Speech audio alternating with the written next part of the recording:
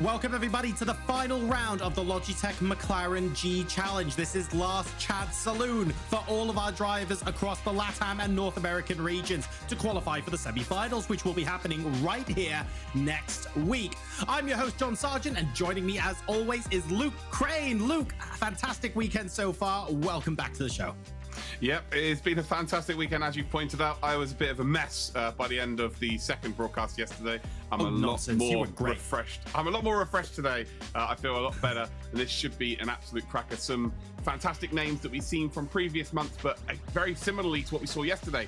There are some really big names that have now made their appearance for the first time, but ultimately it is top three or bust for those sort of drivers. It really is high risk, high reward here. We're going to be seeing a lot of racing this evening, but first let's talk about the format. So Luke, explain to our viewers this evening exactly how today's races are going to go down.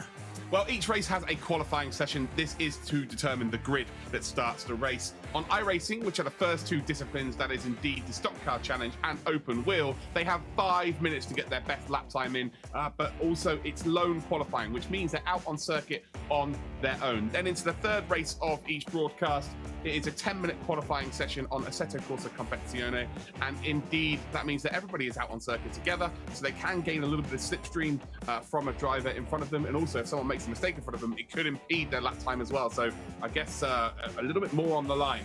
Players are awarded points after each race from 30th down to from first down to 30th. They indeed earn their points, but it is again all about the top three. A lot of names who have not raced so far this season cannot rely on the point system. They have to go out there, get the result today, top three, and make it through to next week's semi-final. That's exactly right, Luke. Next week is the semi-finals. We've been talking about it for 5 or 6 months, but it's actually upon us in 7 days' time. Really excited for that. Races have been competing for the last 5 or 6 months to qualify for this very moment. All they have to do is get top 3 and they'll move on. Much easier said than done, though. But if you didn't get top 3, hopefully you've accumulated enough points over the course of the season to qualify for next week. Absolutely. Of course, the qualifying phase for the last 5 months has been very tough, but some months, a few of the favourites may not have shown up because ultimately they've already qualified, or there'll be months where, you know, some people took a break and didn't try and even get involved. When it comes to the semi-finals, all of the fast drivers will be there. All of the fast boys and girls will be racing. No one will be missing. It's going to be incredible next week. So this is all going down to the wire now. Simply place top 3 or get enough points. That's the ask we have of everybody today. But moving into today's races, they're going to take place on 3 different tracks and feature 3 very different styles of racing. So Luke, where are we headed to this evening? Race 1, we are in the stock car. We are in the NASCAR Cup Series Chevrolet Camaro ZL1. We're at Daytona International Speedway. That is the circuit where absolutely anything can happen, and ultimately, we saw yesterday, that is very much the case. Race 2, the open wheel Dallara IR01 is an Interlagos circuit. We've seen some of the best racing we've had so far in the Logitech McLaren G Challenge, and I'm sure today will prove to be very much exactly the same, of course, home turf for the LATAM region as well. And then race 3 is going to be at the home of racing Silverstone circuit, the GP variant as well, in the McLaren 720S with a sprinkling of nighttime scenario mode.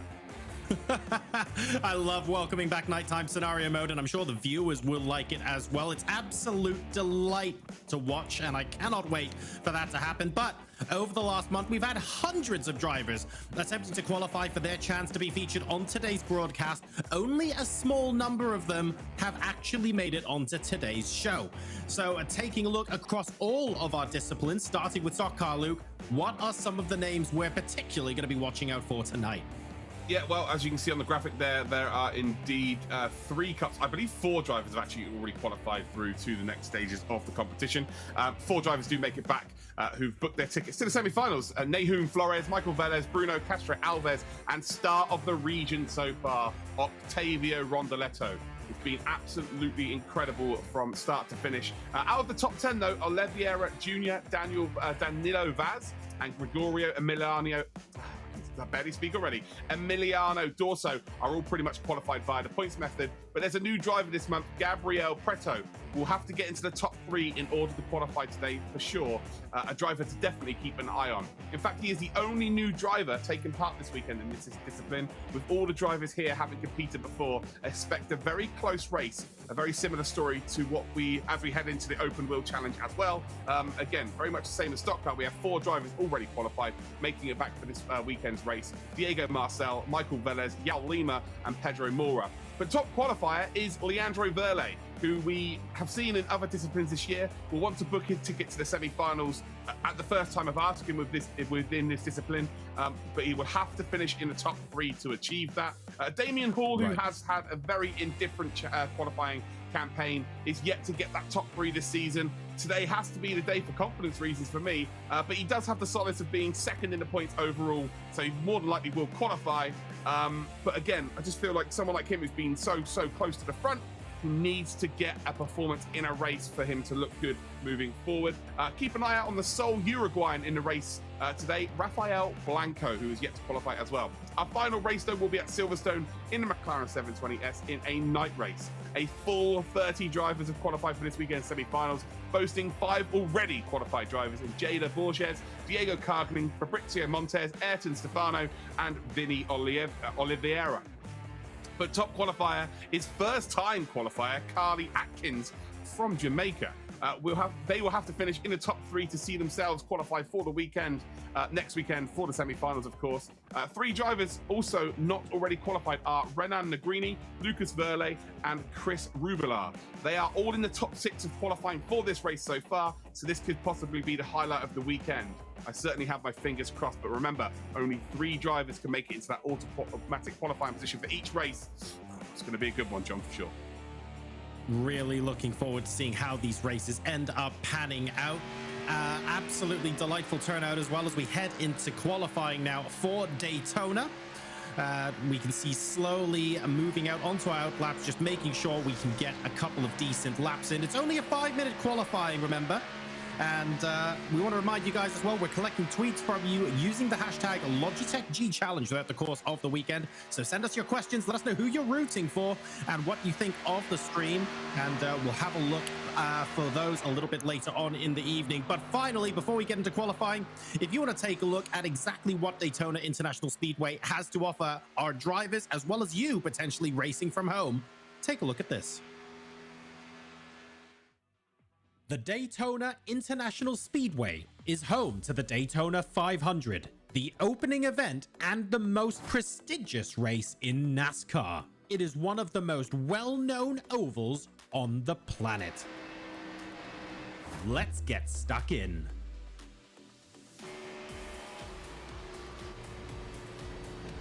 Even though you want to be hugging the inside line at Daytona as much as possible, you might want to consider starting your session on the higher line and building up speed, because it takes quite a while to get to full speed on Daytona, and every bit of momentum will count.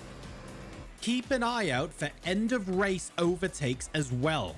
A lot of final lap overtakes happen coming out of turn 4 because cars are just able to get their noses in front by the finish line. Remember, anyone can race, and you could be in our monthly round races broadcast on Twitch with a shot at making it to the grand finals where you could win money can't buy prizes. Visit logitechgchallenge.com to enter and see you on track.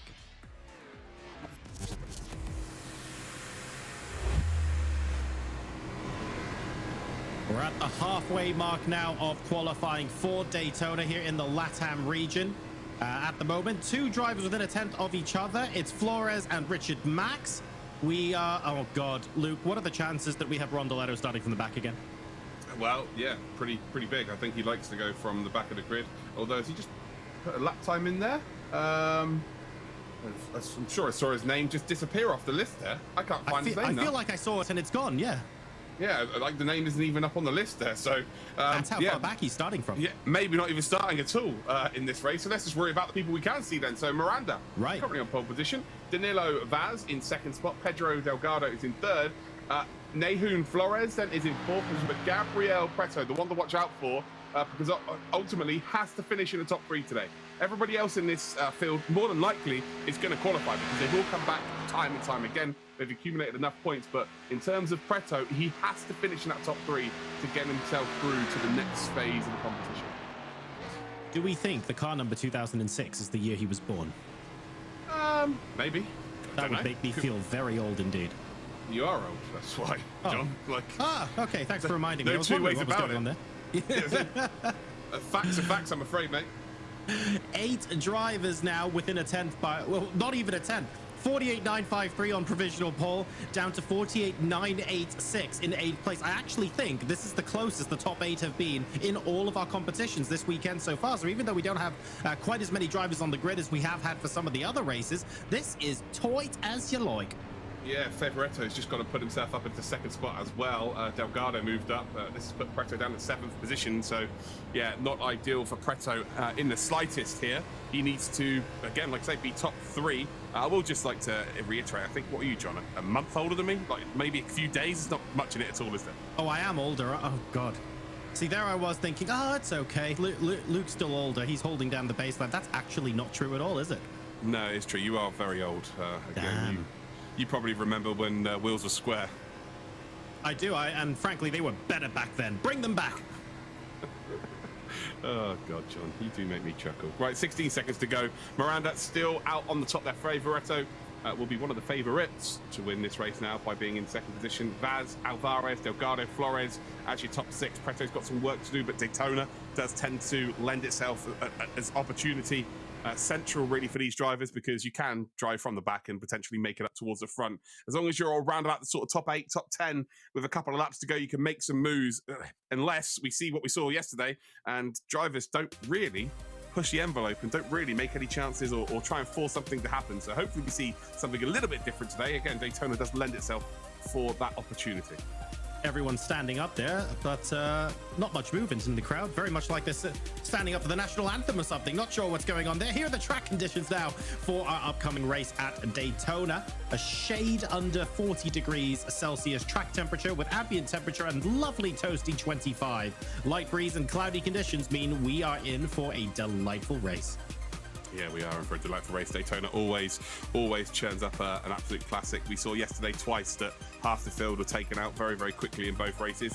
Are we going to see very much the same in this one? I would like to think not. Only 13 drivers. It should make it a little bit easier for people to find a little bit of room to maneuver and also be a very patient. 25 laps, it may not seem like a long time around Daytona, but it's plenty of time to work on something. But John, we've got our grid. We do indeed. Victor Miranda will be taking pole position alongside Favoretto, and lining up on row 3, we've got Danilo Vaz and Antonio Alvarez. Delgado and Flores will be making up row number 3, and Gabriel Preto, remember the driver who basically has to make it into the top 3 or bust here, will be lining up alongside Osmar Camargo. Bruno Castro Alves then will be completing our top 10 alongside Danilo Coelho. So there's your top 10. The remainder of the drivers then. Richard Max is in 11th position. Gustavo Micheletti is in 12th position. And then we've got Juan Mative in 13th position. Again, with only 13 drivers, plenty of opportunity here for anybody to go out there and get that top 3 position. Some drivers may need to finish a little bit higher up in terms of the top 10 than others to just guarantee themselves getting through via the points. We're going to see a lot of these names next week, John. They're already pretty much, because of their consistency and their commitment, keep coming back each month, have guaranteed themselves an opportunity. Yep. But again, it's Preto. P7, that's a driver we've got to be keeping an eye on. First time of asking, can they get into that top 3?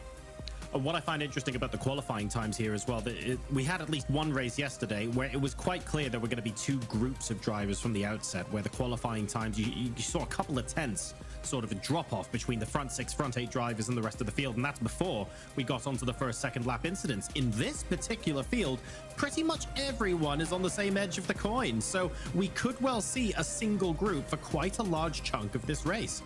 Yep, and now you said that, there'll be a massive crash and half the field will be disappearing again, John. Oh, absolutely. So you and learning lessons doesn't seem to go hand in hand, does it now? I mean, we'll wait and see. Maybe Ron DeLesso will show up out of nowhere. Looking forward to that. he tends to. Yeah, it tends to come out of absolutely nowhere. But I don't think he's even in Florida today, so I'm pretty sure we're good. That would be a bit of a tough one indeed. The cars now are coming up to their warm-up, and we're looking forward to this race beginning. 13 drivers on the grid. And I don't think it's Castro Alves on pole, so ignore that. It's the number 7 car, Victor Miranda, who should be leading the pack here. Yep, it should be Victor Miranda. Again, it will sort itself out once they cross the line, and then we're good to go. Formation lap here, you're going to see them all just go in a straight line as possible here, not weaving left and right. As I say that, I think 3's moving left and right. You don't really gain too much, especially with this car. If anything, you're just going to maybe push your tyres to overheat a little bit earlier than everyone else. Remember, there is indeed not a scheduled pit stop here for these drivers, so it is again a sprint from start to finish. So we are expecting to not see them come through. So make sure that those tyres are staying as nice and cool in perfect temperature as long as possible. So here we go then. Pace car is about to come in. We've got 25 laps here of Daytona. Our first race of 6 today. First race of 3 for the Latin America region. And we're about to go green light racing. 13 drivers then, all vying to make it through to next week's semi-finals. A few of these drivers will qualify via the points, but also they have an opportunity here just to grab that top 3 and guarantee themselves that opportunity through to the next phase of this competition. And well, how long are they going to wait this time around? So I would imagine it'll be right up until they get to the line, and the number 7 car does go. We are green light racing here at Daytona. 25 laps then here at Daytona, and well, we're going to see who indeed can get that top 3 positions and move forward. Again, keep an eye out on that orange car, Preto, who I believe might have already dropped back a few positions already in this race. Miranda, though, leading out Favoretto. Vaz in third position. Actually, I don't think Vaz is. I think Antonio Alvarez has moved up into third position. That's right, yeah. Favoretto actually completely lost out off the line and went back into 4th place before he was able to slip back onto the inside of the track, unfortunately. Yeah, Vaz has moved up into 2nd position. Got the number 39 then of Favoretto, so he's dropped down to 4th position. Not the worst start in the world. It could have been a lot worse there. Delgado will be in P5 where they started ultimately. Looks like, has anyone else moved up the order here? Looks like Nehu Flores is in P6 in that blue car. We will get exactly who is where once they cross the line as well. So that will make things a little bit easier. But Miranda still leads. There we go. So Miranda, Vaz, Alvarez, Favoretto, Delgado. We've then got Flores. Preto stays in P7, so no moves there. Osmar Camargo in P8. Bruno Castro Alves in P9. Danilo Coelho is in P10. And the second group here is starting to potentially lose out. They're going side by side. They are trying to work together to try and catch up to the front group. This is dangerous early in this race. 3 wide. That is not going to work at all here. Preto has got to be hoping that he can work now with Bruno Castro Alves. Castro Alves there, you can see that Osmar Camargo, the number 99, is just dropping back further, and they've got to catch up to this lead group, John, especially Preto, who's the leader of this group here, because otherwise this could be race over very early indeed. What on earth were they doing trying to get 3 wide? I mean, it's okay if there's a little bit of a gap on lap number 1, but that's when you go, okay, let's consolidate, get everyone in single file. Let's properly try and push back to the leading pack. It looked like they were fighting more than working together, and that is not a good recipe in this racing discipline. Yeah, for sure. I don't know what happened there with Bruno Castro Alves, but he just went up high side and he just dropped a couple of positions here.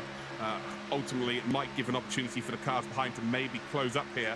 But the next couple of laps are vital here, especially for Preto. Preto's got the one driver here that has absolutely everything to lose. Has to close up to the back of the lead pack here. Again, what is the gap right now? Oh, it's 1.3 seconds. I think this might be done already, John. This is genuinely, race losing territory. If they don't gain any time over the next lap or 2, it is it. It's done. It's done and dusted. They will not catch up to that lead group. It would be almost impossible. You're cursing the first group of cars to have a massive pile up here, but I mean, stranger things have happened at sea, to be fair. Unfortunately for these drivers, I think that is not something they want to be banking on at the moment. You're completely right. Preto here trying to make something work, but has he simply fallen back too much, and they're going to just start dropping off the pace now. These guys have to be working together. They're constantly peeling off and trying to take different lines, posturing, and I don't think it's doing any of them any good. Yeah, but they've got a bump draft here. You now need number 35 here. Flores has to push Preto. Has to push him, has to use that momentum to push him along and try and catch up to that lead group, and then potentially might have to bump draft 3 drivers. I think they're trying it. I think they're genuinely trying it here. Looks like Osmar Camargo, who was, well, pretty much at the back of the field at one point, has managed to make it back up towards these front 3.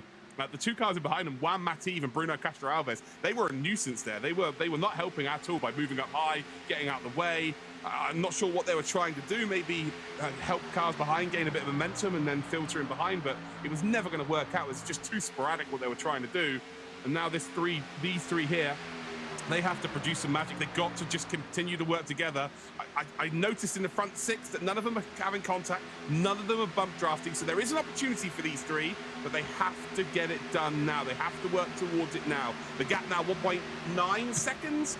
It was 1.4 previously. The gap's just coming out here. This is becoming really, really, well, awful really for Preto. Preto really is hoping for the front group now to have a bit of a smash, but we saw yesterday that on the final lap, people do take chances, and ultimately, you know, there could be a big one. So Preto doesn't want to be, you know, too lost in the moment right now and kind of think that his whole G challenge is over. Just keep yourself in this position. Just try and move forward here. If you can't catch them, just make sure that you are the leader of the next group.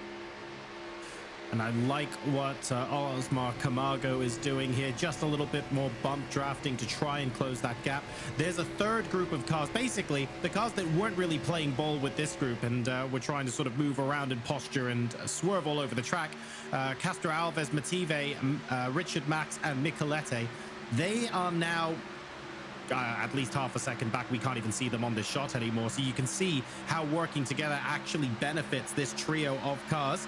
And, well, the gap between 6 and 7 back down to about 1.4, 1.5 seconds. So, at the very least, at this stage in the race, what we can say is that Gabriel Preto is not losing any more time. At the very least, they've stabilized. That's step one complete. This is absolutely phenomenal from Osmar Camargo. As you can see there, Preto's moves in left and right. He's not making it easy here for Camargo in terms of the bump drafting, but they've caught them. They're there. They're in the tow now. Again, the front group of 6 drivers have tried to maybe go too wide there, but they've just played around with each other a little bit too much. There's a big mistake. Who is that being hung out there? That is Delgado. No, Vaz. So Vaz then is trying to get back down, but there's just no gap to work with. Number 39 then, Favoretto, just keeping a real tough line. But ultimately now it becomes a 9-driver race. So Preto, Camargo, and indeed Coelho. Oh, Coelho's dropped back here, has he not? Oh no, it's Coelho, Preto, and Camargo. Those 3 have just worked together. They've got themselves in a position now to potentially catch up to this group and maybe get right in amongst it as well. Interestingly, you've got a couple of cars going up onto the high line as well. I think Preto's actually joined them. That's the number 6 car you can see on the right-hand side of your screen here. And I think that's Delgado in front of him. Actually, it's both the red cars. It's Vaz and Delgado. So we probably have 2 rows of 3 here. Yeah, we do. They are really trying to make something work now, trying to get right up to the front of the lead pack. This is really clever driving from everybody concerned at this stage. I wasn't expecting it to be as much of a cat and mouse, as much as a strategy race as we're seeing right now. But yeah, there was a big mistakes made on lap number 1, but they've rectified that mistake here. This is going to be, it's going to be an absolute cracker of a race moving forward here. You see the high line then really starting to make something work here. They're all trying to get ahead of this group. I'd be very, very surprised if Preto does not get clear of that car on the lead on the inside.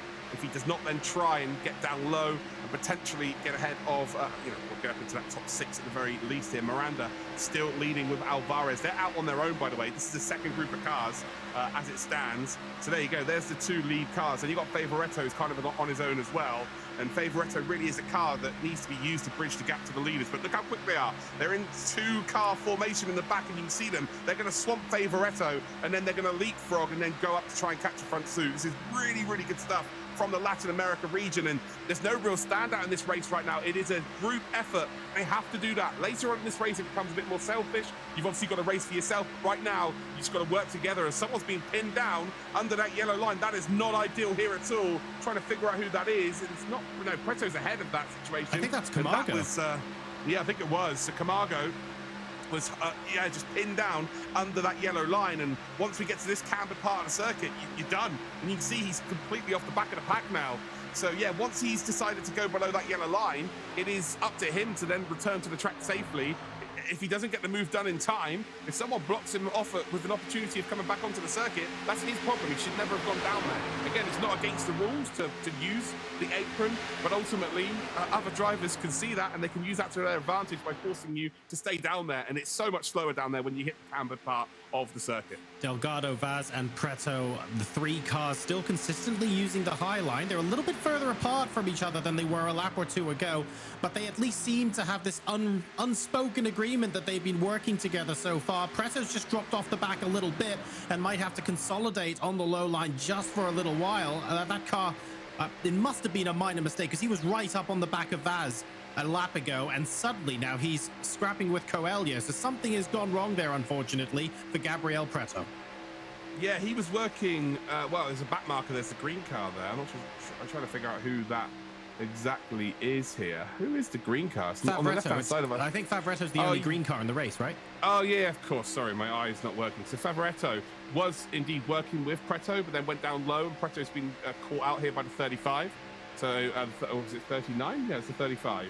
95? I don't know. Coelho, yeah, the 95. So, a big mistake there from Preto, really, and he's just kind of been stuck up the top side. You can see there's no one to work with. He's got no one to slipstream here. Yeah. Although, just in behind him, it does look like Coelho. Is it Coelho? Camargo? Camargo may be trying to make something work here. Favoretto is being given a bit of a gift here. But the lead group, while these now, again, it was great for them working together earlier on, and they were very efficient with it. Now they're just costing each other time. So they need to get into single file as soon as possible. Just try and clinch onto the back of the front two, and then make this a race in maybe the final quarter. Right now is not the time to be racing. Oh, and Flores there is the kingmaker. Basically, Flores picked someone to bump draft. He could have picked Preto, or he could have picked Coelho, and whoever he got behind was always going to get a little bit of extra speed. He has picked Coelho, and that means he's gotten ahead of Gabriel Preto, who is now down to P8. But interesting that just 2 laps ago, he was right up on the back of Danilo Vaz, so Preto's not going to be happy with that.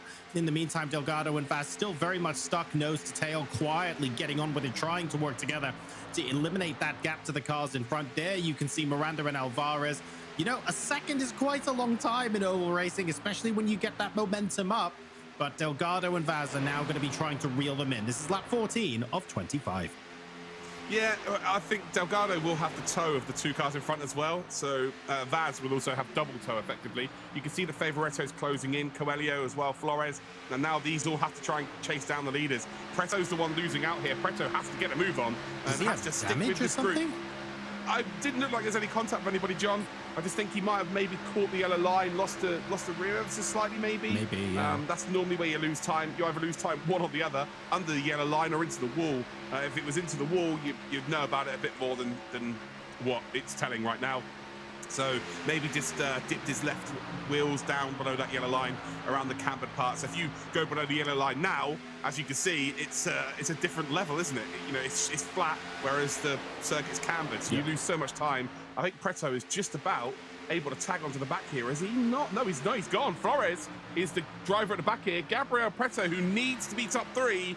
Unfortunately, it looks like it might be game over. Almost contact. Well, it was Delgado then. Makes a little bit of an error. Vaz is now, well, he's had to check up high. So he had contact then with Delgado, which has forced him now to go up high side. Look at everybody. Everyone's like, yeah, thank you very much. It's Christmas come early here at Daytona. I'll have some free positions and now moving their way up to that top 3.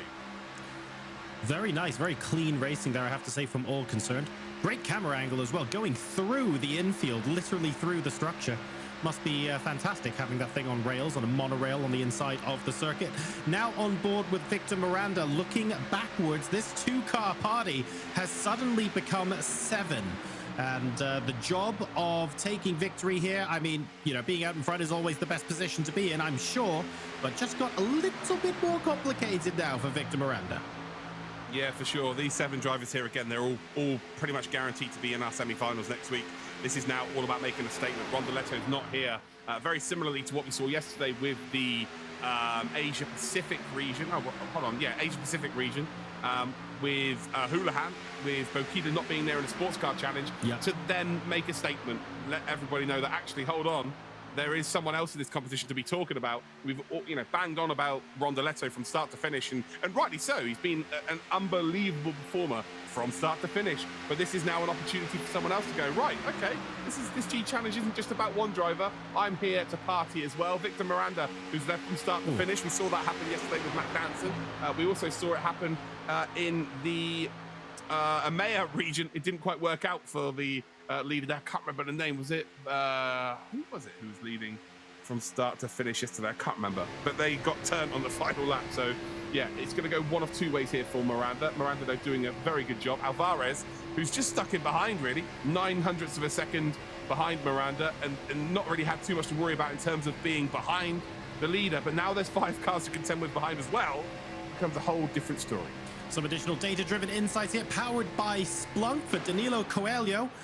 Currently P5 after starting 10th in this race, so doing well to be part of the leading pack and potentially be in contention here, that is for sure. An absolutely excellent race for him. Oh, and I mean, if we didn't call the race before for Gabriel Preto, I think, yeah, look at that. He's 10 seconds behind now. Either he's been making compound mistakes lap after lap, or something bad has happened there. Unfortunately, he will not be in contention for the race win unless all of these drivers, I mean, unless we see a big one. But sadly, he's out. It could happen. It could. This is Daytona. Yeah, if there's ever a circuit and ever a discipline where there's a big chance of that happening, you know, I would say. Hey, we had it in Interlagos. Yeah, I would say there's still a 20% chance that Preto could get top 3. I'm not even joking. 20%. That's big odds for the position he's in right now. But if these cars get mixy in the final lap, they're in trouble. So I'll give you 5-1 on that. There you go. I'll give you 6-1. You've got value. Fair enough. Delgado trying to make something happen here on the high side. Doesn't have anyone to work with, unfortunately. So I think he's just gonna get stuck there. Unfortunately, I think Vaz wants to get back up to the top 3. But look how quickly they drop back. Again, he needs Vaz to push him along. He needs Vaz to get right up behind him here and work together. And ideally, as soon as they go past the car on the inside at the back, it's not going to work out anyway. They're both going to just drop back here.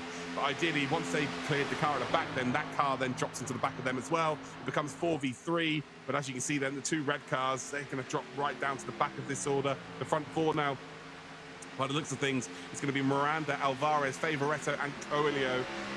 As we head towards 5 to go here. The front 4 have got a little bit of a gap to work with, but it won't be long until they indeed get closed back up here. But again, it's nice to see that some drivers are being proactive. They're trying to make something work here at Daytona, leaving it all out on the track. Like I keep saying, the last thing we want to be doing is getting to Monday and thinking, oh God, I could have done this more, I could have done that.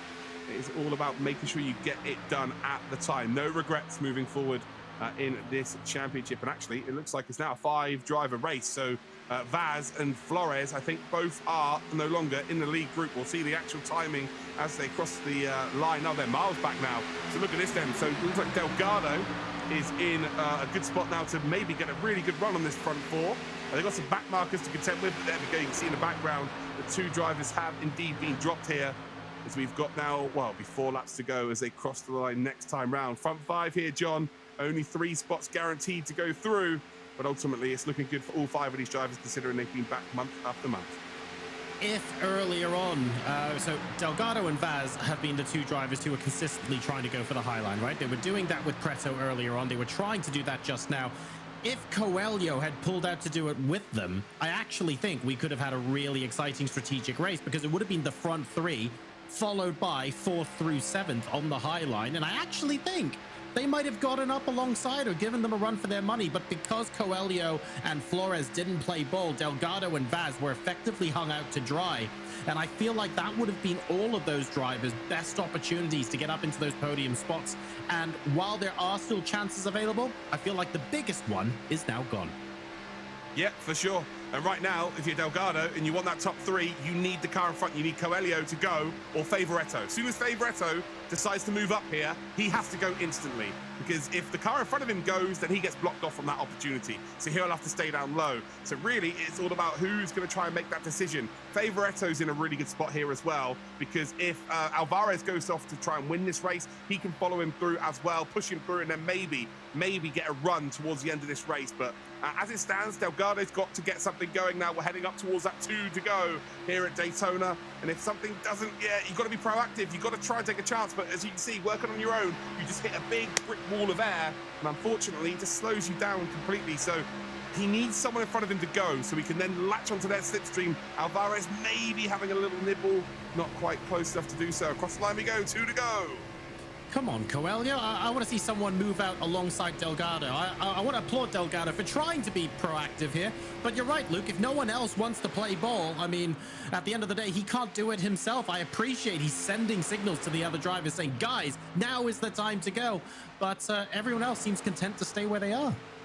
Yeah, 1.5 to go. We're about to get the white flag. It is indeed Miranda leading the way. Alvarez, Favoretto, Coelho, and Delgado. Delgado still waiting for someone to help him. He can't go on his own at this point. He's in the worst position out of everybody. I would say Alvarez is pretty much in a par position to Miranda. Miranda, of course, leading's in a very good position, but Alvarez can make a decision here and go. Favoretto's got to be looking in his rearview mirror and thinking, if I pull out here, Delgado's out high, I can potentially get pushed along. Yeah. But we are now on the final lap of the race. Here we go. Final lap down. Miranda, Alvarez, Favoretto, they are the top three. Who is going to try and make a move here? You can see Delgado's tried so many times, but unfortunately, he just isn't in a position. And finally, two of them go here. So Favoretto's looking to go around the high line. And finally, Coelho's decided to go with him. Delgado is also going to make it 3. As they come then up towards the final turn, who is going to get the job done here? And you can see that Alvarez is also pulled out. He's hoping for a little bit of a push from Favoretto. Look at Delgado. Ooh. Delgado has found this little opening here. Oh, Alvarez round the outside. Favoretto is also going to go with him here. The long run to the line we come. The lead has been Miranda's the whole race, but it's not going to be the lead here. He takes the low line. Alvarez, he waits until the final lap. He got the job done. Great stuff from him. He waited for Favoretto to help him out. Favoretto did do him a favour. It's a fair play to them. Miranda's going to be a little bit gutted here. He will get that top 3. Coelho does get 4 for Delgado, who was trying to get something working. Unfortunately, everybody else didn't really go for it until right at the end. And that is what happens when someone actually takes a chance to try and win a race, John. Yesterday, no one did it. And today, well, we've seen it actually worked that well. Antonio Alvarez then started P4. Last lap antics. The number 337 car will take victory here at Daytona. Commiserations to Delgado. I have to say, I feel like he gave out all the right signals. He kept saying, I want to work with someone. I want to do something here. But it was Alvarez's and it was Favoretto's plan all along to pounce on the last lap. That's why they weren't working with him. They went, this isn't the right time yet. And to be fair, who are we to say that they were wrong? They finished first and second. Yeah, Favoretto, he was the key in that, really, because as soon as he pulled up to the high line, Alvarez was like, yeah, absolutely, I'm going. I'm in front of you. You push me along. You know, I'm not going to let you go around the outside here of both of us. And ultimately, it could have been a different story. If Alvarez stayed low, Delgado had the run. So Delgado in P5 would have had to run to work with Favoretto, and they both go around the outside. So Alvarez played it perfectly. He was aware of his surroundings in front of him and behind him and to the right of him, and got the job done. Well, let's go ahead and take a look at our final results for the stock car discipline here in LATAM, powered by Splunk. Antonio Alvarez then will go ahead and grab the dub here. Rodrigo Favoretto and Victor Miranda will complete the podium spot. So the same 3 drivers, to be fair, on the podium, but in a different order to the penultimate lap. Immediately behind them, we have Danilo Coelho, Pedro Delgado, Vaz Flores, Castro Alves, Preto, who had so much promise at the beginning, but sadly slipped back down the order, and Osmar Camargo making up our top 10. What a delightful race they have had. Juan Mative, Gustavo Micheletti, and Richard Max will then complete the grid. A very, very exciting final lap there, and some really cool strategic racing, Luke, towards the beginning of the race and at the end. Yeah, well, here's the start here. You can see that Alvarez just jumps down into P3 as soon as he possibly can. Ultimately went out and won the race. And we see here, this is Delgado trying to get something going, and just, well, as soon as he opens the door for the drivers behind, just let them come through. That's Preto in the orange car there. He was the lead of a group that had to try and catch up. You know, after the first couple of laps not being anywhere near the lead group, they went too wide to try and force something to happen. This was great. Ultimately, the 2 leaders of the race were away and gone at this stage, and it didn't look like they were going to be caught, but ultimately everybody figured their stuff out and did indeed get the job done. Eventually, again here we can see Vaz trying to make something work. Delgado, the 2 red cars on the outside, they were the most proactive on the grid really through the entirety of the race here. And there you see there, the Favoretto just hit that yellow line and forced Vaz to go up high. Ultimately, after this, those 2 red cars ended up at the back. They weren't even in contention for this. But this is the key moment You can see Alvarez, he saw Favoretto go to the high side and then decided, you know what, I'm going to block you off and you can push me along to the victory here. You can see that the leader who was, well, the guy who was in the lead the whole race is down below the yellow lines across the line to take that P3. Preto gets involved there as well. Stayed ahead. In a big one. A fair play to Alvarez. Fully deserved victory. Again, bided his time, waited, but ultimately actually went for it. That's the main thing. Actually tried to win the race, which is something that we've not really been seeing too much of. Very, very well done there too, Alvaro. Don't forget as well, by the way, that it's not just the drivers who can win on track. You can win at home as well. Join the race yourself. Use !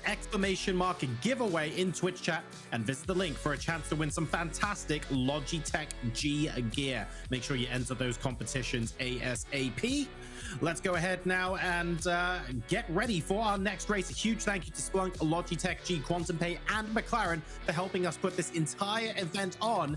Up next, we have the Dallara IR01s. It's going to be open wheel, and we're heading to LATAM's Interlagos itself for this next race. I cannot wait. See you back here after the break.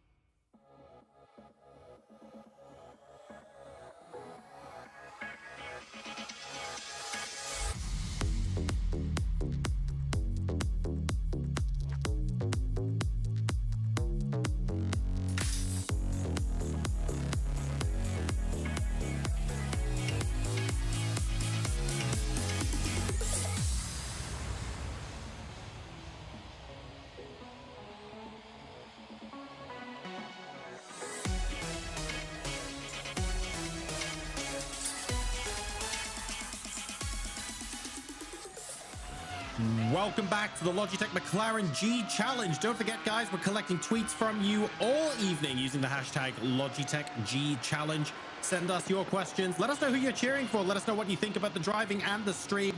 We've had a very exciting start to LATAM so far. Overtake on the last lap to win race number 1, Luke. Hopefully we see similar here. Yeah, 100%. Someone taking a chance. And again, I don't mean to discredit anybody. Obviously, there's high stakes and people are kind of, I don't know, taking the safe options to make sure they qualify. When top 3 qualify, it makes sense, I suppose. It certainly does, but when, you know, you're more than we're in month 5 now, John. Like, very rarely have we got a position where there's a new driver that are just taking it easy just to make sure they qualify. True. It is, especially in that race there, they had all pretty much qualified, so they did take a chance. But the same yesterday could have been said in the stock car races for both regions, and it just was, no one really took that chance, unfortunately. But yeah, hopefully now the competition is kind of moving into its latter stages. We start to see more chances to be taking a bit more entertainment, because ultimately me and you, John, and people watching at home, we're not particularly, we're not rooting for anyone in particular. We just want to see some fantastic racing action. Absolutely, and making sure that the drivers take every opportunity they get to race each other is delightful. I can imagine that during the early months, if it's KG and the top 3 drivers are comfortably ahead of the rest of the field, you can swap positions all you want. The top 3 are going through. I get the conservatism there. However, now, like Luke said, if the top 5, top 6 drivers have all qualified, why not have a go of it and try and make a statement before the semi-finals? I'd love to see a little bit more of that here in the open wheel race as well as we move to Sao Paulo. Norton Motta is in the number 69. We're on board with Damien Hall, again, a driver that has been there or thereabouts, but keeps making a little mistake here or there as well, being, got involved in other people's messes as well. A big chance, again, P2 in the points, so not anything to be too worried about. We will be seeing them in the semi-finals, but just none of the races have gone right. And when you've been here 5 months in a row and you go to the semi-finals and you've not had a race go right for you yet, ultimately you've got to be thinking, well, can I be in a position for it all to go right and smoothly for me? So this is a really important race for Damien, for me, in terms of confidence and in terms of feeling good about next week. It's just to have a clean race, finish in the sort of top 5, and just, finish the race strongly. That's really all you can expect from this. Don't forget as well, though, in many esports, I appreciate that from a confidence point of view, you're absolutely right. Like, getting a podium in the final race would be delightful. There's also something to be said for peaking at the right time. If you're always there or thereabouts and you can somehow channel that energy to, fine, I'll absolutely nail it in the semi-final. If I had to pick a single day to peak, it would be that semi-final day. Unfortunately, though, I don't think the drivers are fully in control of something like that. You never know what the guy next to you is going to do as well. So relying on that might be a bit risky. Yeah, sim racing is the most unique esport there is, whereas you can have a direct effect on somebody else's performance that isn't necessarily against the rules. If you make a mistake and they end up ploughing into you and they don't finish the race, it's not anybody's fault particularly. It becomes a racing incident, and that's just the nature of the beast. In other esports out there, within Call of Duty, you're supposed to beat the other team by getting more points, or within FIFA you're supposed to score more goals than the other one. In sim racing you're supposed to finish ahead of them across the line, but you can impede their races. But in terms of form, like, if you keep being involved in other people's messes, or you keep having your own messes in races, there is no such thing as form there. So just making it to the end of a race, 10 laps, 12 laps, whatever it may be, just making sure that you are, maybe within half a second of your best time over the course of every single lap in a race. Make sure you cross the line in a decent position, not being involved in anybody else's messes, not making any mistakes yourself. That's really what you're looking for at this stage of the competition, when you've already successfully moved into the next phase of the competition. Damien Hall, I think, will just about have enough time to complete this lap. I don't know if maybe not actually. 3-2-1. 1:11.964 as things currently stand. Leandro Vela on a 1:11.3. That is a stonking lap time. But we'll see if that ends up being the final results. I don't know if a couple of the drivers further down the grid will have shuffled around a bit, but that was a pretty strong initial showing. Yeah, it certainly was. I'm quite impressed with the times here. They're very, very close as well. Well, John, time to check out the old track conditions. Absolutely. A nice toasty 39.70. Deliciously precise there on the track temperature. 25 degrees ambient temperature, a light breeze and cloudy once again. It's almost like we engineer it this way. Who knows? But this is going to be Interlagos, of course, and absolutely brilliant conditions for a fantastic race.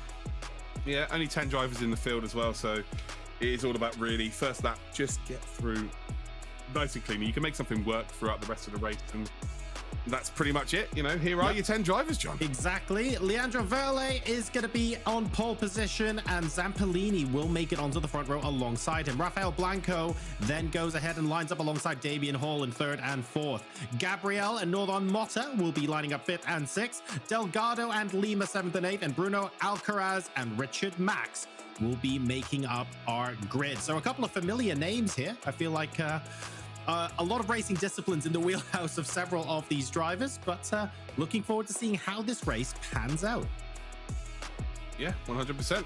Leandro Verle needs to get into that top 3 and has done a relatively good job to be where they are in qualifying. So it all comes down to the racing action then. They've got themselves just a mere race, 20 minutes, around about 20 minutes long, between them and the semi-finals next weekend, which is going to be super, super exciting. But that's when it gets really difficult, because you're not going to have a grid of 10 drivers next week. Next week it's going to be 30 drivers. You know, you can maybe expect a couple of people to have technical issues, or they're not available because of some other commitment, but you're going to have 28, 29, 30 drivers on the grid. It becomes increasingly difficult. So yeah, take your opportunities when you can, as we are indeed waiting for the race to get going here, waiting for Barney to wave that flag here. Camera has changed, so we're about to hear the engines roar. Go on, Barney. With ourselves the Latin America G Challenge, the McLaren, Logitech McLaren G Challenge open wheel final monthly qualifier.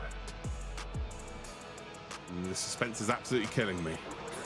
They're actually just every single region we have this with the open wheel, and I tell you what, a couple of drivers have not gone off the line well there at all again, but ultimately not like yesterday where I don't know, maybe 7 cars didn't make it to turn number 1. I think everybody's going to make it through turn 1. They do. Again, congratulations Latin America. You've provided a turn 1 race where everybody is still alive. We head then with Leandro Verle down in towards turn number 1. Zampellini, should I say, into turn number 4, just in behind. All big crossover of steering there. Just going into that corner a little bit too fast ultimately, and nearly lost the rear. But ultimately, still into the lead though is Verle. Big repercussions of that mistake there. I think that will overheat the tyres for sure. So next few corners, keep an eye out. Oh, and I can't believe I'm saying this. Joao Lima, absolutely fantastic. He's into 4th place now after starting 8th on the grid of 10 drivers. I want to call out Lima here on lap number 1. A phenomenal first lap from him so far. Yeah, superb stuff there. Again, just off the pace of the front 3, but wouldn't have been expecting to go this early in the race. So if they can get into the slipstream here, might be an opportunity just to close up. Again, it's one thing in qualifying being a little bit further ahead of everybody, but you can, if you're a bit slower than someone, you can always make that time up with the race in slipstream. So yeah, I'm expecting to see them all just close up nicely here. So it's very late on the brakes there by Damian Hall, and ultimately runs very deep through turn number 1. Still holds on to that top 3, but just lost a little bit of momentum on the front 2. Rafael Blanco and Verle then are indeed P1 and P2. Joao Lima, how close is Joao Lima? Well, closing in and actually lost the position, I think. Not sure Joao Lima is still... No, he's not into P3. It's actually Zampellini's made a move through the first sector up into P4. They don't really want to be messing around too much here and racing with each other. It's kind of... yeah, make sure you catch onto the back of the front 3, make it a 5-driver race, and then maybe fight with the last sort of 5 laps in the race. And very impressive for Verle to hold off the pressure from Blanco, who was really all over the back of him in lap number 1. They seem to have settled down a little bit now, but a 1/3 of a second separating the front 2 drivers, with Damian Hall a further 3/10 back and potentially lining up Blanco. Not quite on this start-finish straight, but if he's able to get a little bit closer into the center S's, maybe instead of breaking lake, he could manage to find a way coming out of the S's, maybe to line up alongside. We'll have to wait and see. Lima has dropped back, interestingly. Oh no, he hasn't dropped back. That's because he's back into P4, is he? Yeah, 100%. Oh no, he's P5 again. Sorry, that P5, is Zampellini sorry. in front. So he got passed by Zampellini, and he's now a second behind him. Yeah, but still closing up to the front 3. So using Zampellini to close up, maybe losing time. Zampellini's just flying. That's the story here.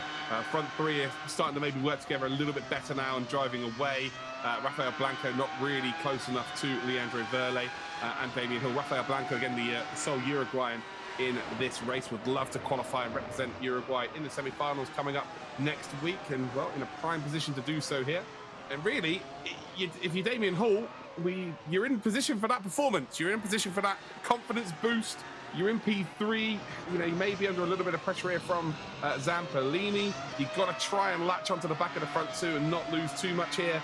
But ultimately in this car, if you push too hard too early, the tyres can go off very, very quickly, and it becomes, well, there's a big mistake there. So out of turn number 13, we'll close the door, but this should be an absolute freebie here for Zampolini. If you come then along the big start, finish straight, the door's left open on the inside. Again, not using that pit entry because the car's up his inside. There we go. Damien Hall then is now going to have to take the outside line. And right now it's take your medicine. Just let him have the position in front. Although he's going to try and hold on to the position there. It's never going to work out. He just gets sent too far wide. The camber of the corner just doesn't work. And ultimately, probably should have just given it up a little bit earlier and been then a little bit closer to make this move. Again, not quite close enough to the break zone. I think if he was a bit more patient and kind of gave up the spot through turn one, might have had an opportunity down towards turn number 4. Very good though from Zampolini, very good from Damien Hall. And again, just get that top 5. You're going to qualify, get that top 5. Don't get involved in any incidents. Just have a confidence boost race and you're golden. Front two though, they are looking superbly quick. Damien Hall there briefly was the only driver in the top 4. In fact, still is the only driver in the top 4 not to make it into the 1-minute 11s yet. So he was feeling just a little bit shaky on that previous lap, and that mistake, as you rightly pointed out, Zampolini properly capitalizing on it. Damien Hall now needs to, I think he needs to settle his nerves, make sure he's driving within himself, relax a little bit, just stay in the slipstream and focus on where there might be another opportunity. If he keeps trying to drive the wheels off that car, I think he's going to just lose more time to Lima behind him. Yeah, he should really be able to keep up with the car in front. Not really too many issues at all because of the slipstreaming. May lose a bit of time through Sector 1 and Sector 2, but Sector 3 really should be able to stick behind. And maybe let Zampolini drag him along to the front two here, but he's just doing everything he needs to do right now. Just have that clean race, have that confidence boosting race, you're golden.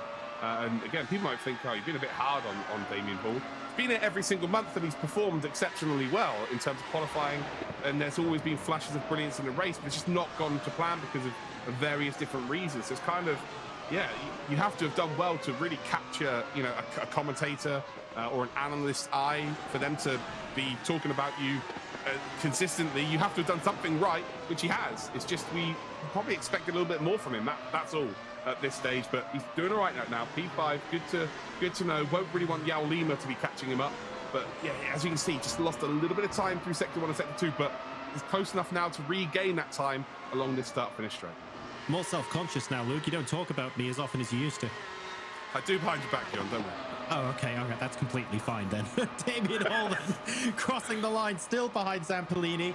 And the gap now, to be fair, it's just over half a second, so we'll wait and see. And here we go, just taking a look at... let me see. This is the battle for first place, so they're getting pretty close to each other. No chopping and dicing just yet, though, but certainly within striking distance. Yeah, Blanca has zero interest in making that overtake. Zero interest at all. You saw him pull over to the right, to the, what would it have been for him? The left for him. And that's him coming out of the slipstream to not gain that advantage. He is quite literally like, well, maybe I'll go for this on the final lap, but right now I'm in prime position to qualify, not already got that blue trophy next to my name. He has got no interest in making that overtake on Verlet. So that wasn't a case of, you know, trying to maybe force a mistake from Verlet by getting into his mirrors. He moved over straight away to not have any slipstream down that straight. So yeah, clever driving from him. Again, we're talking about people taking chances. He can't really afford to do so. He has to get that top 3 realistically to guarantee himself a spot. Damien Hall, by the way, is being dragged along here. Zampolini is closing up to Blanco and Verlet. You know, it's not by a lot every single lap. Right now, the gap is around about 2.2 seconds. As they cross the line, though, what is the gap this time round? We will see once it changes from the lap time. But ultimately, if it's less than 2.2, this is working out for both of these drivers in P3. I think it's definitely shorter for sure. Yeah, there we go. 1.8 seconds. 4/10 taken out, and Hall is not far behind. So this is where Hall has really struggled, his decision making. So right now, he has to acknowledge that Zampolini's catching up to the front two. Stick behind them. Just stick behind them, chill out, go up towards the leaders. And yeah, absolutely, someone like Damien Hall, once he gets up into a position to potentially win a race, he's absolutely taken it on. He's already qualified, right? By the points. He's P2. So he's locked up. He's made a mistake. Cast the curse is strong. Yeah, for sure. But he's close enough again just to regain. Or is he now? Is he still close enough to regain that time? I don't know whether he is now, actually. along that start-finish straight. Zampolini, though, is going to close up to the leaders. Them battling might give Hall an opportunity, but again, just one small mistake there. But this is a contrast of his performances from the previous 4 months. This is a lot better. This is a Damien Hall that I've watched for years racing in sim racing now.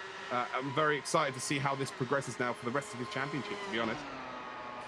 Just shy of a second behind after that mistake, so he will be able to reel Zampolini in again if he just focuses a little bit. Now on lap number 8 out of 15, so the halfway point of this race now. Damien Hall 3 seconds behind, while, by the way, Rafael Blanco was pulling out of the slipstream.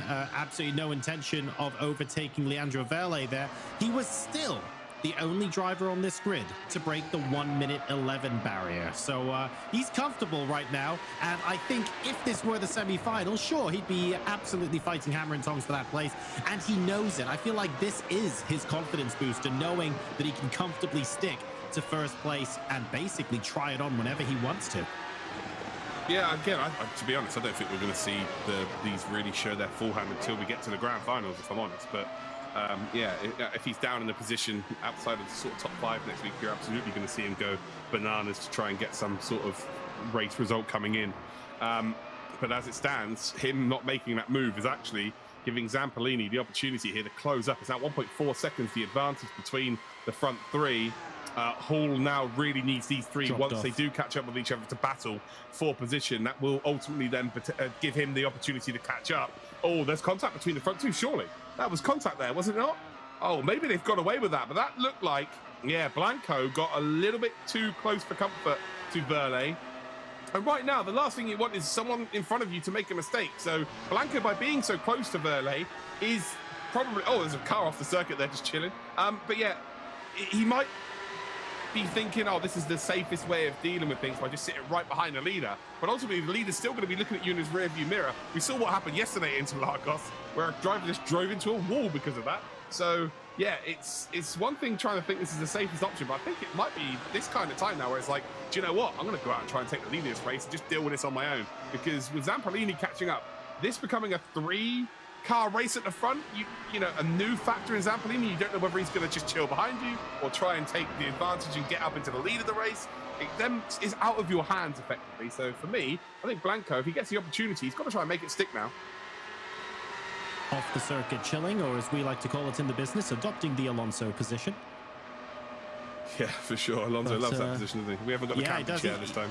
There are folding chairs on every corner of the circuit in real life, just in case Alonso spins off there, you know? So that's part of his contract. Exactly. That's why he came back to Alpine. There. Yeah, Alpine were like, you know, you might not be able to do Le Mans anymore, and you might not be able to do the Indy 500 anymore, but we will give you camping chairs. He was like, absolutely. Yeah, I'll take that all day, every day. Blanco, they're running just a little bit wide, not really losing too much time, about 0.3 of a second behind Verle at the moment. 1.4 seconds back to Zampolini, who now has a 2.1 second advantage over Damien Hall, who has indeed dropped back a bit. That 4th place, though, dare I say it, is relatively secure because he does enjoy a further 4-second advantage over Lima in 5th place. The field now starting to spread out a little bit. In fact, the drivers that are closest together outside of this leading pack might actually be Delgado in 7th, closing in on Motta. But even then, that's a 1.67 gap. Yeah, it is a big old gap there between 6th and 7th. It is really about the front 2, potentially front 3. I think Zampolini is going to catch up eventually. I'm not too sure he's that worried about it either. I think he would have been right in amongst it if he was looking to go out and win this race. Maybe I'm wrong, who knows? This is perfect for Hall as well. Hall maybe starting to close back up to this group as well. He needs to, you know, just be a bit more relaxed about the situation, take this P4. This is looking good. All 4 of these drivers are looking really good moving forward in this championship, that's for sure. Verle, Blanco, Zampolini and Hall. This is a performance from all of them that just says, yeah, we're ready for the semi-finals. We're starting to hit our best form. We're not making mistakes. We're not tripping over each other. And that's something we've seen time and time again, especially with this region. They tend to trip over each other in this car specifically. So we haven't seen that today. So yeah, just all bodes well for next week. I'm starting to get a little bit tingly and excited for next week, that's for sure. Yeah, I'm really looking forward to having these guys properly fight hammer and tongs in the semi-finals. At the moment, the front 3 do look relatively safe. We're now on board with Zampolini, and you can see that gap really has closed up. If anything, Zampolini is now getting closer to Blanco than Blanco is to Verle. So suddenly Blanco not just looking at the car in front, but will be checking out his rearview mirror as well. Yeah, again, I feel like opportunity was there for him to make an overtake. He didn't decide to take it. And is he going to be ruining that now? These three very, very close to each other. This is perfect again for Hall. Hall, though, has just dropped a further few tenths of a second back. But once these drivers start battling again, you can see the Blanco just is not going in towards the slipstream. He's trying to get out of it more than anything. Zampolini, he's really the joker of this pack right now. Or off the circuit, we will go there for Blanco. I think Blanco, by the way, is starting to struggle with his tyres. Just noticed that he's been missing the apexes over the last couple of laps, specifically here. It's a little bit tidier there from him. But yeah, it just seems to be struggling. And the braking, Zampolini may have just kept something in the locker in terms of his tyres, because he looks like he's the quickest out of the front three as it stands. But remember, if these three do indeed start getting mixed with each other, there's an opportunity for Damien Hall to catch up. This race is not over yet. We're going to have 3 to go as they cross the line next time round. We're heading up towards turn number 13, then that long run down in towards turn number 1. And potentially, we might see a move here. I think Blanco has finally got within a couple of tenths here of Verle down in towards turn number 1. He hasn't been that close. He's been close then to turn 4, but not into turn number 1. You see the gap is coming down. Not going to be close enough into the braking zone for sure. You can see him closing up here, but what about your exit through the center? S's opens up the corner nicely there. Verle's going to use a lot of curb on the exit, which means he's going to be slow through that curve here. And Blanco again decides against it. He's like, no, I don't want this. I don't want to get involved here. I'm happy just to qualify, happy just to make it through the next week. And I think Zampolini in 3rd position is probably going to see that now and think, actually, yeah, I might want to take a little bit of pace off my lap times here. Let's just guarantee ourselves safe passage and move forward here. And again, you know, I was saying earlier on, we want to see drivers take chances. Obviously, if you've already qualified, it makes sense to do that. In this situation, it absolutely makes sense to do this. This could end up being tense, but like you say, Luke, I think the front three now have a comfortable gap. Even if Damien Hall could benefit from these three tussling right now, a 3.5-second gap in less than 3 laps, I think might be asking a little bit much at this point. The top 3 looking pretty solid in a class of their own here. Damien Hall still in 4th place and will get a bucket load of points from that, of course, so no discredit there. And then Joao Lima immediately behind him, and Northon Motta as well. In fact, these drivers are going to pick up a decent haul of points. Potential action into turn 1. I want to hype it up a little bit more, but I know they're just getting out of the slipstream. Yeah, Zampolini again. Hello. Yeah, well, I think the move has to happen now. You take that, Zampolini has to take this opportunity on here. Blanco will probably brake really early and let him go around the outside. Yeah, he does. There we go. I knew that was going to happen. Blanco's struggling with tyres here. He just needs to... He's been in 2nd this whole race. Could have made a move for the lead in the first 10 laps multiple times. Didn't. So as soon as he was under any kind of pressure from Zampolini, he's let him go. And it just makes absolute sense here. Zampolini, would he potentially try and go for the win here? I'm not sure he will. He looked like he was racing quite placidly as well. Just the last thing you want is to give Damien Hall an opportunity to close up to you. It's as simple as that. You want to make it between you three, guarantee yourselves racing against each other next week. Hall isn't going to be overly bothered either, to be honest. Again, he's going to qualify via the points and probably will be. Who is the lead in the points? Jonathan Blanco. So, yeah, Hall is actually going to be the first seed from the season points as well. So we've kind of got, we've got the best 4 drivers from this race going through. It's as simple as that. As we head then up towards the final lap of today's race, then just a mere 1 minute, 10 seconds or so to get the job done. Verle from Zampolini versus Blanco. And will we see a potential move here by nearly tagged the wall there. Send it. Verle is, I don't know what Verle was doing there, but he was trying to break the slipstream and nearly made a huge error. Through 4 they come. He runs wide. I tell you what, Zampolini, it's almost like he's seeing a carcass bleeding in the water and he's a shark. He's got that blood up his nose. It's like, oh, okay, this is what we're supposed to do when we're racing.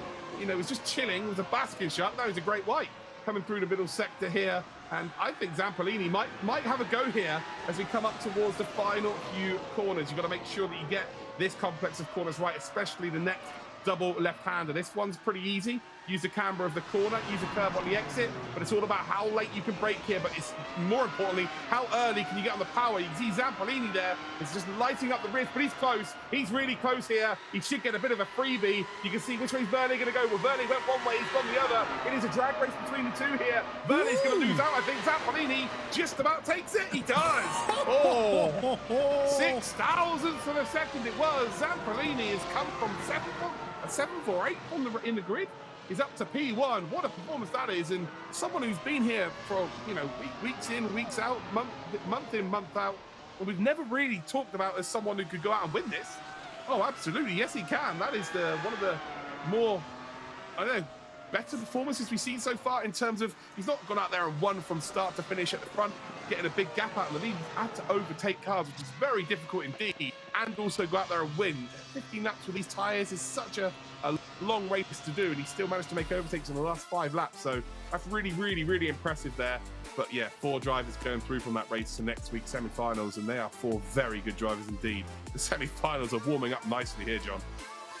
2 races and 2 last lap overtakes for the race winner. Zampolini had to play that so patiently, starting second on the grid and dropping down a little bit, just patiently waiting. And that was timed to perfection, 6 thousandths of a second. Absolutely delightful. Let's go ahead and take a look. Didn't he go down to 7th or 8th though, John? Like, yes, he started at the start of the race, he dropped right a little down, bit and then had to fight his way back up as well. Absolutely. We had Lima start in 8th and go up to 4th at one point, but sadly, he then dropped back down. Let's take a look now at the final results of the open wheel race powered by Splunk. And here we go. Zampolini, by 6 thousandths of a second, manages to take that race win. Absolutely delightful stuff ahead of Leandro Verley. Rafael Blanco will then take the final podium position. Damian Hall, a little bit disappointing that he dropped 4 seconds there, but you know what? Those points are absolutely delightful, and we'll see him in the semi-final. Like you say, Luke, confidence booster race for him. And then we have Lima in 5th. Motta should be going through as well, I think. Delgado, Alcaraz, Max, and Gabriel will complete the 10 drivers that we had actually in this particular race. So all in all, Luke, pretty happy for all of the front 4. Yeah, I think, you know, Damien finishing in 4th position, I think it's exactly what he needed. There was a couple of obvious mistakes he made with lockups that may have cost him the chance of battling and maybe lost slipstream of the cars in front. Those are things that could be definitely rectified moving forward. So, yeah, I don't think it was anything to do with raw pace. So he's looking really good indeed. Here's Zampolini then. So Zampolini makes that move up the inside. And this was the start of the Zampolini show. Moves up to that top 3 and had a lot of work to do to catch up to the front 2 in being Blanco and Verley. But here we are. So there is the lead driver of Verley. Makes a little mistake there. But luckily for him, Blanco was never really interested in trying to make a move for the lead here. So it doesn't matter what mistake he made. It was always going to be the case of, yeah, I think you're pretty much golden to just stay out in the lead of this race. But then Zampolini appeared out of nowhere and all of a sudden piled the pressure on. So you can see here's the first move being made, and that was a mistake there by Blanco. Blanco on the right-hand side of your screen. Great move by Zampolini, but as soon as Blanco made a mistake out of turn 3, it was always going to be the case of he's going to let the driver go through. And here, up towards the line, it was a race lead for 14.9999999 laps for Verley, but on the 0.000001 where it mattered, it was indeed Zampolini that took the lead. And don't forget, it's not just the drivers that can go ahead and win these races. You can go ahead and win yourself. Join in, use !giveaway in Twitch chat, and visit the link for a chance to win some delightful Logitech G gear. Even though you're just watching and you're not on the track, you can still be one of the winners that we are celebrating this weekend. A huge thank you to Splunk, Logitech G, Quantum Pay, and McLaren, as always, for helping us put this on. In LATAM, we now have 2 races down and 1 to go.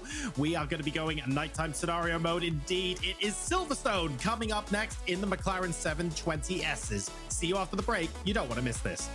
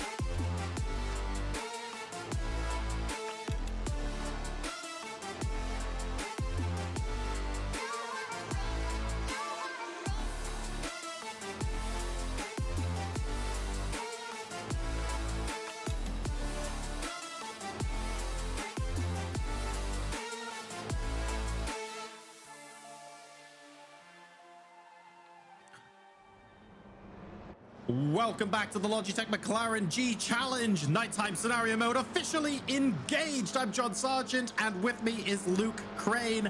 Absolutely loving this. I like a little bit of change of scenery here, and it's good to see some flashing lights with the drivers and distracting everyone else as well, Luke. Yeah, 100%. And I'm super excited for this race here. It's going to be a stunning race at Silverstone.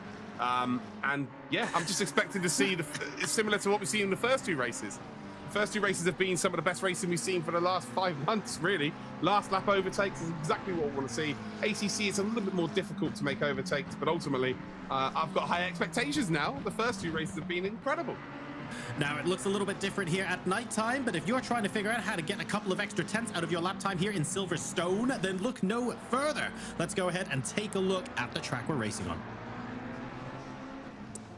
Born out of a disused airfield, Silverstone, now a global icon of a racetrack, hosting some of the world's greatest motorsport events and capturing some of its finest moments.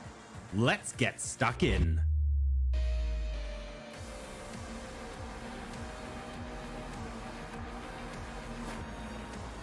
Moving out of Sector 1 through Brooklands, Luffield is a challenging hairpin where timing your throttle on the exit will be pivotal to getting a good run through towards Copse. There are several racing lines through this corner, so getting your practice in and seeing what works best for you will be important. After the blind as you enter Copse, the Maggots-Beckett's complex is deceptively technical.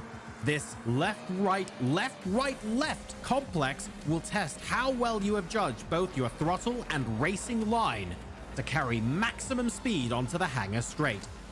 Any time lost here will be felt in a big way on your lap time. Vale leading into Club is a tricky double apex right-hander, where if you get your entry angles right, can be hugely rewarding with a burst of speed across the line to start and finish your lap.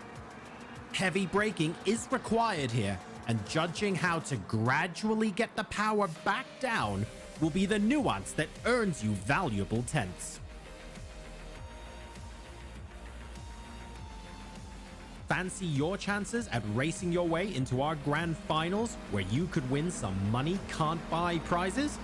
Try your hand and compete today, and perhaps we'll see you there. So what are you waiting for? Visit LogitechGChallenge.com to enter and see you on track. 6 minutes left to go and change here in the qualifying session for Silverstone.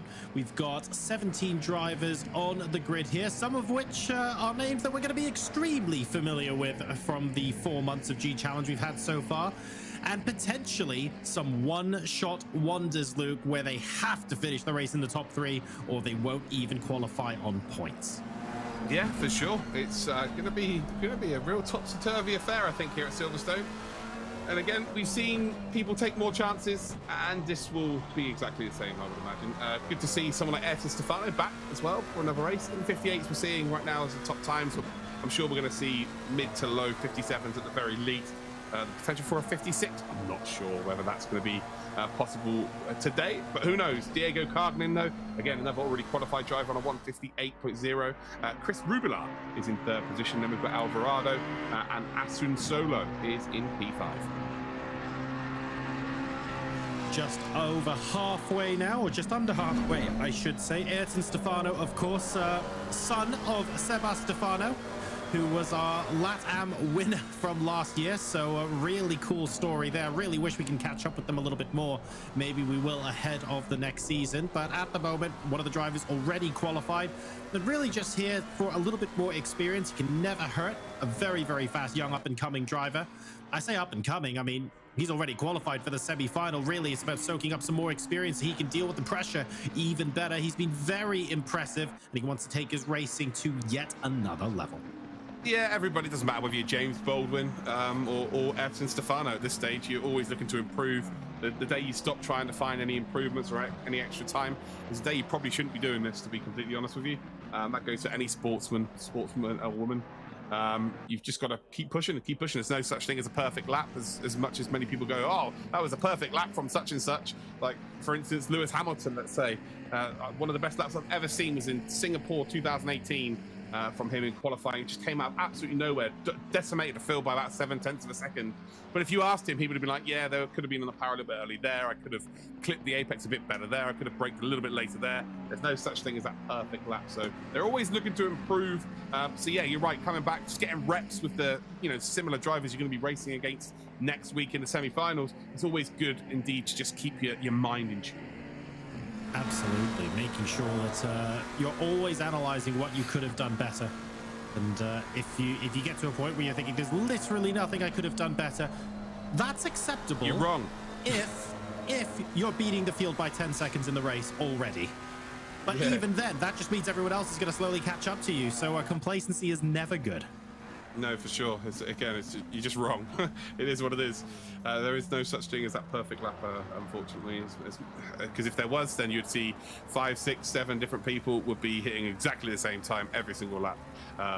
So you'd have like 10 people on pole effectively. We could see a race like that in the semi-finals in the stock car discipline, but it would still require a minor miracle, I think. We've had a couple of dead heats in the lap times, but I don't think we've had 5 or 6. Wouldn't that be something to watch? That'd be great. Yeah, I think you're right, though. I think it's strange, isn't it? Like, obviously, sim racing is the imitation of real-world motorsport, but absolutely, for the most part, it's closer in sim racing. The top level, it's a lot closer between, the top, say, 1,000 drivers, for instance, as it would be in the top 1,000 drivers in the real world. It's it's also a lot cleaner, believe it or not. As much as we see incidents and stuff, I've been commentating on the DTM trophy this year. And it's my second year, I guess, but first experience of real-world motorsport. And we've got a driver called Moritz Lerner who's come from sim racing. He got his car or his seat in sim racing from in real-life racing from sim racing. And he said he just can't believe how aggressive the real drivers are. Obviously you can put yourself in harm in a real car. It costs a lot more money if you have an incident. But if they do not leave any space, they close the door as quickly as you would appear in there. So you've got to have the wits about you. So yeah, they're very, very similar, but they're very, very different at the same time. So yeah, going back to what you were saying, I'm expecting it to be so close next week. It's going to be ridiculous. By the way, first 57 of the day, then Diego Cardin at 57.720. Again, not really, about 1.2 seconds off of the fastest time we've seen so far this weekend. But you need faster drivers around you to really push you to that level, I would say. So I'm not necessarily saying that he is slower than what we've seen in the EMEA region, but maybe not being pushed as hard as someone like, for instance, Bolden. Alvarado now into P2 with a 158.007. There are actually 3 drivers below 158.1 within the same tenth of each other, Ayrton Stefano being one of them. So very, very close at the moment between the front of the pack. And we'd like to see a couple more break into the 157s. Like you mentioned earlier on, we had a couple of 156s this weekend as well, so there is room to improve. A lot of these drivers, though, as well, they'll be welcoming the cooler track temperatures racing at night, but it's also fair to say they're probably more used to racing in the daytime. Yeah, 100%. They're definitely for qualifying purposes anyway. This game is based on endurance, really. It is the official game for the SRO Endurance Championship, so they would have done a lot of racing in the nighttime, but qualifying for the most part would have been done during the day. So this is a little bit alien to them. But in terms of hot lapping, when they hot lap for a competition, they will have these kind of conditions. It'd be early in the morning, really cold conditions to try and maximize their lap time. So yeah, they'll have a lot of reps in terms of that as well. 22 seconds to go. Anyone that crosses the line now, between now and 0, they will get to finish that lap time here. So that is different to what we see on iRacing.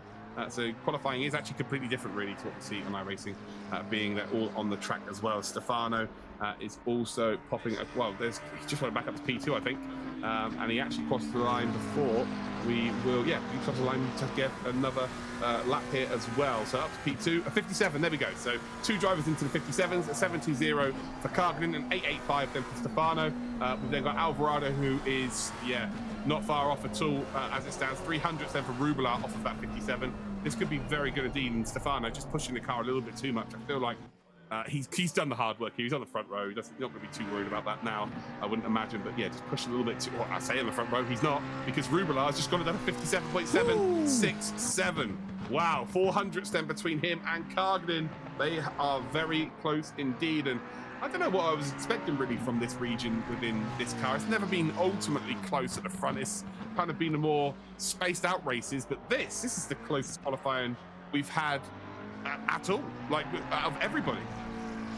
This is pretty tight indeed. I have a feeling that Ayrton Stefano probably in a 10th or 2 in him as well, but pushing a little bit too hard into the Maggotts Beckett's combat. You could see him just carrying a little bit too much speed throughout the first part of that, and trying to overcorrect for that. Is Neri absolutely on the ragged edge there, and unfortunately that can't be the fastest way around, getting a couple of wheels on the grass. Still the opportunity for a couple of these drivers to improve on their lap times, but time has officially run out. They can finish the laps they're currently on, but that is going to be it. Para as well, currently at the bottom of the leaderboard, hasn't actually set a time yet, I don't think, so it'll be good to see where he sits. At the end of the day, with 15 plus drivers on the grid, if you can make your way into the top 10 and not have to deal with a bunch of them, that's useful. Also, potentially, you can get away from taking a look at potential incidents later on in the lap as well. But we'll see if he can improve from where he currently is. As it stands then, 2 drivers, 157.7. We've got Kargnin and Rubelar, and then Ayrton Stefano on a 157.8. They're your 3 drivers beating a 158. Yeah, Para here, just put the time in, it's going to beat what he's already produced here. It didn't look a very tidy lap, to be completely honest. P16, there was lots of apex missed. There was lots of braking zones missed as well. It just looked like a lap that was under a lot of pressure, considering there hasn't been one posted already. But it is a race, ultimately. You know, qualifying's great and all that good stuff, but you don't earn your qualifying positions via qualifying. You earn it via the race position. So he'll be hoping for some shenanigans in the race, that's for sure. But ultimately, the 57s is where we are indeed going to be going for qualifying in the race. The front, 7, 8 are so close. This could be an absolute barn burner. I'm really looking forward to which of these drivers is going to surprise us by coming in from towards the rear of the grid. I want to see who basically makes up 6 places in the first 2 laps. That's who I've got my eye on right now. The front of the grid is all well and good, but we could see some absolutely delightful stories here. Just before we get into the race, though, of course, a quick look at the track conditions. A little bit different here at night. Both the ambient and track temperatures are 20 degrees Celsius, or in England, we call that toasty. Absolutely no breeze at all, and nice and cloudy. So tire temperatures will be significantly more chilled out. But of course, in the sports car discipline, cars made effectively for endurance racing in a 20-minute race, it's not a huge factor, but it certainly will help a little bit in terms of consistency. Let's play a game of guess the in-game time like we did last time. And I'm going to go from and we're going to get this in our ear, guys, so you guys won't be able to hear it. I'm going to say 10 p.m. at night. 10 p.m. Oh, I'm going to split the difference and say 10 past 10. We'll go ahead and see where it's going to be closest to. Diego Kargnin then on pole position alongside Chris Rubelar, as you guys saw earlier on. Ayrton Stefano lining up in P3 behind Kargnin there. Nicholas Alvarado then will be alongside Stefano. Verle and Amador will be making up the 3rd row of the grid. Behind them, we've got Bruno Santos and Fabrizio Montes, and then Rafael Asunsolo and Damian Neri make up your top 10. Rafael Asunsolo is the best name to say ever. It's great. Yao Gabriel is in P11. We've got Pedro Delgado in P12. Shinji and Herrera are in 13th and 14th. Samuel Grego and Renato Para are in 15th and 16th. Then we've got Michael Oliveira in 17th position. Here we go, ladies and gentlemen. It is race time. As you can see behind you, it's 20 minutes of racing here at Silverstone. Who's going to punch their ticket to next week's semi-finals? It is monthly final number 5 for the LATAM region here on ACC. It is Kargnin on pole, Rubelar in second, and we are green light racing, baby. And Kargnin gets a relatively good start. First phase wasn't incredible. The second phase was a lot better, and actually it looks like Rubelar had to run a little bit wide there because he had Stefano up his inside and got ghosted there. He wasn't actually up his inside, but got ghosted sufficiently enough to run wide. Through Maggotts and Beckett's we come, though. Kargnin not going through there particularly well. Rubelar's entry was pretty good, but it was very scrappy in the middle part. But ultimately, they are in single file already. Looks like we have got no casualties as of yet, so all good. But yeah, Rubelar in second, Kargnin in first. As they started, good start from Kargnin. Can't wait to play this game in the semi-finals and finals, actually. Drivers whose names we enjoy saying the most. That's gonna be a topic of conversation. Ducati and McCarthy comes to mind. Yeah, Rubala having a look around the outside here, not making anything stick yet, just letting Cogden know he's there.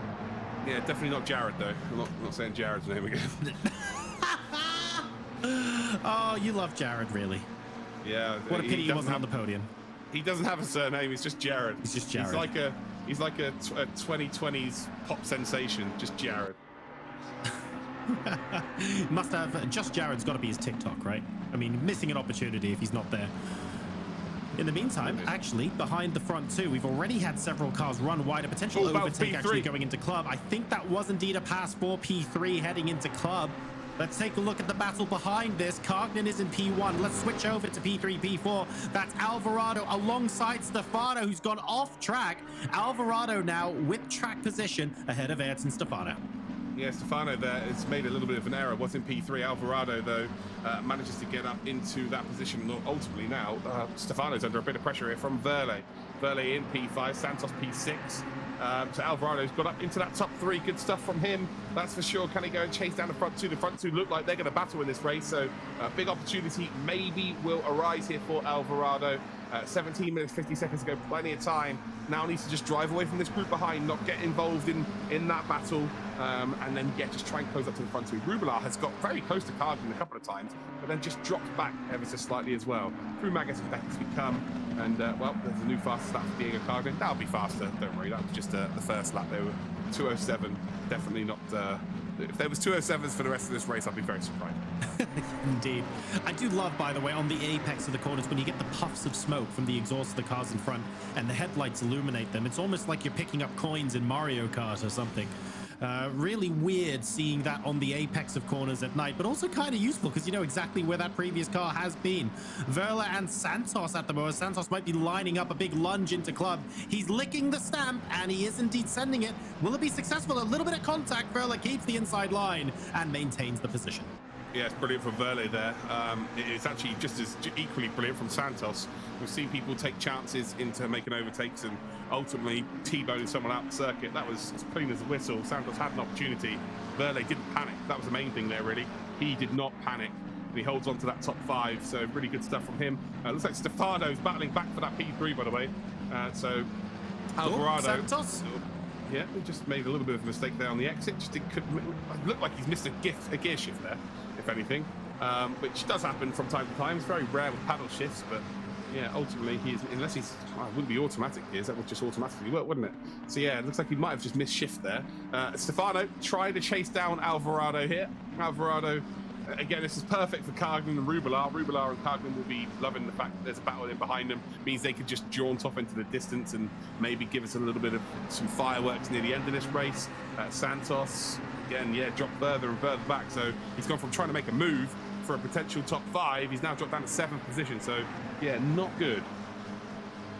Struggling a little bit at the beginning of this race. The good news is, though, they're only 1/4 of the way through and change.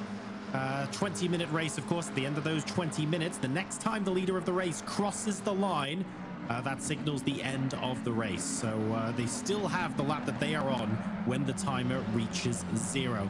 On board now with Santos trying to chase back Fabrizio Montez, who has indeed overtaken him after that earlier mistake. It does imply that Santos was originally the faster car, so that's going to be a very, very entertaining battle throughout the course of this race, no doubt. A couple of stragglers towards the back, but no one really having major offs and outs of the race so far that we can see at the moment. And that battle for P3 is still raging on. Yeah, the battle for P3 really is the key battle right now. That's what we want to be looking at, that's for sure. The front two kind of separated a little bit. Karkin is about 1.4 seconds up. The dust you're seeing on the apex, by the way, is people taking liberties with the track limits. They're just kicking up dust from, or dirt from the grass, effectively, by cutting the corner. Alvarado then is currently in P3, and actually he's just gapped out Ayrton Stefano ever so slightly. So yeah, it looked like Stefano was really closing in. I think Stefano's just a lot better under braking, but in terms of getting on the power early out the corners, I think he's just running a little bit too deep. So I think he might need to brake just a touch earlier, be a bit more patient, and then just make sure he gets on the power as early as he possibly can, and should potentially make that move. Again, Alvarado under some severe pressure. You don't want to be making, like, I don't want to be making generalizations here, and I'm very happy to be proven wrong, but it almost looks like Ayrton Stefano is the slightly faster driver, but also a little bit more nervous and more prone to mistakes, which kind of gives us fantastic viewing because it means they could be swapping positions all race long. But obviously that then leads to both of them losing a bit of time to each other constantly. Yeah, they got different driving styles. I think that's what it is. I wouldn't necessarily say it was nerves. I think at 15 years old, you don't really tend to suffer with nerves. You know, you're too busy driving BMXs down in towards rivers. That's what I was doing. And getting home and your parents wondering how you've not broken every bone in your body. I was on Diablo 2 and World of Warcraft. Oh, wait, I see where our lives differ now. Yeah, for sure. Just a little bit. I was still playing World at War and I was still playing Call of Duty 4, so our lives don't differ too much. I was sim racing, actually, at 15. Missed the good old days. F1 Challenge 99 to 02. Again, you're old. Back on to Stefano. But yeah, just talking, it's his driving style. So basically, Stefano, they're very late on the brake. Stefano's got a very aggressive driving style. So that really does suit the format we have here. 20-minute races is a really, really good driving style to kind of have. But over the course of a long race, like an hour or 2 hours, he would struggle. His tires would just be shot. It just would not be the best driving style to have. Whereas Alvarado, you would say in a longer term race, is just a lot more placid, hitting his marks, just doing the same thing over and over. Maybe driving at 95%. You'll find that in endurance racing, no one drives at 100% like we do in qualifying during the race. But in a 20-minute race right now, it's basically like a 20-minute qualifying session. But ultimately, Alvarado is a little bit slower, but he's so smooth and so... he's able to contain the two drivers behind him by just hitting his marks effectively. But that means that Verde's now caught up here as well. But Verde, again, another very aggressive driver. Stefano effectively has to use his driving style to his advantage here and try and make the move. But I've seen it from him. He's a young driver. Don't get me wrong. He's an incredibly young, talented driver. But his decision making sometimes isn't the greatest, and that comes with age, ultimately. You know, you have to be in some bad sort of situations to learn from those situations. We've seen over the course of this championship specifically that change ever so slightly. I think Stefano's kind of, I'm not saying growing up, it's the wrong term to use really for someone who's so young. Gathering experience. Yeah, exactly that. Becoming a lot more experienced. I'm telling you now, if this was 6 months ago, he would have set one up the inside of Alvarado and both of them would be in a barrier somewhere. So yeah, he is definitely learning his trade, which is great to see. And his driving style will change over the years as well. Well, there we go. That's a big mistake. So again, it's just on the ragged edge every single corner. And ultimately, it's great if you can be ahead of someone, but when you're behind someone, it's very, very difficult to maintain that kind of level of pace anyway. And now he's going to be keeping an eye out for Lucas Verle, who might actually have an opportunity to send one up the inside at club. Stefano ultimately very, very quick, and he got two wheels on the grass on the inside as well, so Verle will absolutely have a sniff. Stefano forced to go defensive here. Verle going to try and hang him out to dry on the outside.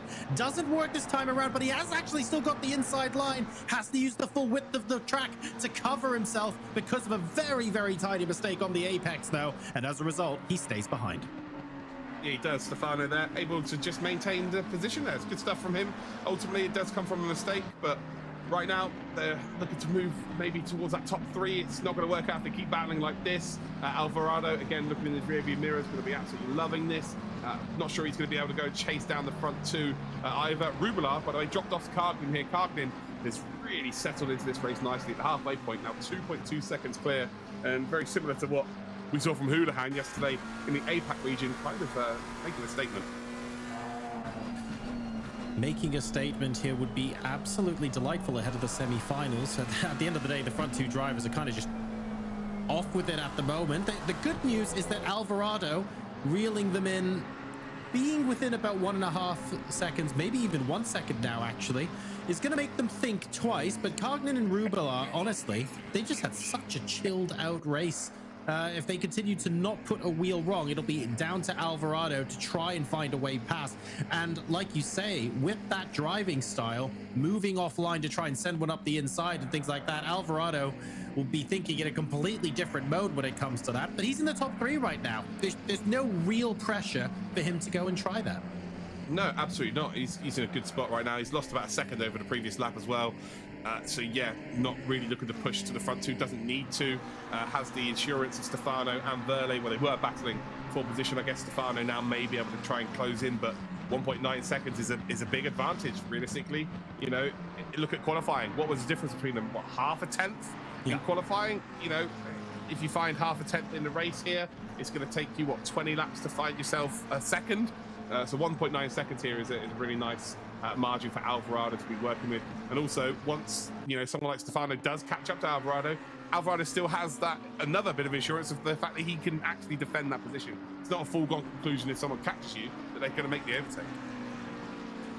It's going to be really, really fun to watch him do that. I kind of want to see Ayrton Stefano also catch back up, but he's now dropped off the pace a little bit. He's no longer having to defend quite as hard from Verley. I feel like Stefano now has settled into more of a rhythm compared to earlier on in the race. That's going to make it significantly harder for Verley to overtake him, but at the same time, it probably means he's losing just that little bit of the edge in speed that he had earlier over Alvarado. But if you take a look at the way he's driving, those mistakes, the occasional two wheels on the grass properly on the ragged edge, Stefano looks a lot more in control now than he did 5 minutes ago.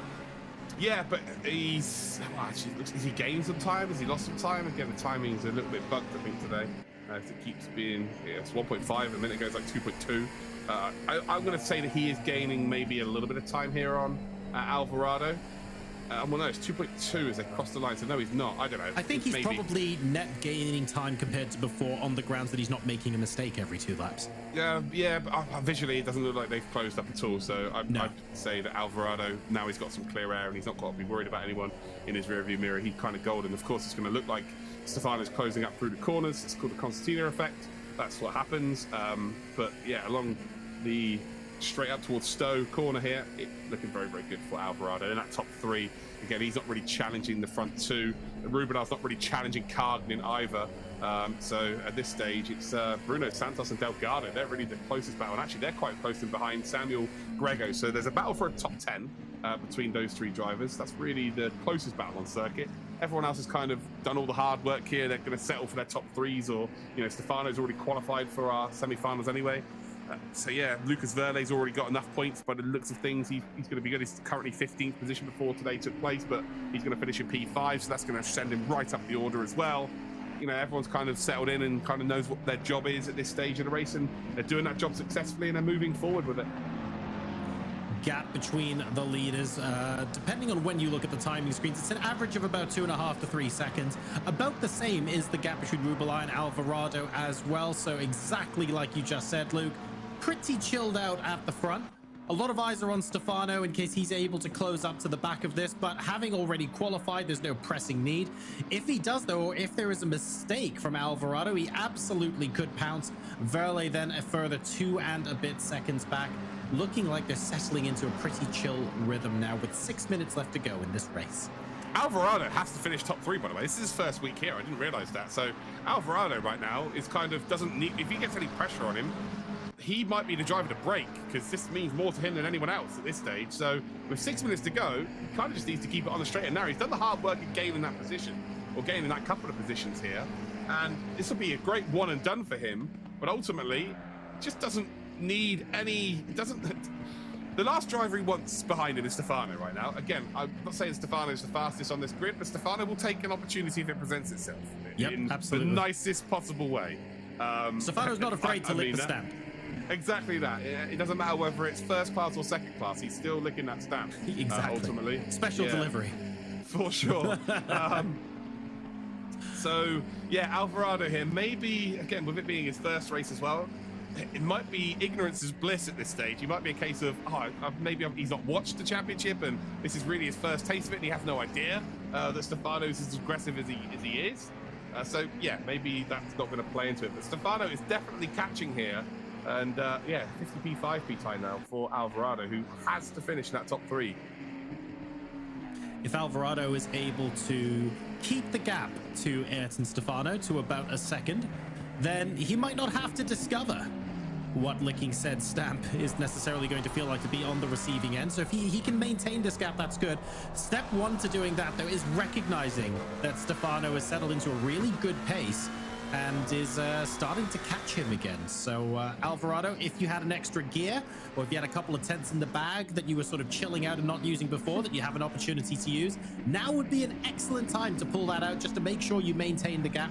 You only have to do it for a couple more laps as well, because the race just over 4 minutes left to go. So Alvarado just needs to hang in there for about another 420 and he'll be able to solidify his place in the semi-finals, but it's still all to play for here. If he has an extra gear, probably best not to use it because that's against the rules, but other than that, he should be okay. But Alvarado is going to be under pressure here. Stefano is definitely going to catch up, and I believe that we are going to see a genuine battle unfold for this top three against Stefano. He's got absolutely nothing to lose. He's already in our semi-finals, and he'll want to try and block someone like Alvarado because obviously he knows that he's quick and he could finish ahead of him in the championship. If he's ahead of him now, quite possibly he could be ahead of him next week, but if he could beat him right now, he doesn't have to worry about that one specific driver. So yeah, having actually dealt with him in the race, having had to race side by side with him and actually be on the receiving end of an overtake, ultimately it would be nice for him not to have to deal with it by him knocking him out of the competition, so to speak. I tell you what though, Stefano has no idea how easy he has it. This whole stamp licking. They don't even have to lick stamps. They're all self-sticking these days. Back in the day, we used to have to lick them. My first ever job, you know, I used to work for a water bottle I thought you were going to say you were a professional stamp licker. Oh, hold on.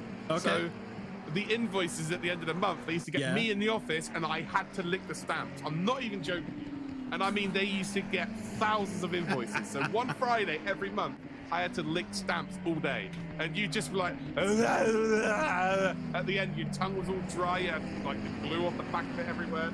And that's how Luke became a commentator. Yeah, but that was legitimately what I did once a month. So yeah, there you go. The more you know. At the moment then, Alvarado are trying to cement a top three place and a place in the semi-finals. Ultimately, Ayrton Stefano would rather he not be there and has got an opportunity if he gets close enough, or when he gets close enough, I should say, because that gap is now definitely under a second. In fact, it's just over half a second, so he might have an opportunity soon. Look, at the end of the day, all of the drivers who have qualified via being on the podium, they would love every other driver in the lobby to be drivers who didn't get a podium who qualified via points. That would be their dream, because that's the largest gap between those drivers and the ones behind as far as lap time is concerned. So having someone faster than you pip you to a podium is a potential competitive. You can knock them out of the way. It makes your life easier next week. Yeah, 100%. Like, it is as simple as that. It sounds hard. It sounds cruel. That's competition, I'm afraid. If you don't like it, then probably best this is not for you, I'm afraid. Simple as that. As we come through Maggots and Beckett's, then we are onto the final. No, I don't think we are. I think we've got maybe one more lap after this, actually, considering the leader is ahead. I think it's only by seconds they've crossed the line. Yeah, I'm pretty sure we've got one more after this, but Stefano there with the flashing of the lights, I think, or was that, no, it's just a reflection off of the brake marker. Flames coming out the back of Alvarado's car right now. And Alvarado is, well, he's going to be fully aware of his own destiny. He knows that he has to finish top three, and there you go. And now he knows that Stefano will close up and will potentially try and make an opportunity. So if he didn't know before how aggressive Stefano was, he nearly had a rear full of Stefano. On the brakes, yeah. Wow. He was nearly stuffed by Stefano there. That right? was, hey. Not ideal. Very good. Yeah, Alvarado is now just got to hold on, really, but Stefano is absolutely flying here. Again, he takes the nice wide entrance here, closes in. Has he got any kind of overlap? No, he doesn't. Alvarado has to close that gap on the inside. He does, but ultimately he's going to be slow now down the Wellington straight.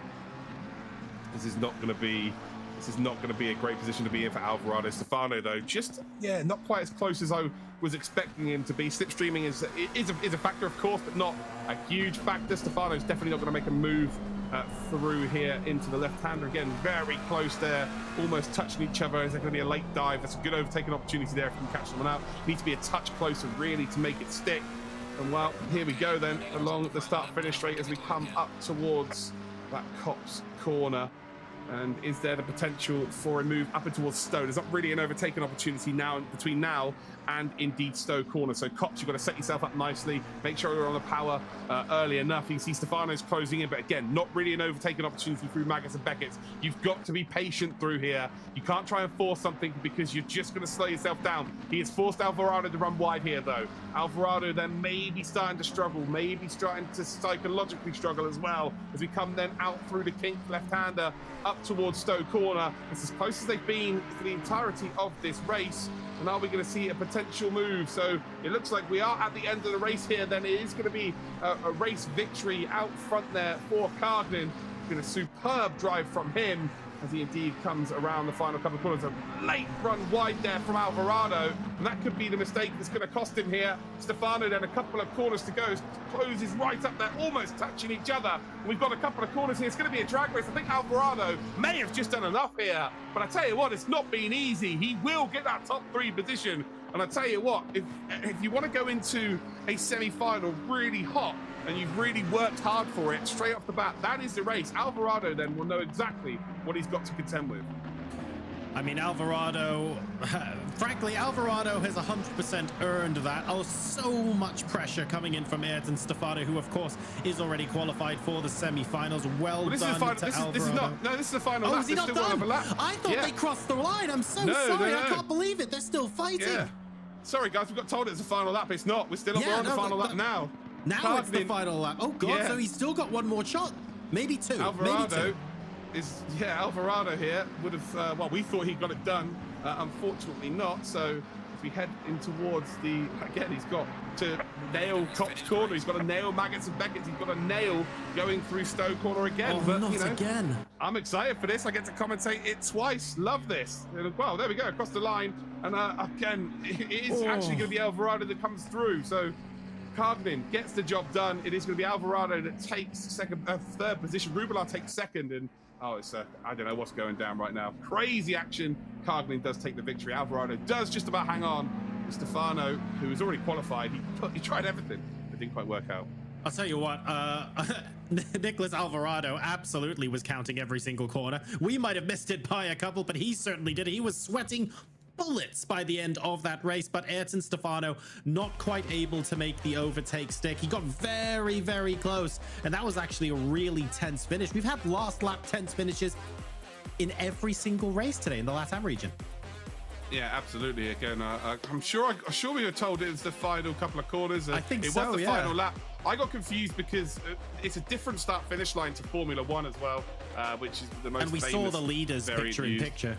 Oh yeah, crazy stuff here, but it doesn't matter. It's finished as the top 3 were ultimately. But again, it's another race that's gone down to the wire. Probably the closest action we've seen so far. And it's almost like everybody's starting to realize that, oh, hold on a minute. Now this is the time to really hit that form, really, be in charge of your own destiny effectively moving into the semi-finals. And yeah, it's really, really good to see. And we were talking at the very start of the race, actually, about Ayrton Stefano gathering experience, sort of honing his racecraft. Races like this are the perfect opportunity for him to just gather more information, understand what it's like to race under these conditions, figure out what works and what doesn't. It wasn't a flawless race by him. We saw him in the first half going off quite a lot, and then you could almost hear how zen he became and how focused he was, and suddenly he was catching the cars in front. That was an excellent journey for Stefano in fourth too. Yeah, it was, and he had his own destiny in terms of a faster driver than him. He could have potentially dumped them out of the race by finishing ahead, but he didn't quite do it. So that's a rivalry that definitely will continue into next week. But really for Stefano, it's kind of a learning curve moving forward. Every single race he's going to learn more and more about himself. He's like a sponge at his age. People like myself, it takes probably a year for me to learn a corner, whereas he's learning everything really, really quickly at the top level. Well, let's go ahead now and take a look at our final results for the sports car race powered by Splunk. Diego Carglin then takes that victory. Absolutely delightful stuff. That's a 6-second gap back to Chris Rubelar in second place. Nicholas Alvarado, congratulations for taking that automatic spot into the semi-finals in third, just ahead of Ayrton Stefano, who produced an absolutely blistering second half of the race there. Lucas Vele was very close to the back of Stefano, but got peeled back a little bit towards the end. And Fabrizio Montes then will finish in sixth, ahead of Asun Solo, Amador, Joao Gabriel, and Pedro Delgado. So after the top 10, then we've got Daniel Shinji finishing in 11th place. Samuel Grego and Ian Herrera will be immediately behind him. Bruno Santos, Damian Neri, Renato Parra, and Michael Oliveira will complete the 17 drivers that participated in this particular race. And absolutely fun one from start to finish here. A couple of really close battles, Luke. And ultimately, it did come down again to potential last lap heroics, although this time it didn't result in a change of leader. Yeah, we just saw Stefano run off the circuit there. The Rublar Kargnin battle lasted a couple of laps, but Kargnin, you know, did the hard work effectively. But it was really about these two here, Alvarado, Stefano. They put on a hell of a show here for us. Watching. Stefano lost maybe a couple of seconds in the end. Here's a mistake again. He just dropped further and further back from Alvarado, but ultimately then clawed his way back in. Maybe that's well, I think the key factor was he held Verlet at bay here. Verlet tried to make the overtake, didn't quite work out, but then Stefano, from that moment, blocked that out of his memory and then tried to chase down Alvarado. Alvarado for sure would have been a little bit nervous, and this is how close they got. We thought that the potential overtake was going to be on, but it just never really materialized. Alvarado just positioning his car in the right places. We saw this late dive here where it just got super, super close. And there's almost contact between the two. It's perfect driving from the both of them. Alvarado just about hung on and took that top spot, took one of the top 3 spots, which guarantees himself through to the semi-finals. But Rublar Kargnin, you've also got to give them a huge shout out. They finished P1 and P2, or P2 and P1 in that order. Fantastic from them. But yeah, moving forward in this championship, we have got some unbelievable talent on show. Super, super exciting to see. So that was the sports car race, and absolutely fantastic victory there. But don't forget, we started this with the stock car and the open wheel. So let's just remind you all exactly what happened there in the stock car standings. Alvarez managing to get the victory there ahead of Favoretto and Miranda. Very exciting last lap heroics. Miranda was leading going into the last lap. Behind them, then, starting from 4th, we have Coelho, Delgado, who we saw multiple times today, Danilo Vaz, Neuen Flores, Castro Alves, Preto, who needed to finish in the top 3 but couldn't quite make it stick, Osmar Camargo, Mative, Micheletti, and Richard Max completing the stock car race. We then had the open wheel after that as well. And in the open wheel, here are the results from that. Fabio Zampellini managing again by 6,000ths of a second, an incredible last lap overtake to take the victory over Verlet, who, yes, we did just see in the sports car race as well. Rafael Blanco and Damian Hall will be 3rd and 4th respectively. Lima, Motta, Delgado, Alcaraz, Richard Max again, and Joao Gabriel will complete the top 10 that were in the open wheel race. So some pretty exciting races here. We didn't have as many competitors as we did yesterday, Luke, but the last lap heroics here, LATAM really know how to put on a show. Yeah, absolutely. It was, again, story of the weekend, really. People really showing up at this stage. It's not as clear cut as we probably have seen. People coming out of the woodwork in terms of new drivers into the championship and having to finish in the top 3. But also, we're starting to see people understand the whole point system as well, and they can block other people from going through. So yeah, fantastic stuff. Lots of storylines to indeed take into next week. And yeah, LATAM really are showing that they are a region to not be messed with for sure. Oh yeah, really excited to see what the semi-final is going to look like here in LATAM. Don't forget, it's not just the drivers that are winning today. You can go ahead and win as well. There is still time to enter the giveaway. Use !giveaway and visit the link for your chance to win Logitech G gear. So make sure to go ahead and do that. Now, that's it for Latin America. We're going to be moving next into North America. So a huge thank you to Splunk, Logitech G, Quantum Pay, and McLaren for allowing us to put this on. We're going to be going to a little bit more of a break now. We've basically got an hour or so until North America begins, and that will be our final set of 3 races where we are now going to determine the identities of every single driver that will be playing in the semi-finals next week. It's all to play for. North America coming up next.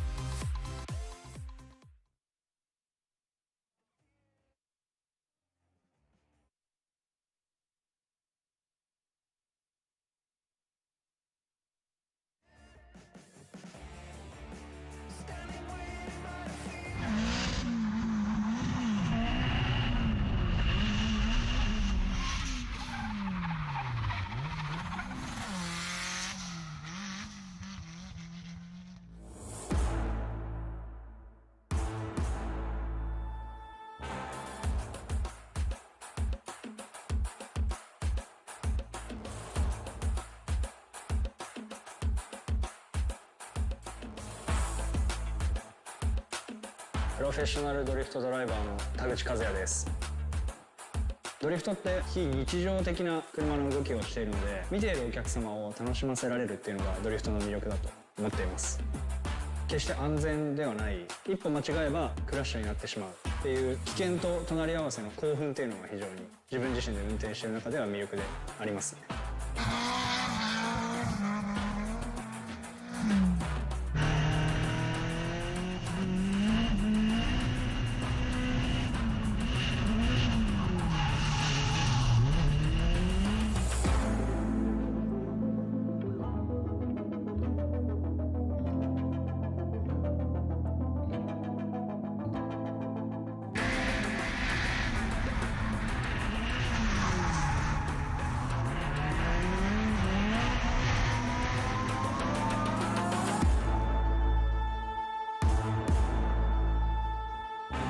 僕のレースの会場だと普段は一般道として使われている普通の道でレースをすることがあるんですけど、物理的にそういったところでは練習をすることができないんです。なので僕は事前にシミュレーターでトレーニングをしてます。いかに自分が掴んでいるステアリング、そしてペダル、さらにはシフトが今車がどのような動きをしているかをどのくらい伝えてくれるかっていうのが非常に重要なんですけど、 G923 はステアリングを通して車の動きのフィードバックをリアルに伝えてくれるのでトレーニングに重宝しています。ドリフトのスタートは日本の方が先で、アメリカは後からドリフトがスタートしたんですけど、今となってはもう完全にアメリカではプロフェッショナルのモータースポーツになっていて、ドライバーだけではなくてチーム、監督、メカニック、そしてオーディエンス、お客さんも全てがみんなプロなんですよね。日本人としてアメリカのドリフトシーンで活躍することによって母国日本のドリフトモータースポーツカテゴリーももっともっと盛り上がってメジャーになっていってくれればいいなというふうに思ってます。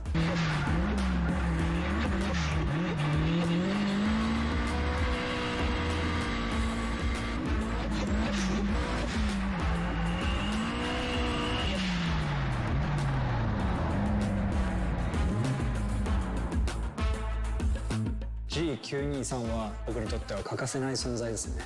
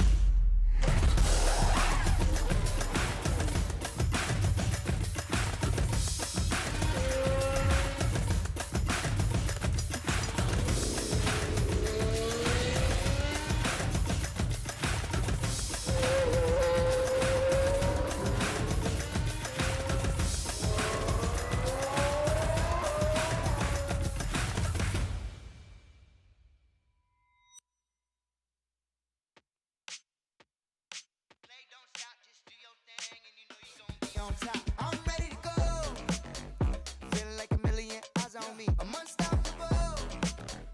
If you go against me, then you better compete. Yeah, yeah. Why you keep knocking at my door? You came to fight, yeah, that means war.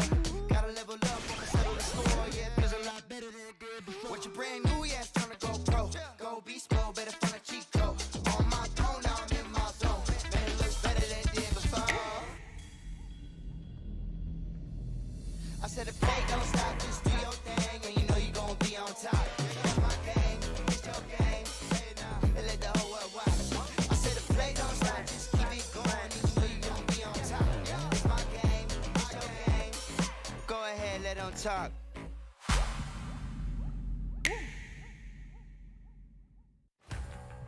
Am I allowed in here? Normally I'm behind the wheel.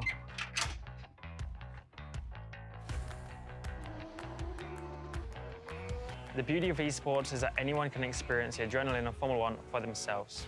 Just grab a gaming setup, put it onto drive, and let the data guide and help. Hi, I'm Lando Norris, and you're about to experience the art of data.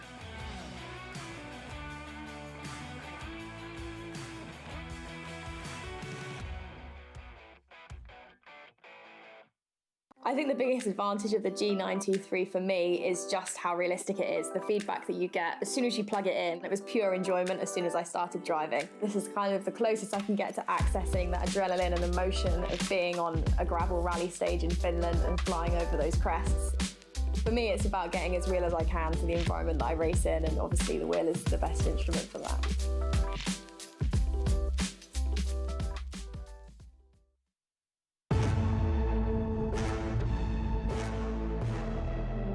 If you seek greatness, let nothing stand between you and the win. Zero distraction. Zero doubt. Zero opposition.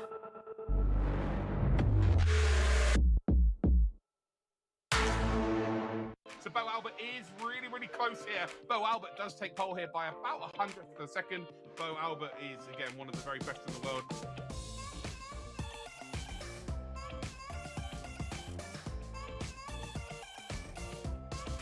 I'm Bo Albert, I compete for Logitech G Altus Esports, and I'm from Geelong, Australia.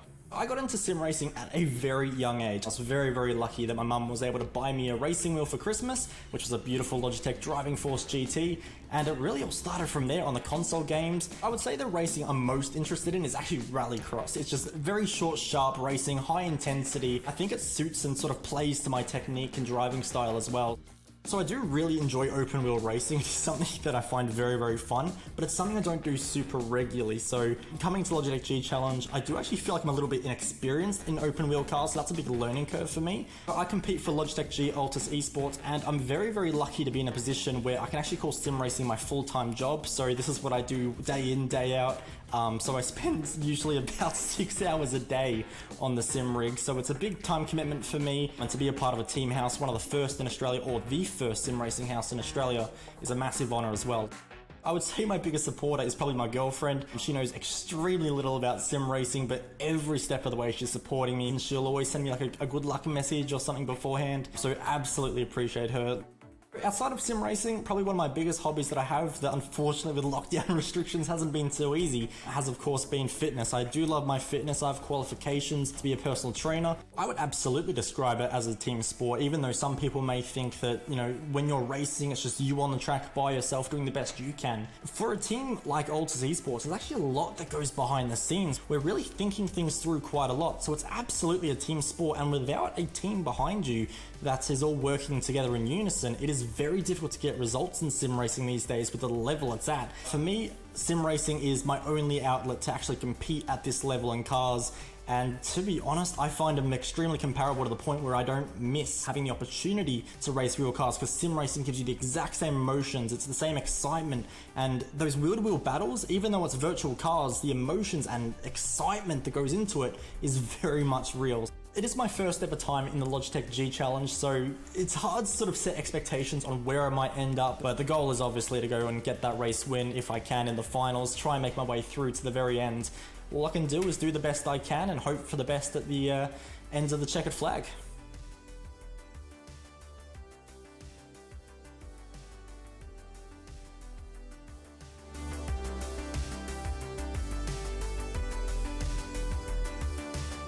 The sun's coming through again, so it's getting a bit brighter. I'll just sort of...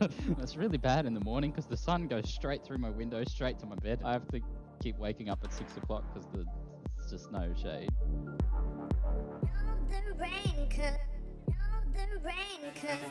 Since the last round, I've been moving house. Now I've sort of got the rig close by. I don't have to move anywhere, just sort of jump over, and overall it's a lot more compact and comfortable, really. Round 4, I noticed the name pop up on the leaderboards, Ferris Stanley, and I went, that's scary.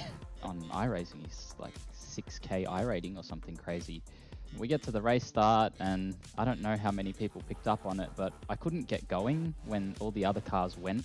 I don't know what it was, my wheel just wasn't shifting up. I couldn't shift. So I sat there revving the car for about 20 seconds trying to get it to go. I was just stuck waiting on the grid where everyone else had already gone. So right before the line, I sped through the pack right up to the front. From there, that shifting problem actually followed me through the whole race. Every now and then, I'd just lose the ability to change gears. As it turns out, Ferris Stanley also had the same problem. Eventually I had to find a way past Stanley. Coming out of Spoon, I just sort of saw that he was a little bit slow, and I managed to get the overtake. He was actually so slow that Houlihan actually managed to follow me through, and we just sort of ran away with it from there. I mean, I was a bit worried with all the shifting problems that Houli might get me, but I still managed to pull through. So round 5 is Silverstone, and the McLaren is the best car there, no questions asked. As much as I love Suzuka, I've probably driven Silverstone in the McLaren more, just because I've always wanted to maximize it whenever I've driven it there. The only problem now is all the competitors are also in the McLaren. We'll see how it goes, but it should be fun anyway. Coming off of Silverstone will be a bit difficult because practicing for 2 tracks at once is always a little bit awkward, especially if they're 2 very different types of tracks. You might have to run a high downforce setup or a low downforce setup. Then the car might drive completely differently and it might mess up your muscle memory. It will be a little bit complicated, especially being that the race is only 1 week apart. I don't think anyone will have it easy when there's 2 tracks to deal with. I think with the run I've had so far, I think I should be a shoo-in to get into the grand finals. The pressure with semi-finals and then going into grand finals is that obviously you get all the people that might have been skipping a few rounds here and there. So you get O'Hara, you get Tan, you get Rahmat, all of those big scary drivers are coming back again. So the pressure will be on, and I just hope I can carry the momentum through and really get that prize for the grand finals.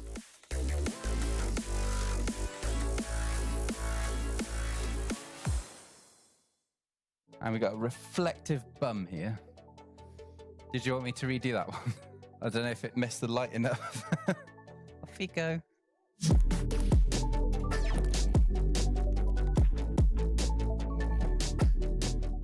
Since round 4 of the G Challenge, I competed in the UK wildcard, which I actually managed to win. So I was really, really pleased with that. And hopefully if I finish in the top 3, that'll put me then to the grand finals of the whole competition. So as I said last time, one of my goals is to put a qualifying lap in that's very similar to my practice times. I had pressure behind all race, so it was not easy at all. It's never nice having someone on your tail the whole time and you're just not able to attack the guy in front. But yeah, luckily nothing went wrong and I come home in 5th, so I was really happy with that. I felt like I had really good pace, but obviously you've always got it in your mind that the guy behind may go for an overtake, so you got to be mindful of that.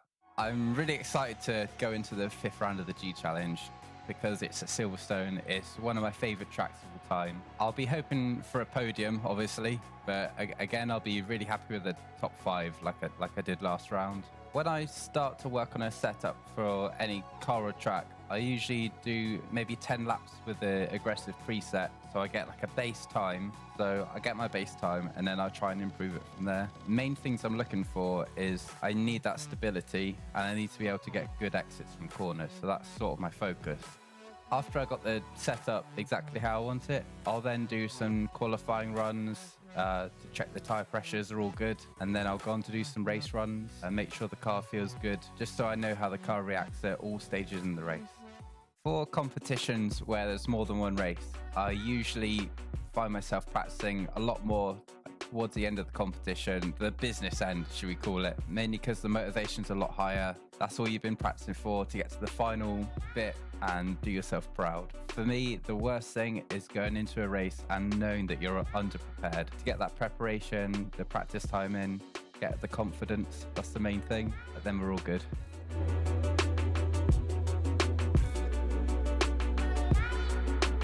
Really good stuff from the Latin America region, and there's no real standout in this race right now. It is a group effort. They have to do that. Later on in this race, it becomes a bit more selfish. You've obviously got to race for yourself. Right now, you just got to work together. As someone's being pinned down under that yellow line, that is not ideal here at all. Trying to figure out who that is. It's not, no, Preto's ahead of that situation. I think that's Camargo. That was, yeah, I think it was. So Camargo was just pinned down under that yellow line, and once we get to this cambered part of the circuit, you're done. And you can see he's completely off the back of the pack now. So yeah, once he's decided to go below that yellow line, it is up to him to then return to the track safely.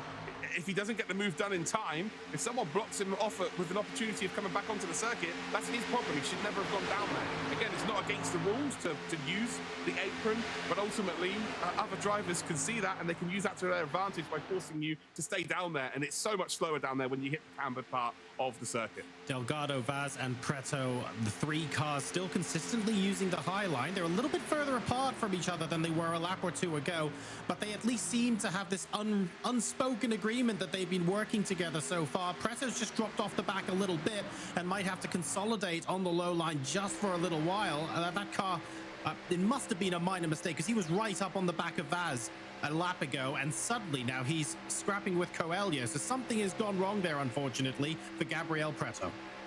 Yeah, he was working, well, there's a back marker, there's the green car there. I'm not sure, I'm trying to figure out who that exactly is here. Who is the green car? It's on the left-hand side of us. I think Favoretto's the only green car in the race, right? Oh, yeah, of course. Sorry, my eye is not working. So Favoretto was indeed working with Preto, but then went down low, and Preto's been caught out here by the 35. So, was it 39? Yeah, it's the 35. 95? I don't know. Coelho, yeah, the 95. So, a big mistake there from Preto, really, and he's just kind of been stuck up the top side. You can see there's no one to work with. He's got no one to slipstream here. Yeah. Although, just in behind him, it does look like Coelho. Is it Coelho? Camargo? Camargo may be trying to make something work here. Favoretto is being given a bit of a gift here. But the lead group, while these now, again, it was great for them working together earlier on, and they were very efficient with it. Now they're just costing each other time. So they need to get into single file as soon as possible. Just try and clinch onto the back of the front two, and then make this a race in maybe the final quarter. Right now is not the time to be racing. Oh, and Flores there is the kingmaker. Basically, Flores picked someone to bump draft. He could have picked Preto, or he could have picked Coelho, and whoever he got behind was always going to get a little bit of extra speed. He has picked Coelho, and that means he's gotten ahead of Gabriel Preto, who is now down to P8.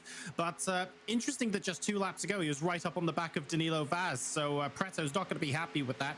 In the meantime, Delgado and Vaz still very much stuck nose to tail, quietly getting on with it, trying to work together to eliminate that gap to the cars in front. There you can see Miranda and Alvarez. You know, a second is quite a long time in oval racing, especially when you get that momentum up.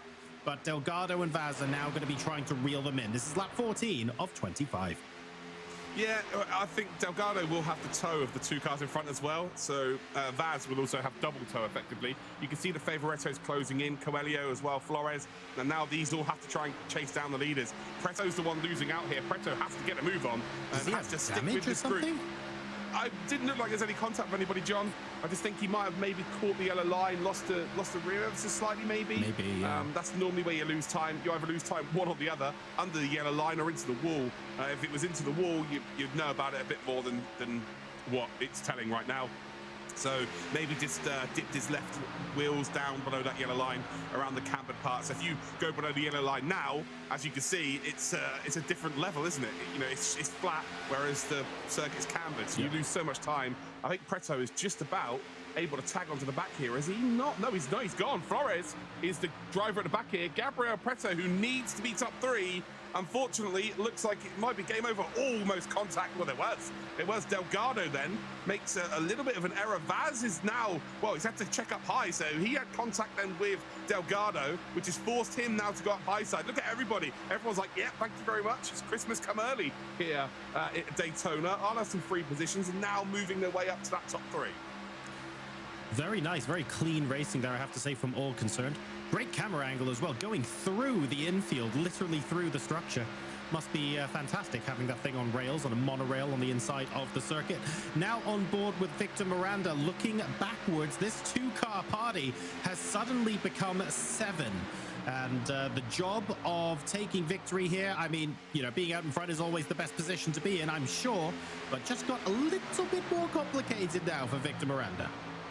Yeah, for sure. These 7 drivers here, again, they're all pretty much guaranteed to be in our semi-finals next week. This is now all about making a statement. Rondeletto's not here. Very similarly to what we saw yesterday with the Asia-Pacific region. Oh, hold on. Yeah, Asia-Pacific region with Houlihan, with Bokita not being there in the sports car challenge, to then make a statement, let everybody know that actually, hold on, there is someone else in this competition to be talking about. We've banged on about Rondeletto from start to finish, and rightly so. He's been an unbelievable performer from start to finish. But this is now an opportunity for someone else to go, right, okay, this G Challenge isn't just about one driver. I'm here to party as well. Victor Miranda, who's left from start to finish. We saw that happen yesterday with Matt Danson. We also saw it happen in the EMEA region. It didn't quite work out for the leader there. I can't remember the name. Was it who was leading from start to finish yesterday? I can't remember, but they got turned on the final lap. So yeah, it's going to go one of two ways here for Miranda. Miranda, though, doing a very good job. Alvarez, who's just stuck in behind, really, 900ths of a second behind Miranda, and not really had too much to worry about in terms of being behind the leader. But now there's 5 cars to contend with behind as well. It becomes a whole different story. Some additional data-driven insights here, powered by Splunk for Danilo Coelho. Currently P5 after starting 10th in this race, so doing well to be part of the leading pack and potentially be in contention here, that is for sure. An absolutely excellent race for him. Oh, and I mean, if we didn't call the race before for Gabriel Preto, I think, yeah, look at that. He's 10 seconds behind now. Either he's been making compound mistakes lap after lap, or something bad has happened there. Unfortunately, he will not be in contention for the race win unless all of these drivers, I mean, unless we see a big one. Sadly, he's out. It can happen. It could. This is Daytona. If there's ever a circuit and ever a discipline where there's a big chance of that happening, I would say. Hey, we had it in Interlagos. Yeah, I would say there's still a 20% chance that Preto could get top 3. I'm not even joking. 20%. That's big odds for the position he's in right now. But if these cars get mixy in the final lap, they're in trouble. So I'll give you 5-1 on that. There you go. I'll give you 6-1. You've got value. Fair enough. Delgado trying to make something happen here on the high side. Doesn't have anyone to work with, unfortunately. So I think he's just gonna get stuck there. Unfortunately, I think Vaz wants to get back up to the top 3. But look how quickly they drop back. Again, he needs Vaz to push him along. He needs Vaz to get right up behind him here and work together. And ideally, as soon as they go past the car on the inside at the back, it's not going to work out anyway. They're both going to just drop back here. But ideally, once they cleared the car at the back, then that car then drops into the back of them as well. It becomes 4v3. But as you can see, then the 2 red cars, they're going to drop right down to the back of this order. The front 4 now, by the looks of things, it's going to be Miranda, Alvarez, Favoretto, and Coelho as we head towards 5 to go here. The front 4 have got a little bit of a gap to work with, but it won't be long until they indeed get closed back up here. But again, it's nice to see that some drivers are being proactive. They're trying to make something work here at Daytona, leaving it all out on the track. Like I keep saying, the last thing we want to be doing is getting to Monday and thinking, oh God, I could have done this more, I could have done that. It's all about making sure you get it done at the time. No regrets moving forward in this championship. And actually, it looks like it's now a 5-driver race. So Vaz and Flores, I think both are no longer in the lead group. We'll see the actual timing as they cross the line. Now they're miles back now. So look at this then. So it looks like Delgado is in a good spot now to maybe get a really good run on this front 4. They've got some back markers to contend with. But there we go. You can see in the background the 2 drivers have indeed been dropped here, as we've got now, well, 4 laps to go as they cross the line next time round. Front 5 here, John. Only 3 spots guaranteed to go through, but ultimately it's looking good for all 5 of these drivers, considering they've been back month after month. If earlier on, so Delgado and Vaz have been the 2 drivers who are consistently trying to go for the high line, right? They were doing that with Preto earlier on. They were trying to do that just now. If Coelho had pulled out to do it with them, I actually think we could have had a really exciting strategic race, because it would have been the front 3 followed by 4th through 7th on the high line. And I actually think they might have gotten up alongside or given them a run for their money. But because Coelho and Flores didn't play ball, Delgado and Vaz were effectively hung out to dry. And I feel like that would have been all of those drivers' best opportunities to get up into those podium spots. And while there are still chances available, I feel like the biggest one is now gone. Yeah, for sure. And right now, if you're Delgado and you want that top 3, you need the car in front. You need Coelho to go, or Favoretto. As soon as Favoretto decides to move up here, he has to go instantly. Because if the car in front of him goes, then he gets blocked off from that opportunity. So he'll have to stay down low. So really, it's all about who's going to try and make that decision. Favoretto's in a really good spot here as well, because if Alvarez goes off to try and win this race, he can follow him through as well, push him through, and then maybe get a run towards the end of this race. But as it stands, Delgado's got to get something something going now. We're heading up towards that 2 to go here at Daytona. And if something doesn't, you've got to be proactive. You've got to try and take a chance. But as you can see, working on your own, you just hit a big brick wall of air. And unfortunately, it just slows you down completely. So he needs someone in front of him to go so he can then latch onto that slipstream. Alvarez maybe having a little nibble, not quite close enough to do so. Across the line we go, 2 to go. Come on, Coelho. I want to see someone move out alongside Delgado. I want to applaud Delgado for trying to be proactive here. But you're right, Luke. If no one else wants to play ball, I mean, at the end of the day, he can't do it himself. I appreciate he's sending signals to the other drivers saying, guys, now is the time to go. But everyone else seems content to stay where they are.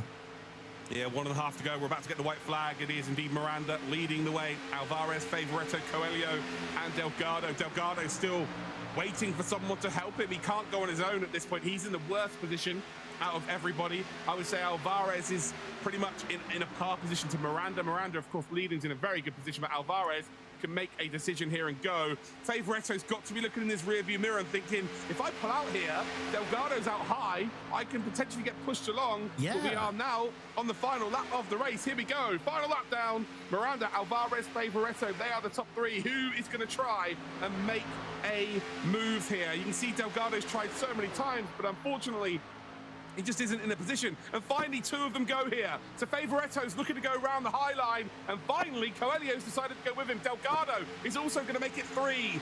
As they come then up towards the final turn, who is going to get the job done here? And you can see that Alvarez has also pulled out. He's hoping for a little bit of a push from Favoretto. Look at Delgado. Ooh. Delgado has found this little opening here. Oh, Alvarez round the outside. Favoretto is also going to go with him here. The long run to the line we come. The lead has been Miranda's the whole race, but it's not going to be the lead here. He takes the low line. Alvarez, he waits until the final lap. He got the job done. Great stuff from him. He waited for Favoretto to help him out. Favoretto did do him a favour. It's a fair play to them. Miranda's going to be a little bit gutted here. He will get that top 3. Coelho does get 4 for Delgado, who was trying to get something working. Unfortunately, everybody else didn't really go for it until right at the end. And that is what happens when someone actually takes a chance to try and win a race, John. Yesterday, no one did it. And today, well, we've seen it actually worked that well. Antonio Alvarez then started P4. Last lap antics. The number 337 car will take victory here at Daytona. Commiserations to Delgado, I have to say. I feel like he... Looking really good moving forward in this championship, that's for sure. Verle, Blanco, Zampolini, and Hall. This is a performance from all of them that just says, yeah, we're ready for the semi-finals. We're starting to hit our best form. We're not making mistakes. We're not tripping over each other. And that's something that we've seen time and time again, especially with this region. They tend to trip over each other in this car specifically. So we haven't seen that today. So yeah, just all bodes well for next week. I'm starting to get a little bit tingly and excited for next week, that's for sure. Yeah, I'm really looking forward to having these guys properly fight hammer and tongs in the semi-finals. At the moment, the front 3 do look relatively safe. We're now on board with Zampolini, and you can see that gap really has closed up. If anything, Zampolini is now getting closer to Blanco than Blanco is to Verle. So suddenly Blanco not just looking at the car in front, but will be checking out his rearview mirror as well. Yeah, again, I feel like opportunity was there for him to make an overtake. He didn't decide to take it. And is he going to be ruining that now? These 3 very, very close to each other. This is perfect again for Hall. Hall, though, has just dropped a further few tenths of a second back. But once these drivers start battling again, you can see the Blanco just is not going in towards the slipstream. He's trying to get out of it more than anything. Zampolini, he's really the joker of this pack right now. Or off the circuit, we will go there for Blanco. I think Blanco, by the way, is starting to struggle with his tyres. Just noticed that he's been missing the apexes over the last couple of laps, specifically here. It's a little bit tidier there from him. But yeah, it just seems to be struggling under braking. Zampolini may have just kept something in the locker in terms of his tyres, because he looks like he's the quickest out of the front 3 as it stands. But remember, if these 3 do indeed start getting mixed with each other, there's an opportunity for Damien Hall to catch up. This race is not over yet. We're going to have 3 to go as they cross the line next time round. We're heading up towards turn number 13, then that long run down in towards turn number 1. And potentially, we might see a move here. I think Blanco has finally got within a couple of tenths here of Verle down in towards turn number 1. He hasn't been that close. He's been close then to turn 4, but not into turn number 1. You see the gap is coming down. Not going to be close enough into the braking zone for sure. You see him closing up here, but what about your exit through the center? S's opens up the corner nicely there. Verley's going to use a lot of curb on the exit, which means he's going to be slow through that curve here. And Blanco again decides against it. He's like, no, I don't want this. I don't want to get involved here. I'm happy just to qualify, happy just to make it through the next week. And I think Zampolini in third position is probably going to see that now and think, actually, yeah, I might want to take a little bit of pace off my lap times here. Let's just guarantee ourselves safe passage and move forward here. And again, you know, I was saying earlier on, we want to see drivers take chances. Obviously, if you've already qualified, it makes sense to do that. In this situation, it absolutely makes sense to do this. This could end up being tense, but like you say, Luke, I think the front three now have a comfortable gap. Even if Damien Hall could benefit from these three tussling right now, a 3.5 second gap in less than 3 laps, I think might be asking a little bit much at this point. The top three looking pretty solid in a class of their own here. Damien Hall still in 4th place and will get a bucket load of points from that, of course, so no discredit there. And then Joao Lima immediately behind him, and Nordon Motta as well. In fact, these drivers are going to pick up a decent haul of points. Potential action into turn 1. I want to hype it up a little bit more, but I know they're just getting out of the slipstream. Yeah, Zampolini again. Hello. Yeah, well, I think the move has to happen now. You take that, Zampolini has to take this opportunity on here. Blanco will probably break really early and let him go around the outside. Yeah, he does. There we go. I knew that was going to happen. Blanco's struggling with tyres here. He just needs to... He's been in second this whole race. Could have made a move for the lead in the first 10 laps multiple times. Didn't. So as soon as he was under any kind of pressure from Zampolini, he's let him go. And it just makes absolute sense here. Zampolini, would he potentially try and go for the win here? I'm not sure he will. He looked like he was racing quite placidly as well. Just the last thing you want is to give Damien Hall an opportunity to close up to you. It's as simple as that. You want to make it between you three, guarantee yourselves racing against each other next week. Hall isn't going to be overly bothered either, to be honest. Again, he's going to qualify via the points and probably will be, who is the lead in the points? Jonathan Blanco. So, yeah, Hall is actually going to be the first seed from the season points as well. So we've kind of got, we've got the best 4 drivers from this race going through. It's as simple as that. As we head then up towards the final lap of today's race, then just a mere 1 minute, 10 seconds or so to get the job done. Verley from Zampolini versus Blanco. And will we see a potential move here by nearly tagged the wall there. Send it. Verley is, I don't know what Verley was doing there, but he was trying to break the slipstream and nearly made a huge error. Through 4 they come. He runs wide. I tell you what, Zampolini, it's almost like he's seeing a carcass bleeding in the water and he's a shark. He's got that blood up his nose. It's like, oh, okay, this is what we're supposed to do when we're racing. You know, it was just chilling. It was a basking shark. Now he's a great white. Coming through the middle sector here, and I think Zampolini might have a go here as we come up towards the final few corners. You've got to make sure that you get this complex of corners right, especially the next double left-hander. This one's pretty easy. Use the camber of the corner, use a curb on the exit, but it's all about how late you can brake here, but it's more importantly, how early can you get on the power? You can see Zampolini there. It's just lighting up the rift, but he's close. He's really close here. He should get a bit of a freebie. You can see which way is Verley going to go. Well, Verley went one way, he's gone the other. It is a drag race between the two here. Verley's going to lose out. I think Zampolini just about takes it. He does. Oh, 6 thousandths of a second it was. Zampolini has come from 7th or 8th in the grid. He's up to P1. What a performance that is. And someone who's been here for, you know, weeks in, weeks out, month in, month out. Well, we've never really talked about as someone who could go out and win this. Oh, absolutely. Yes, he can. That is one of the more, I don't know, better performances we've seen so far in terms of he's not gone out there and won from start to finish at the front, getting a big gap out in the lead. He's had to overtake cars, which is very difficult indeed, and also go out there and win.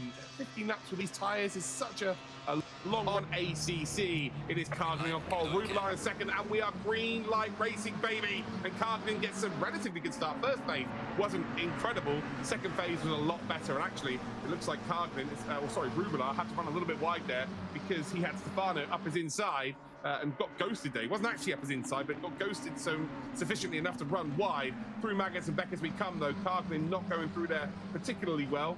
Rubilar's entry was pretty good, but it was very scrappy in the middle part. But ultimately, they are in single file already. Looks like we have got no casualties as of yet, so all good. But yeah, Rubilar in second, Carglin in first. As they started, good start from Carglin.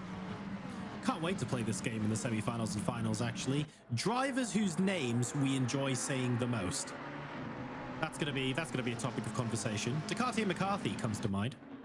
Rubala, having a look around the outside here, not making anything stick yet, just letting Cogden know he's there. Yeah, definitely not Jared though. I'm not saying Jared's name again. Oh, you love Jared, really. Yeah. What a pity he wasn't on the podium. He doesn't have a surname. He's just Jared. He's just Jared. He's like a 2020s pop sensation. Just Jared. Must have just Jared's got to be his TikTok, right? I mean, missing an opportunity if he's not there. In the meantime, actually, behind the front two, we've already had several cars run wide. A potential overtake actually going into club. I think that was indeed a pass for P3 heading into club. Let's take a look at the battle behind this. Cogden is in P1. Let's switch over to P3, P4. That's Alvarado alongside Stefano, who's gone off track. Alvarado now with track position ahead of Ayrton Stefano. Yeah, Stefano there has made a little bit of an error. Was in P3. Alvarado, though, manages to get up into that position. Ultimately now, Stefano's under a bit of pressure here from Verle. Verle in P5, Santos P6. So Alvarado's got up into that top three. Good stuff from him, that's for sure. Can he go and chase down the front two? The front two look like they're going to battle in this race, so a big opportunity maybe will arise here for Alvarado. 17 minutes, 50 seconds ago, plenty of time. Now needs to just drive away from this group behind, not get involved in that battle, and then, yeah, just try and close up to the front two. Rubelar has got very close to Cardin a couple of times, but then just dropped back ever so slightly as well. Through Magus as back as we come, and, well, there's a new fast lap for Diego Cardin. That'll be faster, don't worry. That was just the first lap. They were 2:07, definitely not... if there was 2:07s for the rest of this race, I'd be very surprised. Indeed. I do love, by the way, on the apex of the corners, when you get the puffs of smoke from the exhaust of the cars in front and the headlights illuminate them, it's almost like you're picking up coins in Mario Kart or something. Really weird seeing that on the apex of corners at night, but also kind of useful because you know exactly where that previous car has been. Verla and Santos at the moment. Santos might be lining up a big lunge into club. He's licking the stamp, and he is indeed sending it. Will it be successful? A little bit of contact. Verla keeps the inside line and maintains the position. Yeah, it's brilliant for Verle there. It's actually just as equally brilliant from Santos. We've seen people take chances into making overtakes and ultimately T-boning someone out the circuit. That was as clean as a whistle. Santos had an opportunity. Verle didn't panic. That was the main thing there, really. He did not panic. And he holds on to that top five, so really good stuff from him. Looks like Stefano's battling back for that P3, by the way. So Alvarado... Santos?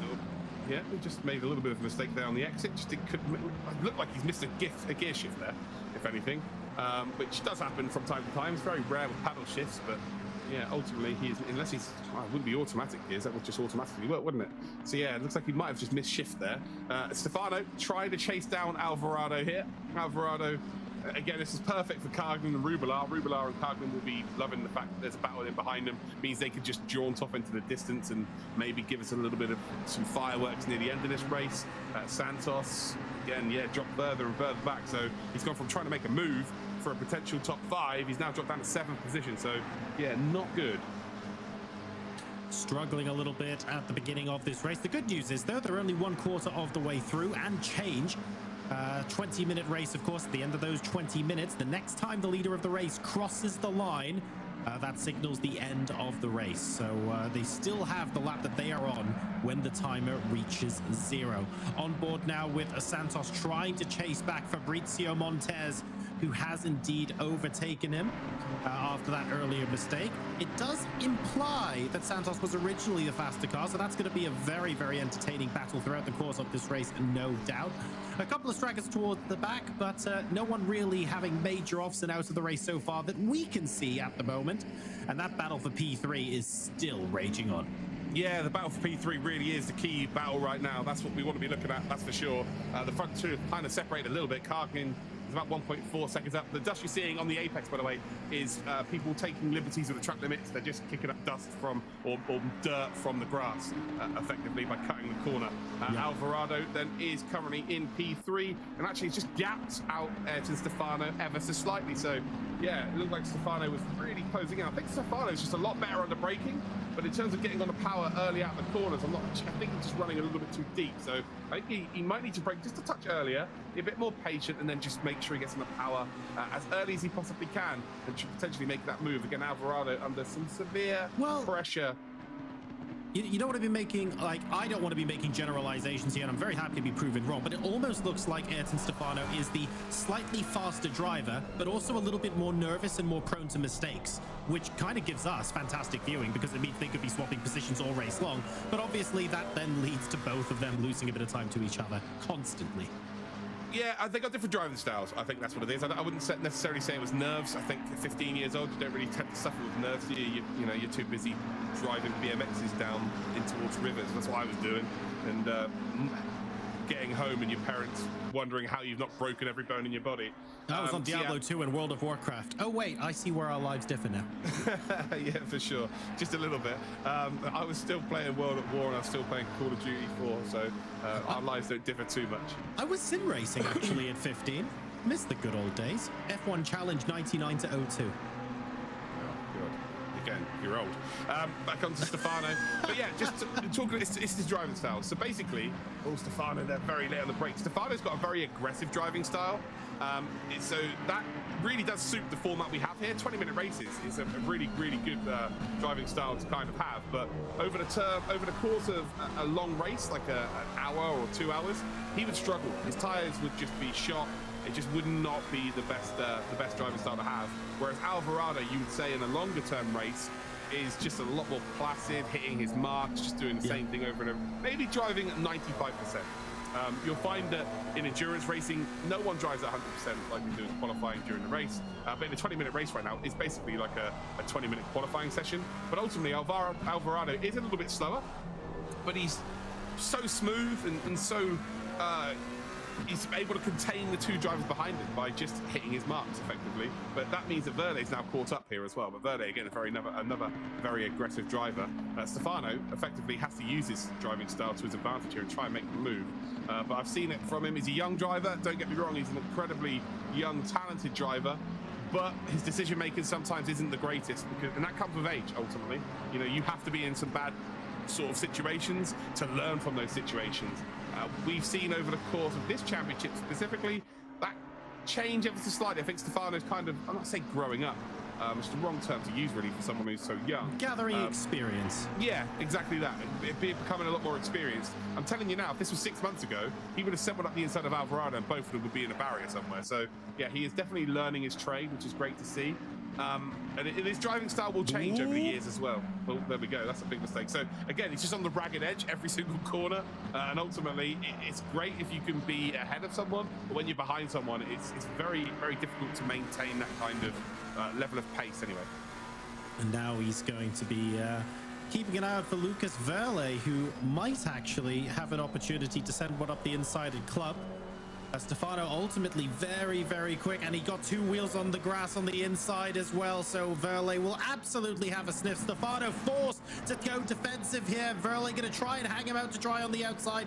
Doesn't work this time around, but he has actually still got the inside line. Has to use the full width of the track to cover himself because of a very, very tiny mistake on the apex, though, and as a result, he stays behind. Yeah, he does. Stefano there, able to just maintain the position there. It's good stuff from him. Ultimately, it does come from a mistake, but right now, they're looking to move maybe towards that top three. It's not going to work out if they keep battling like this. Alvarado, again, looking in his rearview mirror, is going to be absolutely loving this. Not sure he's going to be able to go chase down the front two either. Rubelar, by the way, dropped off Kargnin here. Kargnin has really settled into this race nicely at the halfway point. Now 2.2 seconds clear, and very similar to what we saw from Houlihan yesterday in the APAC region, kind of making a statement.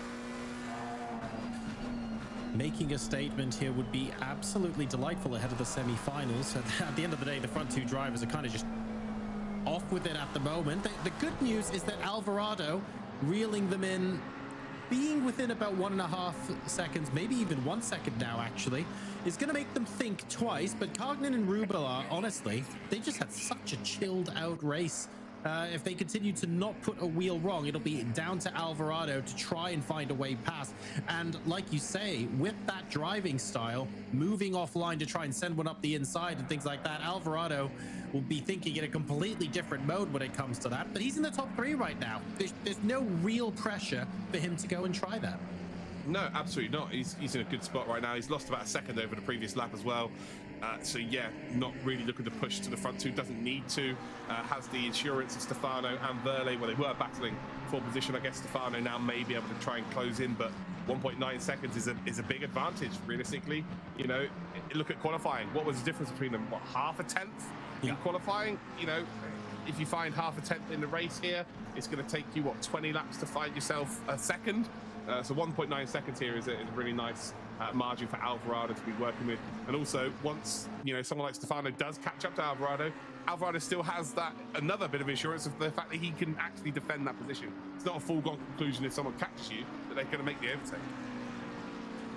It's going to be really, really fun to watch him do that. I kind of want to see Ayrton Stefano also catch back up, but he's now dropped off the pace a little bit. He's no longer having to defend quite as hard from Verle. I feel like Stefano now has settled into more of a rhythm compared to earlier on in the race. That's going to make it significantly harder for Verle to overtake him, but at the same time, it probably means he's losing just that little bit of the edge in speed that he had earlier over Alvarado. But if you take a look at the way he's driving, those mistakes, the occasional two wheels on the grass properly on the ragged edge, Stefano looks a lot more in control now than he did 5 minutes ago. Yeah, but is he gained some time? Has he lost some time? Again, the timing's a little bit bugged, I think, today. It keeps being, it's 1.5, a minute ago it's like 2.2. I'm going to say that he is gaining maybe a little bit of time here on Alvarado. Well, no, it's 2.2 as they cross the line, so no, he's not. I don't know. I think he's probably net gaining time compared to before on the grounds that he's not making a mistake every 2 laps. Yeah, but visually it doesn't look like they've closed up at all, so I'd say that Alvarado, now he's got some clear air and he's not got to be worried about anyone in his rearview mirror. He's kind of golden. Of course, it's going to look like Stefano's closing up through the corners. It's called the concertina effect. That's what happens. But yeah, along the straight up towards Stowe corner here, looking very, very good for Alvarado in that top 3. Again, he's not really challenging the front 2. Rubenal's not really challenging Cargnin either. So at this stage, it's Bruno Santos and Delgado. They're really the closest battle, and actually they're quite close in behind Samuel Grego. So there's a battle for a top 10 between those 3 drivers. That's really the closest battle on circuit. Everyone else has kind of done all the hard work here. They're going to settle for their top 3s, or Stefano's already qualified for our semi-finals anyway. So yeah, Lucas Verle's already got enough points by the looks of things. He's going to be good. He's currently 15th position before today took place, but he's going to finish in P5, so that's going to send him right up the order as well. Everyone's kind of settled in and kind of knows what their job is at this stage of the race, and they're doing that job successfully and they're moving forward with it.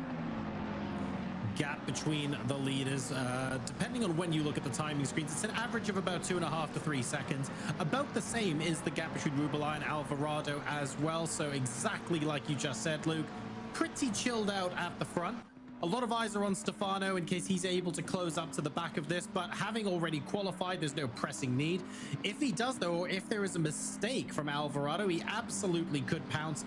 Verle then a further 2 and a bit seconds back, looking like they're settling into a pretty chill rhythm now with 6 minutes left to go in this race.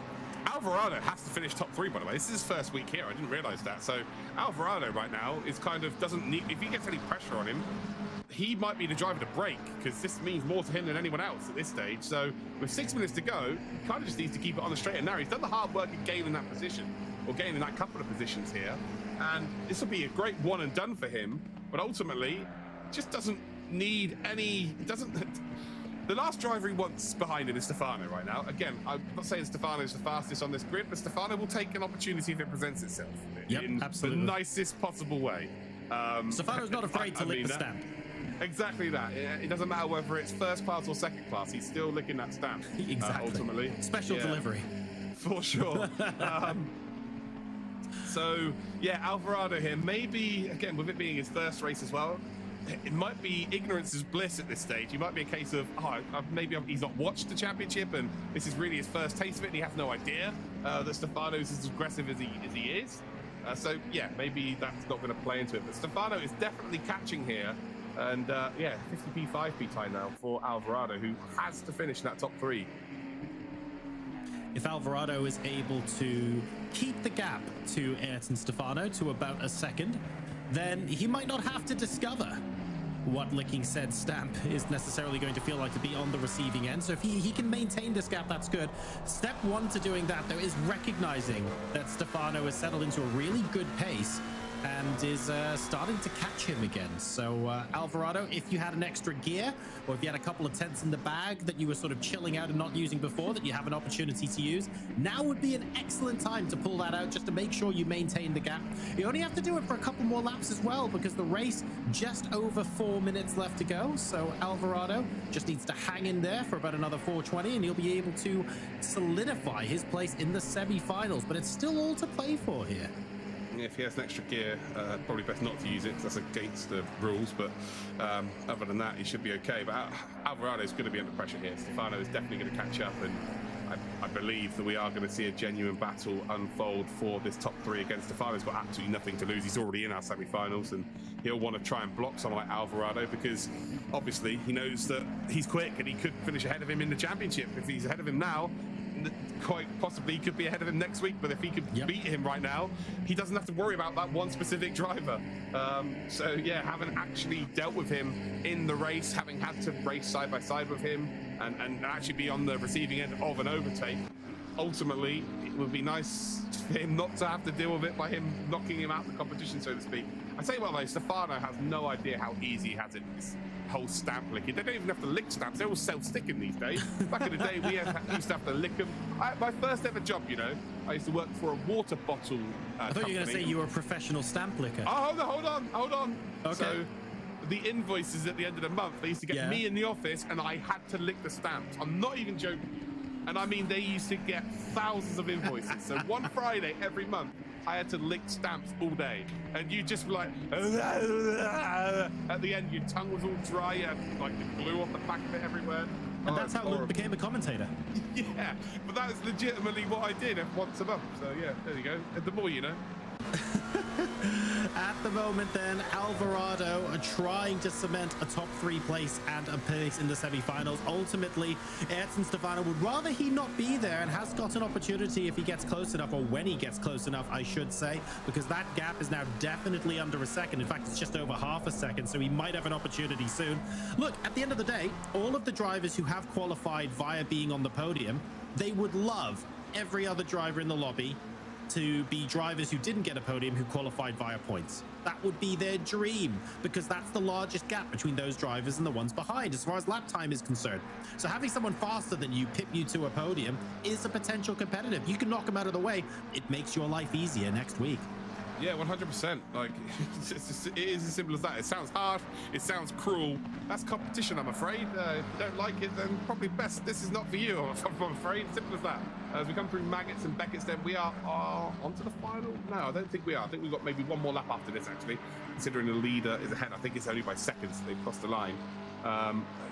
Yeah, I'm pretty sure we've got one more after this, but Stefano there with the flashing of the lights, I think, or was that, no, it's just a reflection off of the brake marker. Flames coming out the back of Alvarado's car right now. And Alvarado is, well, he's going to be fully aware of his own destiny. He knows that he has to finish top three, and there you go. And now he knows that Stefano will close up and will potentially try and make an opportunity. So if he didn't know before how aggressive Stefano was, he nearly had a rear full of Stefano. On the brakes, yeah. Wow. He was nearly stuffed by Stefano there. That right. was not ideal. Very good. Yeah, Alvarado is now just got to hold on, really, but Stefano is absolutely flying here. Again, he takes the nice wide entrance here, closes in. Has he got any kind of overlap? No, he doesn't. Alvarado has to close that gap on the inside. He does, but ultimately he's going to be slow now down the Wellington Straight. This is not going to be a great position to be in for Alvarado. Stefano, though, just, yeah, not quite as close as I was expecting him to be. Slipstreaming is a factor, of course, but not a huge factor. Stefano's definitely not going to make a move through here into the left-hander. Again, very close there, almost touching each other. Is there going to be a late dive? That's a good overtaking opportunity there if you can catch someone out. Need to be a touch closer, really, to make it stick. And, well, here we go, then, along the start-finish straight as we come up towards that Copse corner. And is there the potential for a move up and towards Stowe? There's not really an overtaken opportunity now between now and indeed Stowe corner. So Cops, you've got to set yourself up nicely. Make sure you're on the power early enough. You can see Stefano's closing in, but again, not really an overtaken opportunity through Maggotts and Beckett. You've got to be patient through here. You can't try and force something because you're just going to slow yourself down. He has forced Alvarado to run wide here, though. Alvarado then maybe starting to struggle, maybe starting to psychologically struggle as well as we come then out through the kink left-hander up towards Stowe corner. It's as close as they've been for the entirety of this race. And are we going to see a potential move? So it looks like we are at the end of the race here. Then it is going to be a race victory out front there for Cardnin. Been a superb drive from him as he indeed comes around the final couple of corners. A late run wide there from Alvarado, and that could be the mistake that's going to cost him here. Stefano then a couple of corners to go, closes right up there, almost touching each other. We've got a couple of corners here. It's going to be a drag race. I think Alvarado may have just done enough here, but I tell you what, it's not been easy. He will get that top 3 position. And I tell you what, if you want to go into a semi-final really hot and you've really worked hard for it straight off the bat, that is the race. Alvarado then will know exactly what he's got to contend with. I mean, Alvarado, frankly, Alvarado has 100% earned that. Oh, so much pressure coming in from Ayrton Stefano, who, of course, is already qualified for the semi-finals. Well done to Alvarado. This is the final lap. Oh, is he not done? I thought they crossed the line. I'm so sorry. I can't believe it. They're still fighting. Yeah. Sorry, guys, we got told it's the final lap. It's not. We're still on the final lap now. Now it's the final lap. Oh, God, so he's still got one more shot. Maybe 2. Alvarado Alvarado here would have, well, we thought he got it done. Unfortunately not. So if we head in towards the, again, he's got to nail Cop's corner. He's got to nail Maggotts and Beckett. He's got to nail going through Stowe corner again. Oh, but, not again. I'm excited for this. I get to commentate it twice. Love this.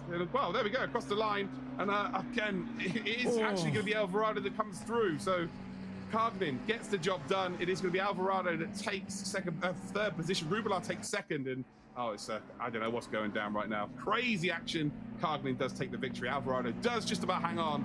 Stefano, who was already qualified, he tried everything, but didn't quite work out. I'll tell you what, Nicholas Alvarado absolutely was counting every single corner. We might have missed it by a couple, but he...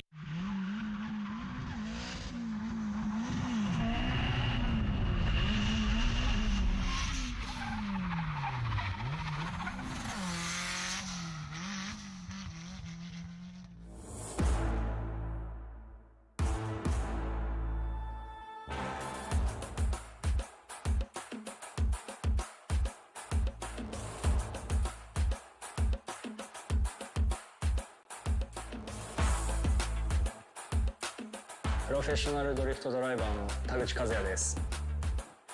ドリフトって非日常的な車の動きをしているので、見ているお客様を楽しませられるっていうのがドリフトの魅力だと思っています。決して安全ではない、一歩間違えばクラッシュになってしまうっていう危険と隣り合わせの興奮っていうのが非常に自分自身で運転している中では魅力でありますね。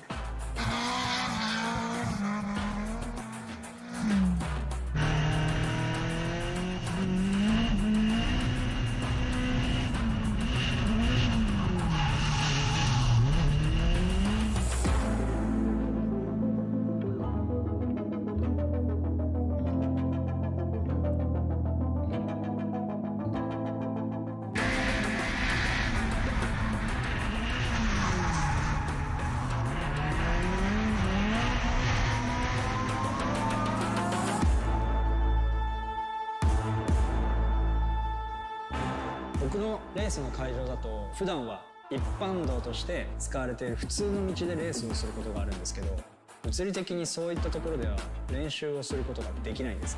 なので僕は事前にシミュレーターでトレーニングをしてます。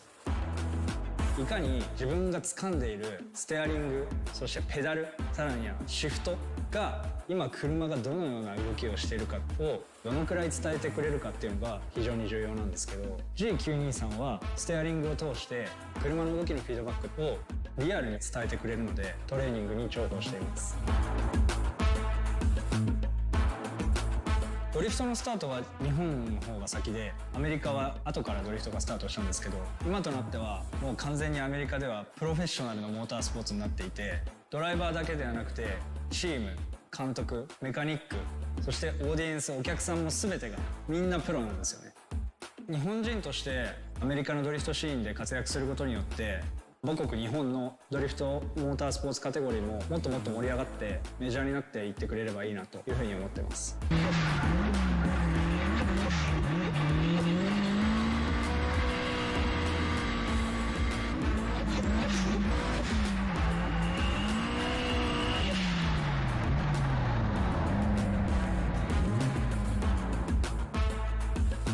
G923 は僕にとっては欠かせない存在ですね。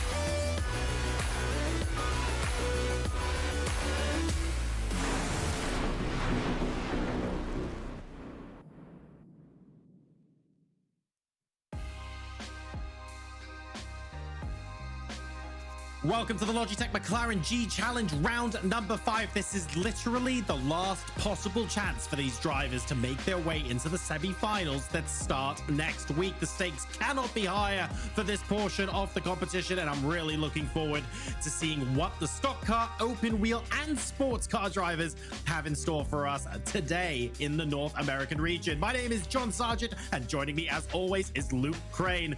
Luke, this is arguably the moment we've been waiting for, at least from a stock car perspective, but every race has been fantastic, and I'm expecting these to be great as well. Yeah, with some of the names that showed up today, it ridiculously is all or nothing for most of these races now.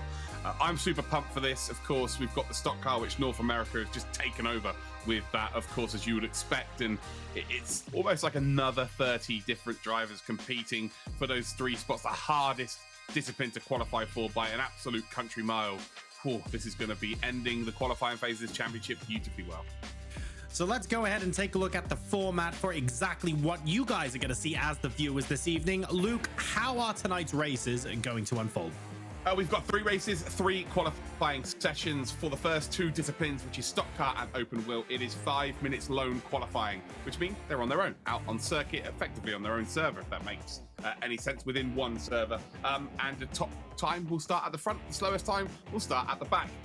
On ACC, it's 10 minutes of qualifying where they're all out on track together. So again, they can impede each other by accident. They can also get slipstream from another driver if they position themselves perfectly around Silverstone. And again, the quickest time will start from the front and the slowest time will start from the back. Points are awarded from first down to 30th position. If it's your first weekend, you're not really going to qualify via the points. That's as simple as that, really. It is for people who've been here from month 1, 2, 3, 4, and 5, accumulating those points, but not quite reaching that top 3. But it is top 3 automatically make it through to next week's semi-finals. And again, with some of the names that I'm about to mention, oh boy, those top 3 positions are going to be hotly contested in all 3 disciplines. Look, if you're going to leave it until now to try and qualify, these are going to be the 3 most difficult positions in the championship to get for sure. Next week is the semi-final, so drivers have been competing for the last 5 months, right, to try and qualify for this moment, and the journey's not over yet. They still have to get top 3 this weekend in order to move on, and if they don't get top 3, that's okay as well, but they might have needed to accumulate enough points over the course of the season to qualify for next week.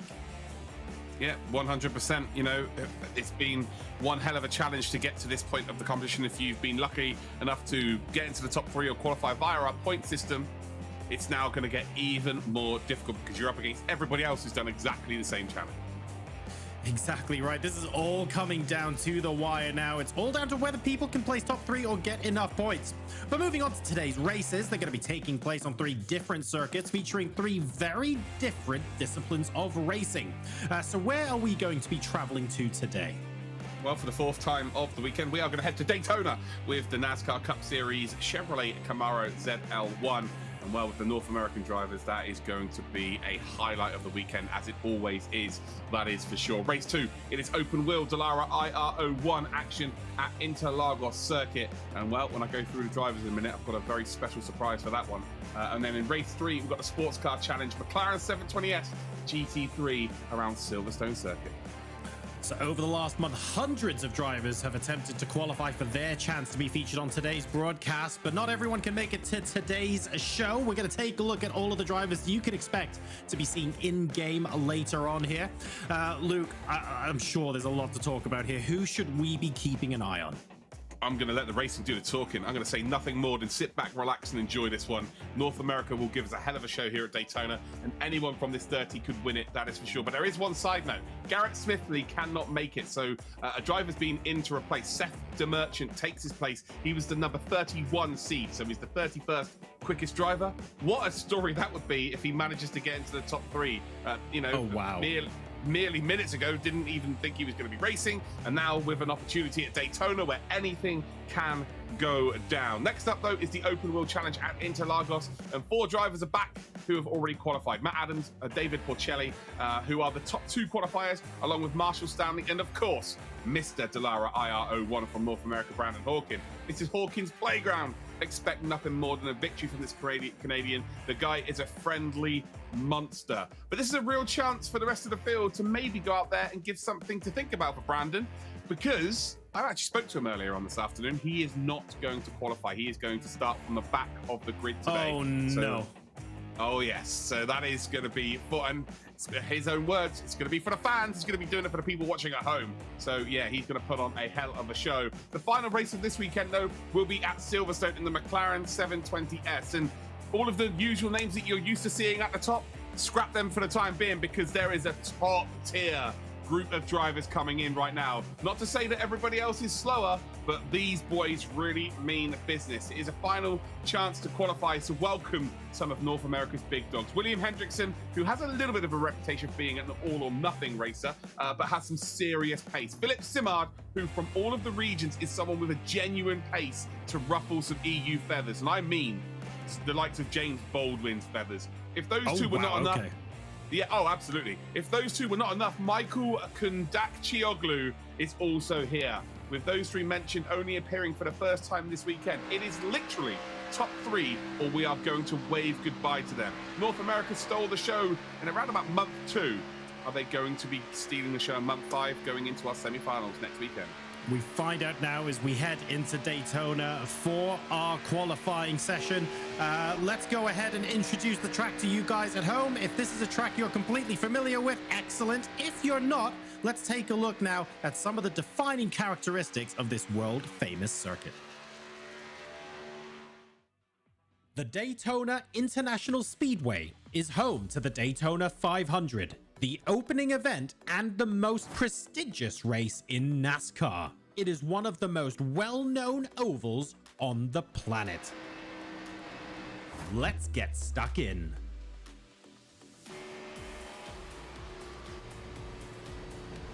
Even though you want to be hugging the inside line at Daytona as much as possible, you might want to consider starting your session on the higher line and building up speed, because it takes quite a while to get to full speed on Daytona, and every bit of momentum will count.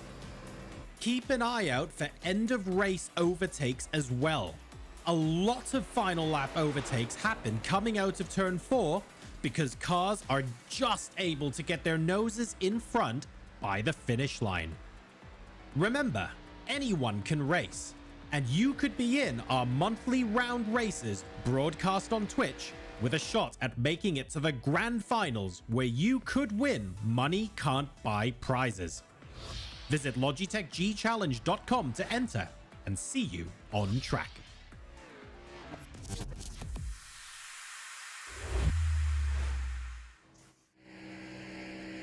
So this is qualifying here at Daytona. We want to remind you guys that we're collecting tweets from you this evening using the hashtag Logitech G Challenge. Send us your questions, who you're cheering for. Let us know what you think. But right now, 25 drivers here. It's going to be crowded and it's going to be fast. That's right, ladies and gentlemen. Make sure you get your tweets into us. I've never heard you so high-pitched there, John. Are we actually going to have someone send us a tweet? That'd be great. Hashtag Logitech G Challenge. Get yourself involved. Just right. at me, please. What's this, Bieber? Sorry, if we said ad. Yeah, different era. David L. Brown then is the lead qualifier at the stand of 48.898. He is cleared by a huge margin of 3 thousandths of a second for Jarrett Liebert. Wow. So that is your top two as it stands. And yeah, this is going to be close. These are the very best in the world. The iRacing in the lobby is the highest we've had, as you've pointed out already. In this, like 2.5K, which is average. So that is mind-blowing, to say the very least. Of course, there are going to be some drivers with a little bit lower and a little bit higher than that. But yeah, 2.5K as an average is a mammoth. Smokes. You'd only get...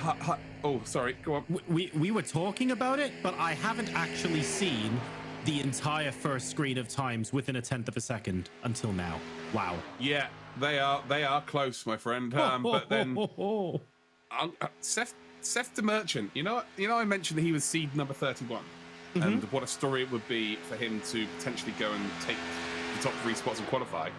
He's pole position. He has done a 48.886.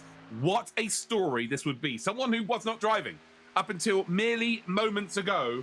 The driver can't make it, and then he's been given that opportunity as the 31st seed to potentially qualify through to our semi-finals. That would be mesmerizing. That's insane. That's what a story this would be. Although if you take a look at those qualifying times, it's like half a tenth for the top 15 drivers. Yes, being out in front, well, hopefully steers you clear of debris if there's going to be a big one in the back, but it is by no means a guarantee. No, 100% not, but you prefer to be at the front than anywhere else. We've seen that drivers are not willing to take chances. They're trying to sort of get a safe passage through. If you can manage it, again, if you've got a couple of cars behind you, if you're someone like the Merchant and you can lead out from the front, you can afford to lose 2 positions. That's not going to be a problem. Top 3 is what qualifies. If this was a win at all costs kind of race, and if you don't win and you're done, then it becomes a little bit more difficult. But I think leading's not going to be too much of a worry. It's look at that. It is 5 thousandths of a second between the front 2. It is unbelievably close. But Seth the Merchant, who wasn't racing moments ago, is in the qualifying phase here in the race as the 31st seed, and he is pole position. Incredible. I'm just going to stay here and be absolutely awestruck. All 25 drivers on the grid, ladies and gentlemen, are separated by 1.5 tenths. 1.5 tenths of a sec. This is going to be absolutely bonkers. Unbelievable stuff here. I cannot wait for this race. Here are the track conditions: 40-degree track surface, 25-degree ambient temperature, but it doesn't matter. This race is going to be absolutely smoking. Yeah, I would imagine this will be also very squeaky clean as well, like the experience levels in this server, considering the average iRating on a circuit such as Daytona, which is why expect there to be a huge one on the final lap. That's all I'll say. I cannot wait for this at all. Ladies and gentlemen, here is your grid. Seth the Merchant on pole position alongside Jack Dolan. And then we have David L., the return of the DJs here, and Jarrett Liebert making up row number 2. Raymond Rittenauer and Talon Smith will be 5th and 6th, respectively. Matt Quick and Fred Anderson make up row 4 on the grid. And rounding out your top 10, we have Matt Bean and Michael Cozy. There's top 10 onto the second set of 10. We've got Ched Martin in 11th position and Shane Hensley in 12th. Brian Wang and Miles Morse. Zachary Robinson and Jason Leadingham are in 15th and 16th. Ryan Bush and Aaron Brown make up your 9th row. And then we've got Alexander Kerfan and Robert Edgerton. And then going on to page number 3 now, Joshua McQuiggan and Trey McCrickard will be lining up just ahead of Raymond Dowst and Rand P. And Jonas Luzada is going to be making up the rear of the grid. But what's insane is it's just over 1/10 of a second away from pole position. My mind is struggling to wrap itself around this. This is easily the most competitive grid we have seen all G Challenge long. And there's only 3 places up for grabs, Luke, at most. That's not including people who've already qualified. This is nuts. Yeah, and this has also been the most competitive field throughout the whole 5 months in terms of we haven't seen, people blocking other people from qualifying because anyone can win. Like, it's been a different top 3 every single time around. So I'm super excited for this, John. 25 laps of Daytona with some of the very best oval races in the world. Oh, yeah, sign me up. Can we have maybe 5 races of this? I'd love to see it on replay non-stop. This is setting up to be the most hotly anticipated race of the weekend. Like, there are no favorites when it comes to regions, right? Everyone is fantastic, but these guys are just so unbelievably competitive. The field is packed so close to each other. Oh, I cannot contain my excitement. Yeah, well, you said you wanted to have 5 races. I can raise you that. Next weekend, we're going to have 8 of these races. So let's do it. Yeah, we're the real winners, really. Exactly right. Rip our schedule. You know what? I don't even care about our schedules. I would absolutely watch this all day long. Well, we've got no choice next week. We've got 3 days of it, John. Yeah, love that. Yeah, I'd watch this all day long. Yeah, that's literally the plan next weekend. Or hang on, Friday, should that Saturday, be Sunday. woo? Yeah, absolutely. By the end of it, it'll be woo. Woo. It's going to be a long one next weekend, that's for sure. It is. But all your dreams and prayers are being answered right now, John. I got great news for you at every turn. I'm very excited to see. Even if lap 1 is completely squeaky clean, just watching this many drivers be nose to tail, properly stay that close to each other and be squeaky clean, that's art in itself, really, in a field like this. Yeah, normally they say you can cover the field with a blanket. This will be that close you could probably cover them with a loincloth. It is just going to be that kind of race. It is Daytona. It is known as a bit of a meanie race in sim racing because literally anything can happen. The slipstream is so huge. The side drafting, which is relatively new to the platform, I guess it's nearly a year old actually, that's going to be a big factor. It's made it a little bit harder for these drivers to race. But expect them to stay 2 by 2 for a long time in this race. It won't be the case of them going into single file relatively early either. Right. So here we go then. It is race time, ladies and gentlemen. Oh, I am super pumped for this. Seth DeMerchant, who wasn't racing up until moments ago, has managed to be given a spot because the driver couldn't make it. And wow, he is grasped it with both hands and is on pole position. Green flag being waved by Barney. And we are off here at Tona. We have got 25 laps then for the final qualifying race, month 5 of the Logitech McLaren G Challenge Stock Car Challenge. And here we go. Already the front 3 then have got a great run. Again, like I said, P3, P5, they've kind of got the best seats in the house realistically because they can see the front car go. If you're side by side as a P2 driver, your view is skewered because you're looking forward and you can't really see the P1 go. But if you're directly behind the driver, of course you can get a better run here. So the 83, as you can see, starting from 3rd on the grid, has moved then into what would be 2nd position. Have we already got a few drivers missing here? Oh no, again, it looks like everyone is closing up. It looks like it's been a very squeaky clean. And I was expecting them to run 2 by 2 for a little bit longer than they have been. They are into single file relatively quick. You can see all the cars on the high side, they're just trying to find a little letterbox of opportunity here, John, to get down. And obviously the cars in the low line, it is in their best interest to not let them in effectively and make sure that those drivers end up going to the back of the order. But as it stands then, it's DeMerchant, it's Brown. Those 2 are at the front here. They're looking very, very good. It's, again, looking very slick. You can see a big old snake of cars. We were talking about snake on the Nokia phones yesterday. This is like the top tier level of snake. This is level 99 right here. And I guess latching on to something you mentioned a little earlier, Luke, is it a little bit surprising that by the end of lap 1, we essentially had everyone already going into single file? Sorry, say that again. By the end of lap 1, everyone had already gone into single file. Like we thought they were going to maybe stay 2 by 2. We saw in LATAM earlier, for example, there were loads of cars going into lap 3, lap 4, trying to make the high line work. It looks like that idea has been abandoned quite early on in this race. Yeah, they've gone single file. Again, it's I think everyone's got the same idea at this stage of the race. Just get yourself into, the final few laps in contention. It's, you can not win the race on lap number 1, but you can absolutely lose it. We saw a few drivers try and be a little bit sneaky and try and hold the high line and maybe work together and try and push forward, but ultimately they dropped straight down to the back end of the order, and so it just didn't work out like that. But yeah, as it stands, the Merchant, Brown, Lieber, and Smith, they're the top 4. I wouldn't imagine it's going to change too much over the next few laps here. It's going to be interesting to see when someone finally blinks and tries to make a move. I'm wondering how many people are in this lead group here. I don't think it's the whole 25, is it not? Oh, no, it is. There's a couple of cars that have just fallen off a little bit. Yeah. 6 seconds. Yeah, a couple of cars have now dropped off. So it's around about 21, 22. Oh, there's a big one. Oh, that is a huge one here. There's a big smash. That's looked like P14, 15-ish, around that sort of area, maybe a little bit closer. But that is going to be a few drivers. G Challenge over here in the blink of an eye, and there looked like there was a car that was taken off like the airplanes just by the airport there. So the air traffic controller is having a hell of a day today. It definitely is, and unfortunately, the air traffic will not be complying with instructions. I can tell you that much. Ridiculous scenes there that reduces this lead pack to, I think I just counted 14. I suspect you were absolutely spot on with the maths there, Luke. It could potentially be reduced even further. We'll have to wait and see if anything else happens. I suspect we'll be ending up getting a replay of that at some point in the near future. But right now, exactly like you say, no change in the lead. And very, very close nose to tail. I'm actually really impressed. When you compare this to the other stock car races we've seen, the average distance between two cars, you can tell how comfortable these drivers are because they properly are right up against each other.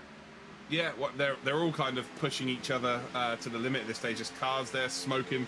That is obviously not what you want, for sure. But it's 13 cars now battling for P1 effectively. We have not seen a massive part of the field be taken out like this for North America. Normally it's pretty clean from start to finish. This is, brilliant for the 13 drivers here. They're the real winners in this situation. They're not going to care either. Like, they're going to be thinking, yeah, that's cool. Don't have to worry about those people anymore. And right now, because of the level of this field, I would say the top 8, if you're in a sort of top 8 with a couple of laps to go, you've got a chance of potentially winning. I would say that anybody in this field right now, because of the level we're at, has a chance of winning there. Let's go ahead and take a look now at the Quantum Pay replay of that crash. Let's figure out what actually went on there and what set it all off. Which car was this that got a little bit too close to start? It was the front red car, getting all out of sorts and collecting everyone behind them. You can't really avoid something like that, can you?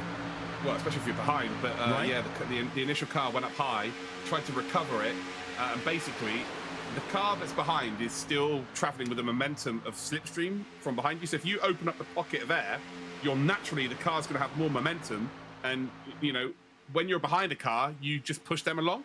But if the car disappears from that, you then push into that space. So the car's got up high, and it's like half a gap being left, and then the cars come back down, and they were probably bump drafting, and the contact was already there, but the momentum of the car from behind going even faster because the hole has opened up in the air in front of him. Ultimately, the air for the car that's moved over to the right is now on the front of the bonnet, so that means he's obviously, hitting like a brick wall of air, so to speak. So he's losing momentum, and they have a little coming together, and then everyone else behind is so close. There's no, you can have the reaction time of a cat, and it doesn't matter at this stage. You know what I mean? You are Dunsky. So yeah, it's not ideal, but that's oval racing. That's stock car racing. And these cars also, you can't like if you make a sudden jagged move to the left or move to the right, your car's gone. You can't recover it. There's no aero to these cars or anything like that. They are literally boxes on wheels, effectively. So yeah, once you make a mistake, you very much can't avoid it. Well, it also, when the car isn't just pointing straight, you know what I mean? Like, if you're hitting that wall of air and it's the front of your car or the rear of your car hitting it on the side, by the time you've lost a little bit of control, all that's doing is making you lose control even more quickly, like trying to correct that and wrestle control. And it feels like at that point, you're already a passenger. Yeah, well, you are. It's simple as that. As soon as you see the flaps lift up on the car, that is not a good sign. The flaps on the car are there to stop it. If you look at an aeroplane and how their wings change shape to when they're landing, that's what they're doing on the car. They're trying to stop the car. Yeah, you're done, unfortunately. Yeah. But again, as I've mentioned before, this 13 cars are out in the lead group here. They do not care one iota. Lead of the race in is Seth DeMerchant. We've got Daniel Brown, Jarrett Lieber, Talon Smith, Dolan, Rittenor, Matt Quick, Wang, Robinson, and Cozy's your top 10. Morth, Brown, and Bean. There you go. That's a back marker, isn't it? That's not anything. Luke, oh no. That's Demerchant moving out of the way. I wanted to ask you about that. That's really interesting. There was nothing that compelled him to do. He just chose to do. What's going on there?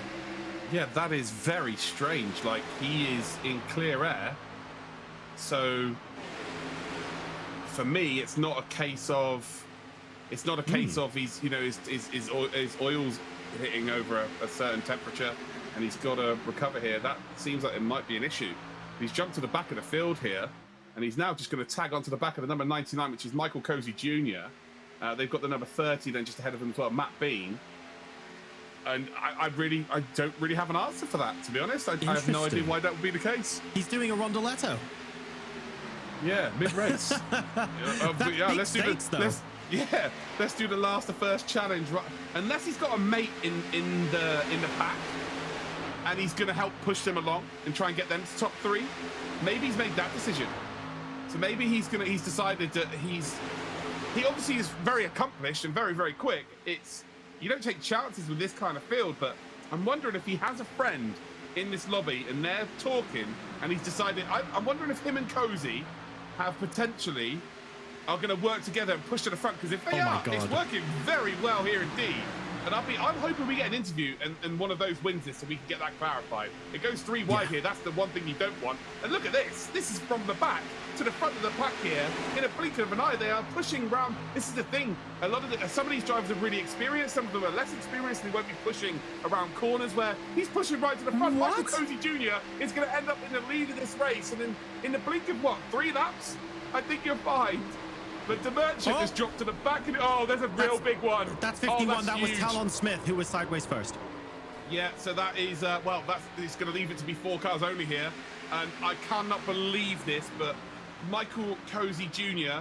is now in the lead of this race. Demerchant has gone from 1st to 13th, back up to 2nd by pushing in the blink of 3 laps. That is ridiculous. Luke, you've got some explaining to do here, mate, because every single time we've seen a car go up onto the high line, or even just go up onto the high line with only 2 cars when there are plenty of other cars on the low line, they drop back like a rock. But what we've just witnessed is Demerchant summoning something like 20 miles an hour at will. How is this even physically possible? Because they're pushing through the corner. They're trusting. They obviously know each other. They're trusting each other. Whereas most people are bump drafting just along the straight. Wow. They're bump drafting for the entirety of the laps. They gain so much momentum for it. It's a big chance. Like, if you make a mistake, and you can see a couple of cars read the situation and made it 3 wide. So that means that they both have to move up.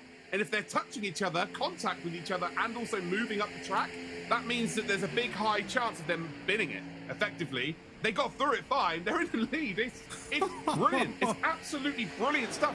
That's move for the George Boothby's move at Spa is a completely different type of move. But for me, that is a 12-car overtake in the space. This is move of the competition by far. Yeah, it's easily. ridiculous stuff. And that's not just top tier in terms of pace. That's top tier IQ racing there. Very clever, exceptional stuff. Let's go ahead now and take a look at the Quantum Pay replay of what happened to Talon Smith there. And was he the car that set that chain reaction off? Let's find out. So, yeah, I think he was. I'm not getting the greatest of view there, unfortunately. Again, it looks like it's a similar situation where he's gone high, left a sort of door open for a car behind to sort of close up, and then gone down low and pit maneuvered themselves. It's very much an oval incident. It is what it is. Again, from that replay, I couldn't really see too much there, to be honest. So in the lead of the race now, car number 99, Michael Cozy Jr. Some data-driven insights powered by Splunk, but let's be honest, Michael Cozy Jr. at the moment is powered by, he's powered by the number 57 car rather than anything else. Started in 10th. And got the bump here from Seth. That is absolutely extraordinary. Just went back and said, yeah, I'll pick you up, mate. Don't even worry about it. Was back in the front of the field in the blink of an eye. I really hope we have an interview here, and I really hope we get to ask that question, because I want to know. I want to know if it was intentional and these two know each other, because it's pretty obvious. Yeah, look at them. They're just streaking away from the 2 behind now as well. This is watch out everybody else in this championship. We've got some massive names in this championship. Like, we've got 3 drivers effectively, we've got 3 NASCAR champions on iRacing, with Keegan Leahy, Logan Clampett, and Nick Ottinger. Those 3 are champions in the eNASCAR series over the last 10 years. Those 3 qualified week 1. This is something for them to watch out for. Of course, they probably would be expecting something like this around Daytona, but that is an exceptional turn of events and something that's just really caught me off guard. I knew North America was going to come up and show the stars and the stripes for Daytona, but that is a ridiculous set of laps. That was fair play. I got nothing more to say about it. It was that good. I enjoy analyzing. I really, really do. But I cannot equate how the laws of physics made that possible. Seth DeMerchant is some sort of wizard, because that was mesmerizing to watch. We could easily have had that sequence on replay for the entirety of the rest of the race, and I promise not to complain. Yeah, we're seeing it now. I'd love to be able to see like a camera behind the car, like as if we're sat on the rear wing. That would be a great camera to see, because I think he's just pushing through the corner, whereas no one else is doing that. So again, there's a gap forming on the exit of the corner, but he's pushing initially through the corner, which is just gaining maybe a tenth or so on the rest of the field. Again, the 2 cars behind are able to catch up. Brown, by the way, who's currently in 3rd position. So David L. Brown, who's currently in 3rd position, has already qualified. He is in a position here to block one of these 3 drivers as well, which is ridiculous. I'm trying to find out, is Liebert already qualified? No, he has not already qualified. So right now, Brown is the only one out of these drivers that's qualified, or has he not? Oh no, so hold on. Brown is a P3. Sorry, Brown is P3 and Liebert is P4 in terms of the points. Okay, so they're pretty cool. Yeah, they're pretty cool, but to guarantee themselves here, between Brown and Liebert effectively, but you've got to factor in here, they're good. They know they're going to qualify via the points, right, John? So they're pretty, but these 2 here, Seth DeMerchant and Michael Cozy, they look good, especially DeMerchant. If they could potentially get DeMerchant into 4th position, it's his first week. He will not qualify, remember. So that's got to come into play here. So he could have done all of this hard work, and it might come undone still. And for the championship, he instantly goes as one of the favourites to win this if he makes it. He might not even make it now. This is literally the potential for 0 to 0 kind of territory. A little bit of contact there. Maybe a little bit heavier than he would have liked, but David Brown certainly letting Seth DeMerchant know that he is there. And yeah, you're right. They're pulling out in corner entry and then getting sucked back in on the straightaway there. David Brown, Jarrett Liebert, they're fairly comfortable from a points point of view, but imagine Seth DeMerchant, there is a real chance here. So many things can happen that causes him to not make it to the semi-final after we have just seen move of the G Challenge so far, in my opinion, easily.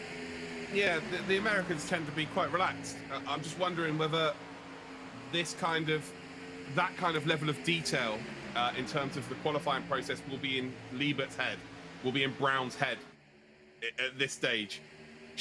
I'm not sure it will be. So it is a case of they're just going to try and finish as high up as they possibly can. I just feel that Liebert might be dropping off here. I think his tyres might be dead. So this is great for DeMerchant. Again, DeMerchant deserves to be there, that's for sure. But it's just to whether Brown and Liebert could potentially get themselves in a position here to block him. I cannot, like, he has literally pushed Cozy into the lead of this race, I don't think Cozy had the pace to get himself up here. And he's dropped back, he's literally dropped back and put his own race at risk to bring someone up to the front. That is incredible stuff. I'm just impressed that it's possible, and I think people are going to be looking at that going, oh, so this is what S-tier oval racing looks like. That's absolutely brilliant, the way that they're working together. Now moving back up onto each other here, you can see David Brown and Jarrett Liebert closing right up. Lap 21 out of 25. Knowing what I know from watching the LATAM race earlier and how comfortable these cars are following each other this closely, it wouldn't surprise me to see no car come out onto the high line, Luke, until the very last lap. Yeah, but this is going to get fruity here because Seth has been behind Cozy, and I mean right behind him for a long period of time here. So when it comes up to the final couple of laps here, he might be in trouble in terms of, he needs to get some fresh air onto that car effectively to cool the car down. Whereas Liebert's been positioned a little bit further behind, same as Brown, with only 3 laps remaining as they will cross the line next time round. Like, those two can just afford to go flat out here And as again, they just all separate ever so slightly to deal with the back markers, the back markers staying low. And again, you're seeing the difference between North America and the rest of the regions. We're seeing back markers stay up the high side for the most part, whereas, you know, they all feel very comfortable, even with slow cars, they're very comfortable positioning themselves. As long as they're making it very obvious to the leaders, they are golden. But it comes down to this then. So Michael Cozy Jr., not already qualified. Seth de Merchant, not already qualified. David Brown and Jarrett Lieber, they will qualify via the point system. Regardless of where they finish today, they will get through. Right. But can they block one of these two drivers? They need to finish in the top 3 together to block one of these from qualifying, because it's Cozy Jr. And indeed, well, I'm going to check the stats here. I know de Merchant's in trouble. If he doesn't get top 3 here, he is done and dusted. Like, it is as simple as that. In terms of Cozy Jr., he's not on the list as well. So, yeah, they have to finish top 3. If one of them finishes in 4th spot, we will not see them next week. And of course, the entire point of de Merchant dropping back to help Cozy Jr. is so that both of them can be back in the semi-finals. After all of that work, you don't want one of them to not be there. And remember, anything can happen at Daytona. There's a possibility that neither of them are there if they're not too careful. Lap 24 out of 25 now, Luke. Oh, I think this is going to be such an exciting finish. Here it is. Here it is. It's the final complex of corners here. We are coming up towards the line to end the second to last lap. One more turn, one more tour here of the Daytona International Speedway, the oval here, and it comes down to this. There's 4 drivers battling out for the lead. Michael Cozy Jr. and Seth de Merchant, they have to finish top 3, otherwise we will not see them next week. Brown and Lieber, they have a chance to block these two here. And again, you can see that de Merchant's just pushing Cozy away. I think we're going to see some fireworks on this final lap. And also, make sure that you're aware that we've got Matt Bean, we've got Morse, we've got Brown, and we've got Robinson as the second group of 4 as well. So if there is any shenanigans, if there is any touching or any hit maneuvers here at the end, I just don't think it's going to matter. Look at de Merchant. De Merchant's found something here. He's pushing Cozy towards the line. I'm not sure that Brown's going to be able to get a run here at all. I just don't think it's been taken out of his hands completely. As we come up towards the final couple of corners, there's a back marker to deal with here. And again, they're just utilising the corners. And I think you'll find he's going to go for the race victory here. He deserves it. De Merchant on the outside. It's contact between the two as they cross the line. De Merchant and Cozy take P1 and P2. Brown and Lieber are going to make it through the next week. But that is impressive, not only in the result, but how they got to that position. Incredible stuff. I think that redefines what we consider an imperious performance in a race. Seth de Merchant, take a bow. Michael Cozy Jr., yes, he was the car that got pushed, but obviously it takes 2 to tango, and he had to make sure that he was cooperating every step of the way. What an absolutely astounding 1-2 for these drivers. Yeah, it was sensational. That is something that I will, I've been involved in the G Challenge now for 5 years, and that is something that is one of those moments that I will always refer to. Like, whenever I'm involved in the future, that'll be something I'll always refer to. And any other motorsport event I'll ever do, that will always be in the back of my head as one of those moments that I witnessed. It was that good. That was sensational, John. That really was. I'm so I actually just want to ask how that was even possible. I didn't even realize that such a maneuver could even be done before watching that masterclass on Daytona. They deserve every single bit of praise that they get for that. Absolutely incredible race. And of course, it's a happy ending all around because the cars behind them, one's on a podium and the other's going to be qualifying via points. So some other drivers are going to be able to get in as well. Yeah, 100%. Everyone's happy in the top 4 at the very least. It was, there was a chance potentially. Was there a chance potentially for them to be blocked the front 2? Probably wasn't, actually. The way that de Merchant managed to just push Cozy towards the win was, again, just absolutely ridiculous. But again, he's utilising. So if you're bump drafting a driver, normally it's along the straights, and if you want to take some chances on entry into the corner. But he was almost bump drafting him from start to finish each and every lap. So, normal drivers are backing out or backing off through the corners. So they're, not maximizing what potential time there is. And we see in bump drafting, look at how different the times are in a race. They're sort of sometimes around about 2 seconds faster than what we see in qualifying. So you see how much time they can gain. And if you're only bump drafting for half of that, you're maybe losing, 8, 9 tenths of a second. We saw in that final lap, they put a half a second gap to P3 and P4, which is in just, what lap? Like, they're the cars in front. Like, that shouldn't be possible, but here we are. Like, that was something very, very special, John. Very special. I'm certainly going to be remembering that for a very long time indeed. Ladies and gentlemen, we now have the final results for the stock car race powered by Splunk. Let's go ahead and take a look as I give you our top 10. Seth the Merchant and Michael Cozy Jr. 1 and 2 after that ridiculous and also sublime performance. David Brown 0.773 off in the last. I don't even understand how that's possible. Fantastic stuff, but he clinches that all-important podium place, and Jarrett Lieben will be able to go through on points as well in 4th. Matt Bean, Aaron Brown, Miles Morse, Zachary Robinson, Fred Anderson, and Trey McCrickard, who I think started close to the back of the field, finish in your top 10. Jonas Luzada then and Raymond Rittenor are going to be 11th and 12th respectively. Jack Dolan, Robert Edgerton, and Ryan Murray make up the top 15. Matt Quick, Brian Wang, Raymond Doust, Joshua McQuiggan, and Talon Smith, who started closer to the front of the grid, unfortunately got caught up in those incidents, will be your top 20. And then moving into our final screen, we have Ched Martin, Alexander Kirfan, Shane Hensley, Ryan Bush, and Jason Lettingham rounding out the field. Right. So, what an absolutely fantastic race. Obviously, a single maneuver dominated it, Luke, but we did have action throughout. Yeah, well, it was like a 470 car train until this happened. The car 17 there, wow, they won't be racing for a while. That is, oh, shoot. Off we go. Luckily there's a fence there, otherwise they probably would have ended up in Miami.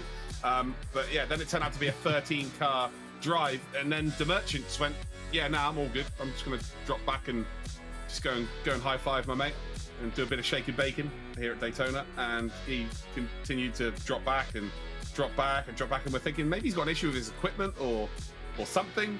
And then all of a sudden he appears behind the number 99, and it's just like, I don't know, they're best friends forever. It's like the film Ted. Like, they're Thunder Buddies. They are. It's like, this is ridiculous. But you can see, I was talking about cars that were trying to make it 3 wide, which was 4. Look how lucky they were, though. If they were a couple of positions back and they hadn't got all that work done really early, they would have been involved in that as well. But you saw a couple of cars trying to make it 3 wide as well to force them to move, because they knew what they were doing. They knew that they were bump drafting corners, which is just very dangerous, especially if you've got to avoid anything. But we come up towards the end here, and really, it is... Wow, it was deserved for the Merchant. He did indeed get across the line and take the victory. Cozy has got a lot to thank the Merchant for, that's for sure. But the fact that they were able to drive away in the final lap as well from P3 and P4, it was just a really, really, really top tier performance for sure. And Seth the Merchant can be extremely pleased with himself for sure. And also we'll get to see his mate in the semi-final next week. How many opportunities, though, are you going to get to do that when the field entirely consists of drivers that are on that particular caliber of racing? I mean, I feel like Seth maybe showed us that he could even be a cut above the rest here, but with eNASCAR champions in the field, I don't actually know what he can and can't get away with. I'm really excited to find out. Yeah, but again, you know, if they, as much as they're all eNASCAR competitors or they've raced in the same series, doesn't mean they're all friends.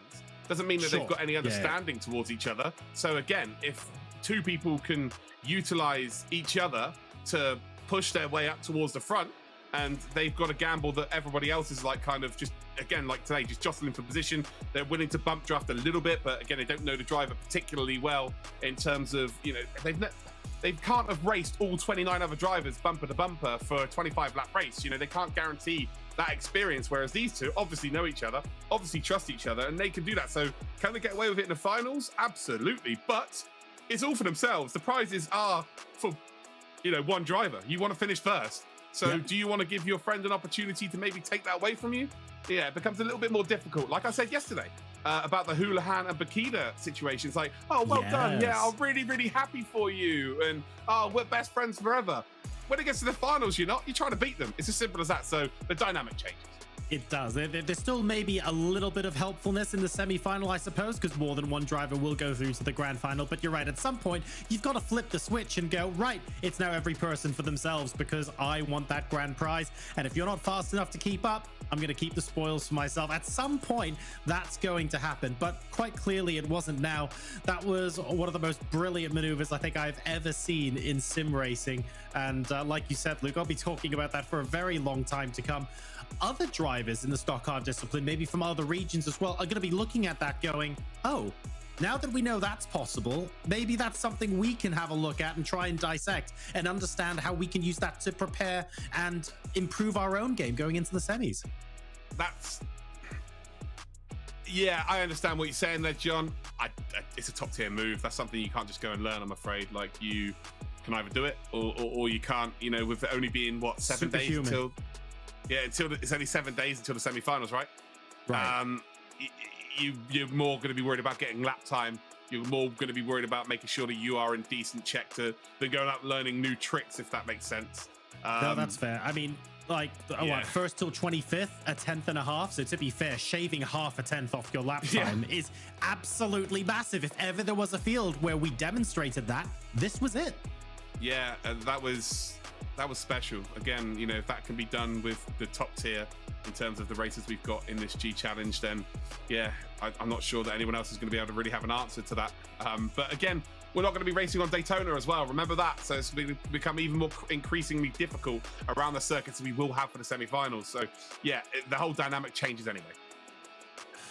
So, taking a look at how high the competition is in the stock car and just how unbelievably skilled this field of drivers were.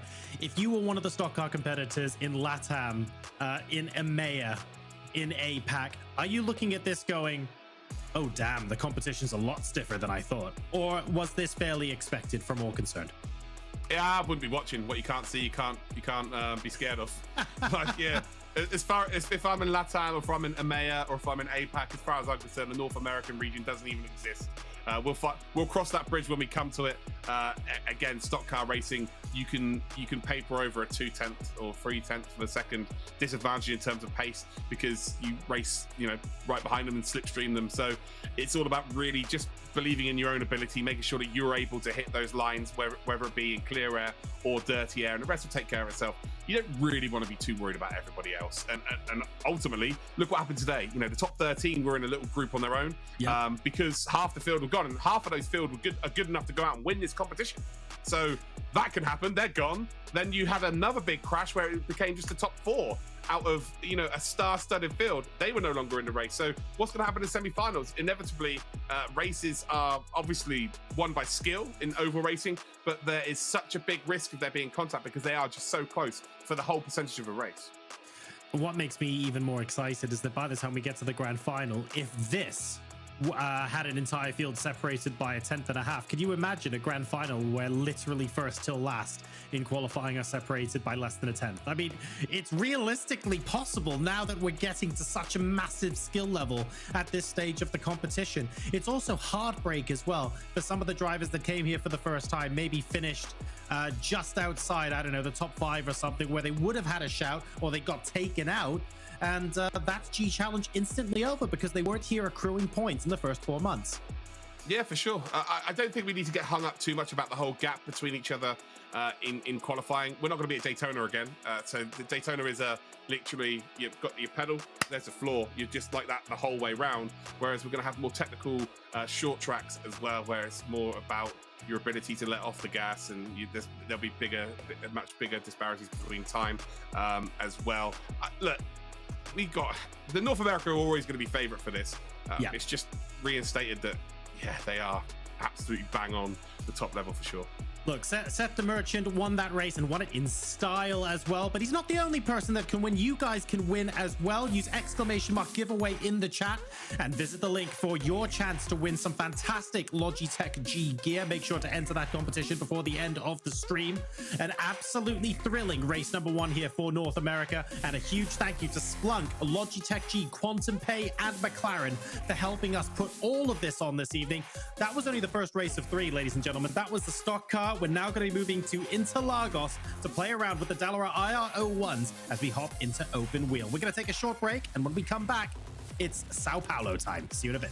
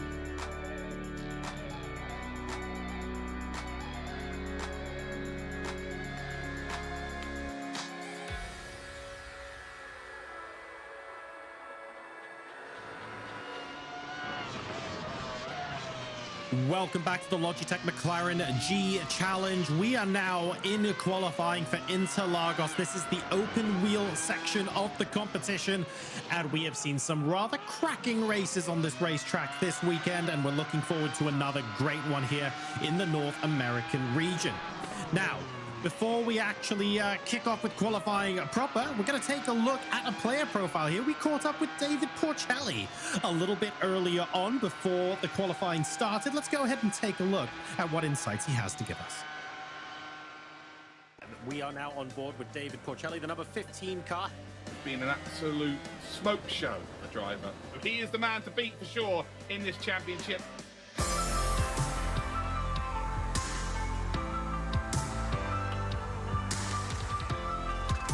Hi, my name is David Porcelli. I'm from Montclair, New Jersey. I'm a semi-professional race car driver and sim racer.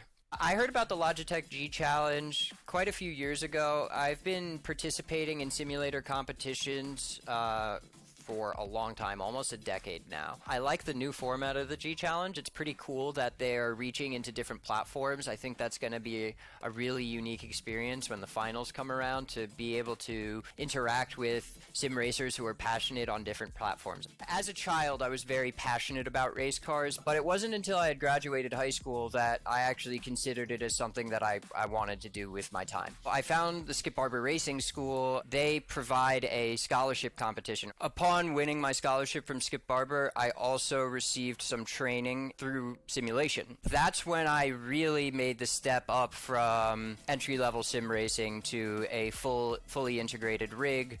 Real racing is an extremely challenging roller coaster of a sport. I would define myself as an open wheel race car driver. I'm extremely passionate about open wheel Formula One and Indy cars. They've always had a draw to me because they're the fastest cars in the world. I've been to so many amazing places. I was able to race in Monaco. I think my trip to Europe was really phenomenal, and I don't think I'll ever forget that. I like music and I like automobiles. I started playing guitar when I was 7, so I'd say music and automobiles, those are my two passions and hobbies. My biggest supporters in my life would be my family and my girlfriend Brianna. Racing, as I said, is a roller coaster, and they definitely tolerate a lot. Another large cheerleader of mine is Kelly Jones at Racecraft One. I don't think I'd be where I am in sim racing or real life racing without his support as well. Sim racing is, to me, a training tool. A lot of people, they get in the sim and they just head out, and if you make a mistake, guess what? You get a reset button. In real life, you don't get a reset button, and so that changes how you behave. Racing is as much a team sport as any other team sport you've ever heard of. With no teams, there is no racing. The level of performance that is expected in the professional series these days cannot be executed by a single human being. The highlight of my sim racing career is actually right now. I'm really excited to compete in the Logitech G Challenge against the best sim racers in the United States of America, and then the best sim racers in the world. When life comes your way, when you have the option to do something that you love and that you're passionate about, it can make almost anything a little bit better.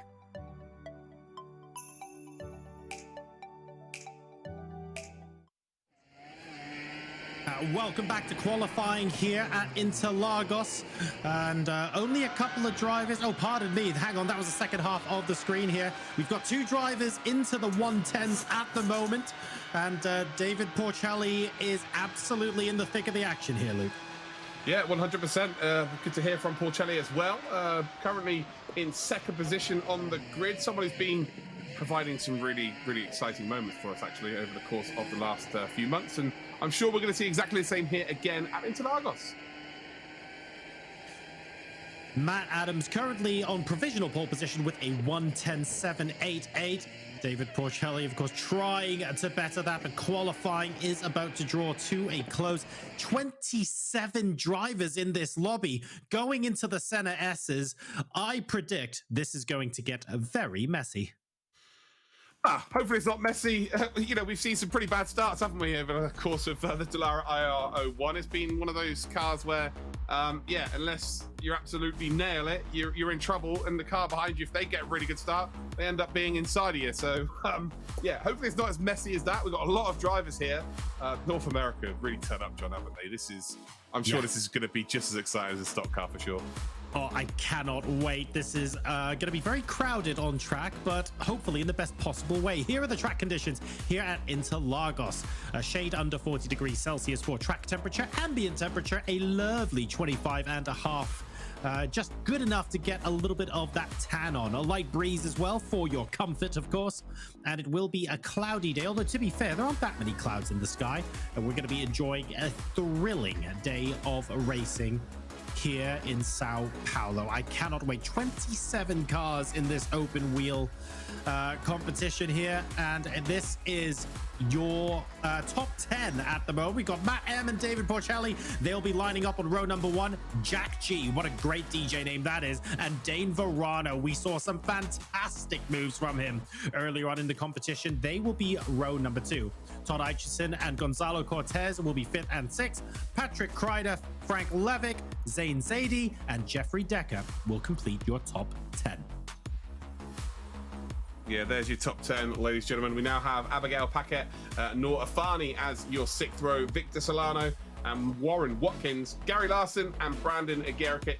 We've then got Max Bowman and Greg Laborde, Brandon Hyde and Bujolski as your top 20.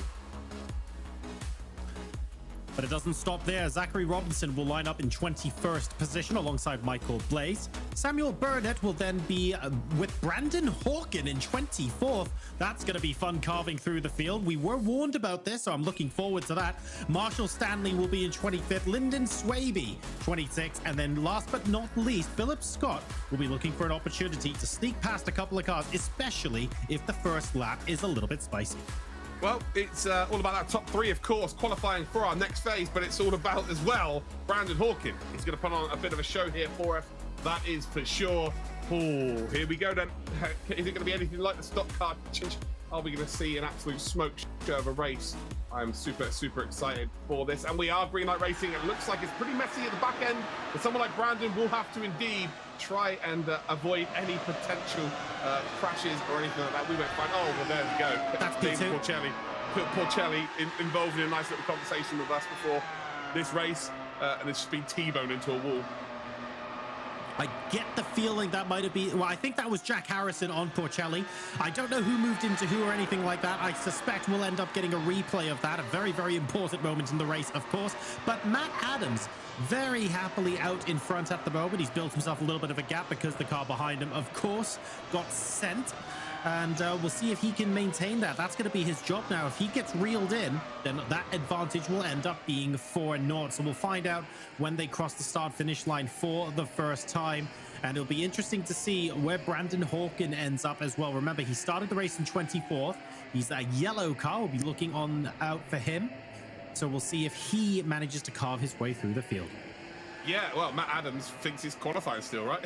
He's looking in his mirrors right now thinking, hello, everybody? What's going on? Like, I've just watched a stock car race, and that was actually from start to finish, and, well, I'm happy with this. I'll take this all day long, he'll be saying. As it's 2 wide and behind him, honestly, it's like Noah's Ark at this stage, 2 by 2 everywhere. Oh, that is a little bit of contact there. I'm trying to figure out who that is exactly. Who was that? I don't know, but Brandon Hawkin definitely just went past him, because if we're watching a yellow car carve their way through the field, I doubt it's anyone else at this point. No, how is he in 8th? He's in 8th? Yeah, he is an absolute... Oh my God. Yeah, it's ridiculous, isn't it? He is that kind of driver, and I guess this is also going to test his... he knows he can overtake and whatnot, but it's always going to be good for his mindset, knowing that he can just carve his way through the field if something was to go wrong. And that is why you want to qualify as best you possibly can. He might have got away with that, you know. He may... Yeah, it didn't look like anything on his car got bent out of shape there. Wow. So he might have just about got away with that there, but there was some contact to show the blue car, not giving as much room as potentially you would have expected, and now he's got to try and run on his own here and move up. So that's P7, I think. Or, yeah, P7. That's Norafani that's facing the wrong way, unfortunately. Or was it actually Frank Levick? It might be Frank Levick. So it might be P6. I think Norafani might have been overtaken a little bit earlier. Yeah, Norafani's just in behind, I think. Abigail Paquette as well, just in behind. But the front five have kind of got away here. So, just so I get this straight, because North America is serving up some ridiculous races. We just had Seth DeMerchant basically pass 12 cars in a single lap, and Brandon Hawkin went, don't worry, I can pass 16 cars on lap 1. Is that basically what we just saw? Yeah, in a nutshell. Wow. Like, the way you put it there, insane. The way you put it there would be a rubbish book. Well, yeah, exactly. It wouldn't be a very long one, would it? We have actually got a replay of that initial crash on lap number 1. Thank you to Quantum Pay for this. Let's go ahead and take a look at what happened there. Yeah, so here we go then. Again, a few drivers just not able to get the car off the line, which has helped drivers such as Hawkin. But as we look here, Porcelli is the light blue car in 2nd position as we make the run down in towards turn number 1. It's the lead light blue car, shall I say. Well, that is... Yeah. That is, I think that's a record. I don't even think they made it across the line. That is, like yesterday we saw them not make it to turn number 1. I believe a few cars there didn't even make it across the start-finish line. That is, if anything, impressive. We didn't see the Porcelli. Maybe we'll get a replay of that. I think the most important thing is the Porcelli one, really, as he's now right out the order here. Brandon Hawkin, can he potentially rein in this group of 4 cars here? They're going to make it easy for him by just battling like this, ultimately, but they're looking for the top 3, aren't they, of course? It's all about getting into that top 3 position and moving forward in this competition. Ultimately, look at this. This is, I don't know, these cars remind me of spiders, like those are spiders racing around a race circuit. But look at them, they're all just so close here. How these cars are going to end up at the end of this race with all their body parts on there, I don't think that's going to be a possibility. But as it stands right now, this is really, really good stuff. But Brandon Hawkin again, Gonzalo Cortez is actually caught back up here as well. They will be loving life to the fact that they will be able to just go and catch up here and potentially get involved for the battle for P2. Again, there is another driver in this race, but he's about 4 miles up the road. Everyone else has just been battling so much that he's been able to drive away. Sorry, Luke, I'm a little bit confused here. In our pre-race notes, where you were explaining to me how all the different formats worked, I'm pretty sure you mentioned to me that it was Daytona where we were going to see cars 3 or 4 wide, not Interlagos. Yeah, well, here we are. I'm happy to have a front row seat for it, though. That's for sure. That's one thing I won't take away. 6.5 seconds, by the way. Matt Adams is in the lead here. So even if Hawkin was to manage to cut, like, he's right on the back of this pack here, actually. Where is Hawkin? Let's go on board with him. Let's have a look at what he's up to. Yeah, he's in that yellow car just in behind. He's right behind these. I don't know. I was just about to say, I don't think he's going to be able to catch up to the leader. I don't know. Who knows? This guy's a magician. We have actually got a replay of the Porcelli crash in the center S's on lap number 1. Thanks to Quantum Pay. Let's go ahead and take a look at this. So here we go. Here's the incident with Porcelli. Holds the inside line here. Looks okay. Ooh. Oh, no, Porcelli. No, it's not. That's on Porcelli. Porcelli's driven across him. That was on Porcelli. That did not leave enough room on the curb.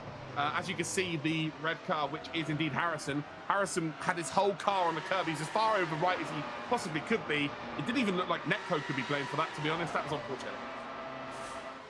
Unfortunate there, but really good that we managed to get to the bottom of that. This is for P2, by the way, so big maneuver going into the center S's. Yeah, absolutely. Oh, there we go. I knew it was going to come to an end at some point. Hawkin again. It's like a cat with 9 lives at this stage. I've mentioned cats twice in this podcast now. But yeah, he's avoided another one there. That is 3 drivers that are no longer going to be in contention for that top 3 spot. They are off into, I think Tom Aitchison was one of them. Maybe Cortez was another. I'm not too sure, but as it stands, then Hawkin has moved up into P6. Wow, that's incredible. Let's go ahead and take a look at Brandon Hawkin here. We've got some additional data-driven insights powered by Splunk. But let's be honest, for this one in particular, we were harping on about him. Everyone was harping on about him. He's just casually up to 6th place from 24th. No big deal. Unbelievable stuff from Brandon Hawkin. Oh, he's up to 3rd. Make that 21 places. That's fine. And now we get to see if Brandon Hawkin can chase down Jack Harrison and Matt Adams. Yeah, he just uses special ability to get 3 of them out of the way. They just all crash into each other. But he's now moved up into P3. How far is he behind Harrison? He's not far behind Harrison at all. That's Harrison in the red car just up ahead here. Again, we will see the timing splits once it goes to the top 15 in a second and see exactly how much work he's got to do here. I'm not going to say it's beyond the realms of possibility with 9 laps to go in this race that he could catch up to the leader. It was 6.5 seconds between P1 and P2 last time we checked, but I'm wondering what it is right now. It's 8.1, so 9.5 seconds for Brandon Hawkin to close down here. Matt Adams, with that big gap there, you may think, oh, he's gone out there and pushed his tyres to the absolute limit. No, everyone else has just been messing around behind him, really. He's given that gap, if we're going to be completely honest. He's an exceptionally fast driver, but yeah, he will probably have something in tow here as well. So even if Hawkin was to catch him, I'm not sure he'd be able to overtake him. Hawkin will be on the limit with the car. He won't have saved anything. So he's looking to get up to P2. Is P1 too much here? This would be a hell of... Like, does he need to put any more statements out there? It's 4 from 4. If he was to go out there and win this race, oh, that would be, again, so special. Yeah, forgive me for not living in the moment right now, but I'm thinking we had Seth in race number 1. We have Brandon in race number 2. I'm genuinely thinking there is literally no way sports car could possibly match this. Is there? Could someone in the sports car race do something just as magical as what we are seeing here? Because this really is exceptional. It is a performance of the... Again, it's going to be another one of those performances that it will go down in G Challenge history. It'll be something that we will remember for a very, very long time. This is just superstardom at his absolute finest, and everybody else, all the other regions now, are going to be looking on here. They would have known that he was a problem. He was a big problem, and I mean that in the nicest possible way. He's the solution. Yeah, the way he's dealing with it right now, he's not just a big problem, he's becoming a huge, huge problem. And try and solve that equation. Well, good luck to you. I'm not going for it, that's for sure.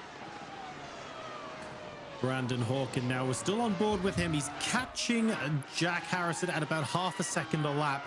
And to be fair, Matt Adams is lapping about as quickly as Brandon. So bar Matt Adams making a mistake, it doesn't look like Brandon will be able to make P1. But P2 is probably about a lap and a half away in terms of him being behind Harrison. And then it becomes quite a fun fight because he has got some speed on Harrison, but it's a couple of tenths and it's not all in one section of the racetrack either. So Brandon Hawkin will still have to find a way past. This is how fast Harrison is. Like, I don't want to discredit Harrison here at all. Harrison is one of the very best of the region in terms of his pace in a Dallara IR01. But right now, Hawkin is going to make him look like he's never raced his car before. He's an alien. That's the difference in level, I'm afraid. Like, in terms of positions at the elite level, there's not a lot to choose between, you know, P1 to P2 to P5, let's say. But in terms of ability, it's massive. Like, to be at the very, very elite level, it is a huge gulf. It's just the extras. It is the consistency. Look at the lockup. You saw a lockup into turn 1. You just see the lockup there into turn 11. Going up then towards turn number 13, he's going to be almost a sitting duck there. But just look how composed, look at the minimal inputs. That's the thing you've got to be looking at here. Look at the steering wheel. Just look at how minimal the inputs are, especially through the center S's. Hopefully we stay on board with this through turn 1 to 3. And look at, he closes up, then he's going to go around the outside. It's a freebie. Do you know what? I think Hawkins... Did he even break and let him pass? Yeah, he's let him go there for sure. Yeah. Would have been nice to see his inputs through the center S's, really, through turn number 1, 2, and 3. Just to really give you a bit of perspective as to what I mean by minimal inputs and smooth inputs. But yeah, it's Brandon Hawkin. This competition, you know, might be renamed after him. He's been that dominant. It's going to be the Brandon Hawkin Matt Danson Trophy at some point. It's been sensational to watch. Matt Adams, again, has done all the hard work early in this race. I don't think he's going to get caught here. But again, what a performance has been from Brandon Hawkin. Let's not take anything away from him, but let's not take anything away from Matt Adams as well. Matt Adams fully deserves the plaudits as well. He absolutely does. Like the fact that he's not going to be able to be caught here still does mean something, even though Brandon Hawkin is stealing so much of the limelight. And I also want to give a little bit of credit to Jack Harrison. Jack Harrison was probably looking at the gap to Dane Verano, and he went, okay, I need to make sure I stay in front for 5 or 6 more laps. What's the time deficit? Why don't I just let Brandon Hawkin go and focus on making sure that gap doesn't get caught because I'm in a podium position? Smart play. Yeah, and he has to as well because he cannot qualify via the points. This is the first time we've seen him. So, yeah, this is a case of I just want to get top 3, move forward in this competition. You know, Bob's your dad's brother. Simple as that. Move forward. He can't afford to be getting involved here. I think he realises that even if he fought with Hawkin, it's going to be nice, clear, concise, clean racing, but he didn't really want to take the chance, effectively. There's Dane Verano, though, who are currently down in P4 as it stands. Dane Verano is actually the points leader in terms of qualification, so right now he'll be pretty content with P4. It's not going to make too much of a difference to him. We will see him next weekend as well. But yeah, this is a very important day for Harrison. Get that top 3, move forward with your race. Matt Adams is going to be absolutely buzzing the fact that he's managed to get a race victory. I think, again, as much as Brandon Hawkin it has started from the back of the grid to give us a little bit of entertainment, Matt Adams still had a job to do today. The pressure was still on him. He had to go out there and win it. Like, if Hawkins managed to catch up with him, it just makes him look not silly, but it puts a mental block on him thinking, how can I beat this guy? So this is actually a good thing, the fact that he still could get caught, who knows? But it will be 3 seconds a lap if that's to be the case. But he's gone out there, done the job, what he needed to do, go out there, get the victory. Good job for him. Hawkin, by the way, is actually dragging Harrison along here. Harrison just sticking in the rear wing then of our sort of star of the championship so far, which is always going to be good for him moving forward. Of course, you don't get magically into P3 in these races without being an absolute superstar in the making anyway.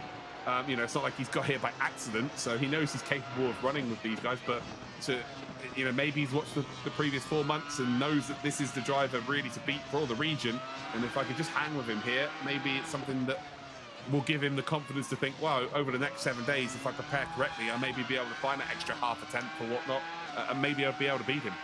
I think I saw a puff of tyre smoke there from Brandon Hawkin's car, which at least is proof that he hasn't been sent here from the Matrix. So that's something. But his lap times are almost identical to Adams out front, and I don't think he's actually closing the gap. Matt Adams is doing an absolutely sublime job out in front. I admit it is nowhere near as flashy as what Brandon Hawkin has done, okay? I don't think anyone could take that away from Brandon. But, ooh, big moment there. Good save by Jack Harrison. What I would say, though, is that even though it's not so flashy, Matt Adams deserves every bit of credit coming his way. He's doing a fantastic job, just quietly plugging away. Yeah, I would love to see that view on Hawkins next lap round. That would be great, because I'll be able to show you the difference in input here. Harrison is fighting the car to keep the car in the position he's in, and I could probably put my house on it that Hawkin is just going through there very smoothly, but maintaining the same kind of speed. The reason why there was a lock up there, again, tyres are king within iRacing, and he's had to overtake, well, how many cars is it now? 22. So you use up your tyres by overtaking, because you're off the racing line for the most part. You are indeed braking as late as you possibly can. You want to power as early as you possibly can, because you have to be to make overtakes. So that means that the tyres are going to be in a lot worse state than Matt Adams, and he's still matching his lap times. That is just scary. Really, really scary. We're heading up towards the final lap of this race. He is in P2 as it stands. Harrison's just dropped back. That mistake through the center S's has cost him really here. Again, scrubbing that speed on the tyres. We come through the S's here. Again, you just see it's just so smooth there. The same kind of rotation. Here we go. This is the view we want to see. So down this straight here, we saw with Harrison, he's getting his hands all crossed up. He's moving the car left and right. He's counter steering. But look at this. Look how minimal it is. It's one movement. One driver that's particularly good at this in the real world is Fernando Alonso. He has the smoothest driving style. We've got also Sergio Perez is pretty good at it as well. And also, it maintains your tyres because you're not scrubbing the tyres at all like this. But look at this. It's just all one movement. It's one to the right and then one to the back. You're not seeing it being jagged left and then jagged left again, and then jagged left a third time through every corner. It's just one movement through the corner and then one movement out. Again, every now and again, you're going to see a little bit of counter steering on the exit, but that's just the nature of this car. That's the best way of indeed maximizing your time. But again, you see, actually, as we say that, there's one mistake there from him right at the end. This is the apex, and he's about to come across the line. He's not going to win the race, but he started down in P24. Ridiculous from Brandon Hawkin. Matt Adams, though, credit where credit's due. He's gone out there and got the race victory. So congratulations to him. And wow, Harrison is going to take that P3. Hold on, we still got one more to go? Oh, we've got one more to go? I thought that was the last lap of the race there. I got too excited. Oh, yeah, here we go. Final lap of the race. Got well excited there. So yeah, Matt Adams still with a little bit of work to do there. Looks like he's having to deal with some back markers. He's now 10.1 seconds. So actually, he's starting to extend his lead. And that will be because Hawkins had to just expend every part of those tyres to get up to where he is in the race. Matt Adams still posting a fastest lap that's quicker than Brandon Hawk, and he's going to be taking that away from this, saying, yes, you might have carved up the field, but my raw pace is right up there with you. He's going to be very pleased with that indeed. Started first, is likely to finish first here. You don't want to jinx it before the checkered flag, but he's looking pretty darn good for it. An absolutely delightful performance here from Matt Adams. Yeah, superb stuff. Done what he needed to do. Again, the pressure would have been on him because ultimately he had to go out there and win this race, especially when Porcelli got absolutely T-boned in turn one. Again, it wasn't Harrison's fault for me. It was Porcelli just not really leaving enough room on the inside for Harrison to have any kind of maneuver, and he suffered the biggest consequences. Matt Adams, again, I'm not saying he's been given a freebie here, but ultimately he had to ride his luck and he had to take full advantage of those, falling around him. Great performance from him, great victory from him. Brandon Hawkin reminding everyone exactly why he is the favourite to indeed go out there and win this championship. But also Harrison, new name, had to get top 3 in a star-studded field. The field's a strong field in the North America region. I would probably say North America is the second now in terms of depth of fields now in the open wheel and even when it comes to the tin tops as well, the sports car challenge. So yeah, coming into it's not easy knowing that you've got to finish top 3. He delivered. He absolutely delivered. It's a fair play. Absolutely fantastic race there, and well done to the top 3, including a new face, which is always good to see. It's very daunting in a star-studded field. It's really easy to get, I don't want to say a little bit blindsided or starstruck, but if you're not racing with these guys on a regular basis, or they've been here month in, month out, and you're just less used to being at the sharp end of the stick with them, it's really easy to get too nervous knowing that you have to be on the podium or you're going to be out entirely. So that was an incredibly strong performance, not taking anything away, of course, from Adams and Hawkin, but very important to get that podium for sure. Yeah, 100%. And okay, I may be a bit too critical over some drivers over this weekend where it's been like, oh, they've not taken chances, they've not really given anything. Oh boy, if North America done quite the opposite. They are all taking chances. They're all starting to put on a show, and it's starting to show that the pressure really is there, and it's starting to ramp up, and people are trying to get race ready. They're ready to race, as the tag is for the Logitech McLaren G Challenge, but they're now trying to get in their best trim, if that makes sense. Yep. And ironically, where we finish our season for the Logitech McLaren G Challenge, it's off season for most sim racing competitions and for most motorsport competitions, so it's kind of unique to be racing at this level this late in the year as well. So this, and again, people are going to be like, oh, it's only video games. No, this is a big factor. You have periods in the year where you're really quick, you have periods in the year where you're a bit slower. It is what it is. Let's go ahead and take a look now at our final results for the Open Wheel Challenge powered by Splunk. Matt Adams takes a delightful victory there, with Brandon Hawkin carving through the field to finish in second after starting 24th on the grid. Jack Harrison takes a deserved podium and locks in a semi-final place. Behind him, we've got the points leader Dane Verano, Guy Larson, Victor Solano, Philip Scott, Warren Watkins, Max Bowman, and Lyndon Swaby making up our top 10. Behind them, moving on then, Marshall Stanley is going to be 11th ahead of Zain Zaidi and Jeffrey Decker. Noor Afadi got caught up a little bit during the course of that race, will be the last driver on the lead lap. Brandon Agerchich will be finishing in 15th ahead of Michael Blaze, Zach Robinson, Greg Laborde, Abigail Paquet, and Todd Aitchison, another very familiar face there, grabbing 10 valuable points. Gonzalo Cortez, Patrick Kreider, Frank Levick, Samuel Burnett, David Porcelli, who unfortunately got T-boned off the start, but Brandon Hyde and John Bialski, who possibly didn't even make it to the start line, will be finishing off our grid, although all of them do still get some points, which is useful. We'll be tallying them up, of course, later to find out who makes it into the semi-final. And let's take a look at some of these highlights. I mean, what an eventful race. Yeah, well, some people didn't even make us past the start line, so that's, yeah, I wouldn't call that a highlight for them, but, you know, here we are. And then what we saw into turn number one was more akin to a Red Bull stunt show. And then we see Porcelli again. He just, yeah, he squeezes Harrison onto the apex. That's on him there, really. That's something he needs to learn from to move forward here. Harrison is just like, yeah, Hawken, yeah, you crack on. I'm not getting involved with this. Like, I'm happy to take P3, move forward in this competition. You go off and chase down Matt Adams. And then, as you can see here, we are watching the onboard view here, or just the rear view, I guess we're looking at here, of Hawken, who duly delivered a P2 from 24th on the grid. But it was about Matt Adams. Matt Adams did the business again. Pressure was really on, considering the biggest, you know, competitor really in the whole region started from the back. It was kind of, yeah, you've got to go out there and show that you can go out and win a race as well. And he did deliver. Well, let's go ahead and hear from our race winner. Let's welcome Matt Adams to the show. First of all, Matt, congratulations on a fantastic victory. Brandon Hawken tried to steal the limelight from you, but the fact is you maintained the gap, and that was an absolutely beautifully executed race. How do you feel? I feel great. It's my goal coming in was to beat Brandon. It sucked not to see him at the front when we were girding up, but yeah, it was nice to be able to maintain that gap when we both got some clean air near the end. Well, again, just to shadow what John said, congratulations. Like, it's not easy to get race victories at this level, especially in North America. It's a very star-studded field.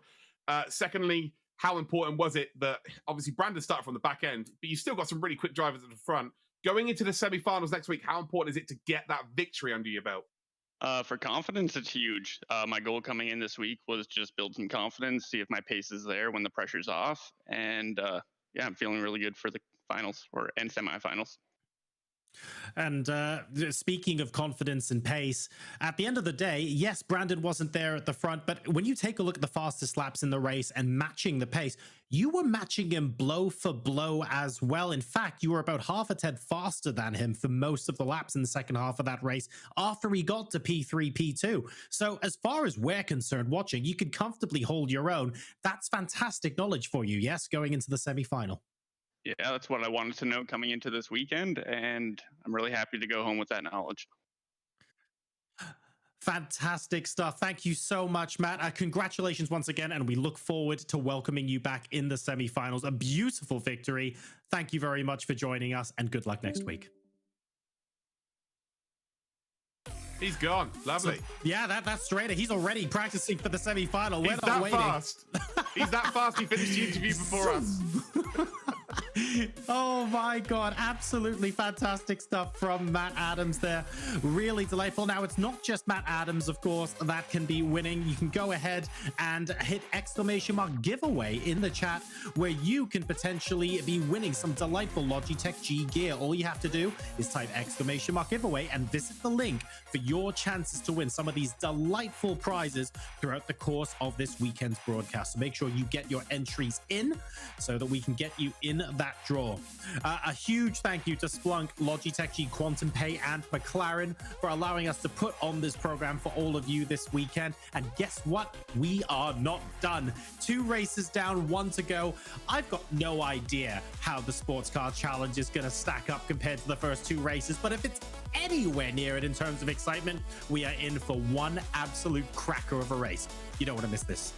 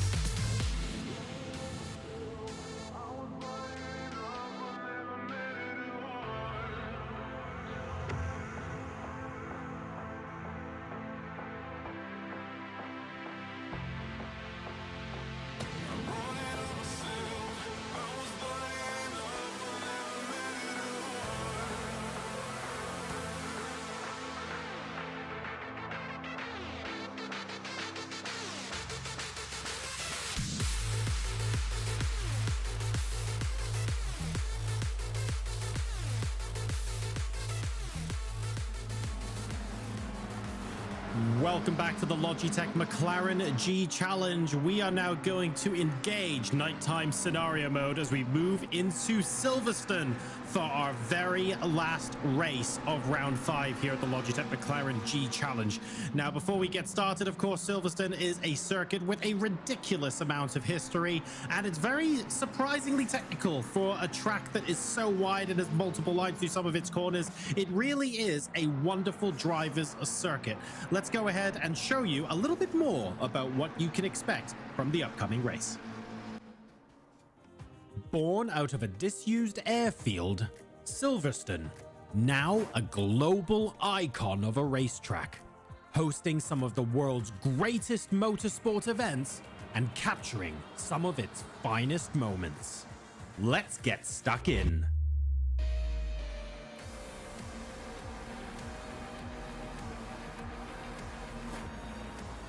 Moving out of Sector 1 through Brooklands, Luffield is a challenging hairpin where timing your throttle on the exit will be pivotal to getting a good run through towards Copse.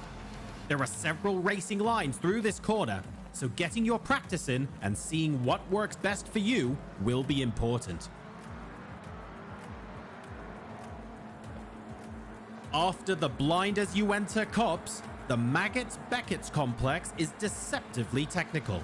This left-right, left-right, left complex will test how well you have judged both your throttle and racing line to carry maximum speed onto the hangar straight. Any time lost here will be felt in a big way on your lap time. Vale leading into Club is a tricky double apex right-hander, where if you get your entry angles right, can be hugely rewarding with a burst of speed across the line to start and finish your lap. Heavy braking is required here, and judging how to gradually get the power back down will be the nuance that earns you valuable tenths.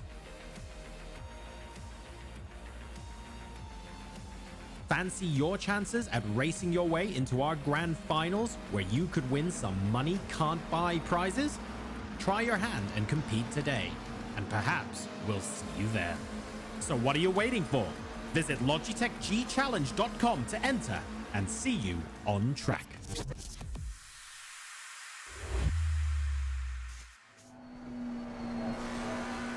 Welcome back to qualifying here at Silverstone. I'm John Sargent. Joining me is Luke Crane. Luke, you're hot. Yeah, Brian, you're also real hot as well.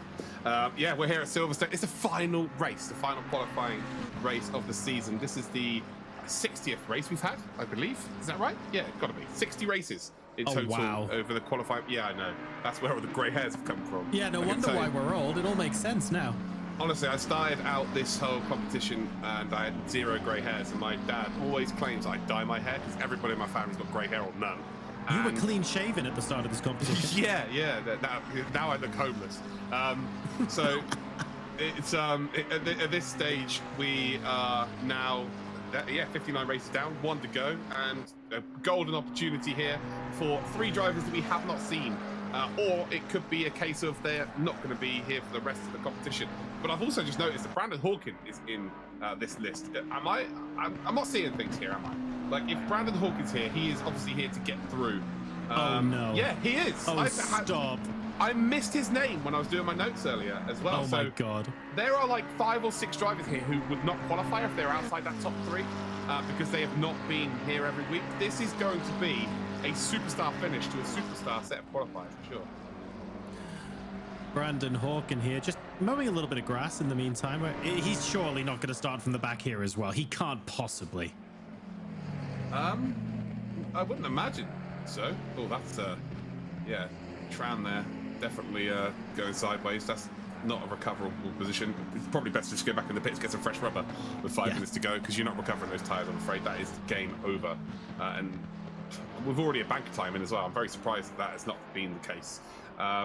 Yeah, Brandon Hawkins, by the looks of things, might be just starting from the back as well here, which there is 0 chance of Brandon getting into the top 3 that way. I will put my house on that right now. I thought you were homeless. That's, yeah, okay. Well played, John. Well played indeed. 4 drivers still to set a time. We've got Kundak Hyoglu currently on pole position with a 157.4. And I really wanted to focus on Alu Gobi for a second because she is doing a phenomenal job, but with a 157.9. That is a big, big gap to begin with between first and second. All provisional for now, of course, but that's a statement. My big surprise here is that Simard is not on in the 56s. Like, that guy is legitimately world level. I don't want to, again, do a disservice to the regions, but EU has, for tin top racing, for GT racing, it is the top tier. It's a fact. Same as North America's the top tier for stock car racing. There's no two ways about it, you know. I'm not going to treat anyone watching at home like they're stupid. Simard is one driver from North America. Like, we've had the Woodrows, we've had the Erie Rileys at the top end. Like, against the EU, it's going to become increasingly difficult for them to really compete at that level. And it is possible, but Simard is that level, like legitimately holding lap records for multiple communities in different tracks, different cars. Like, he is the real deal. So I'm just really surprised that they're not at the top.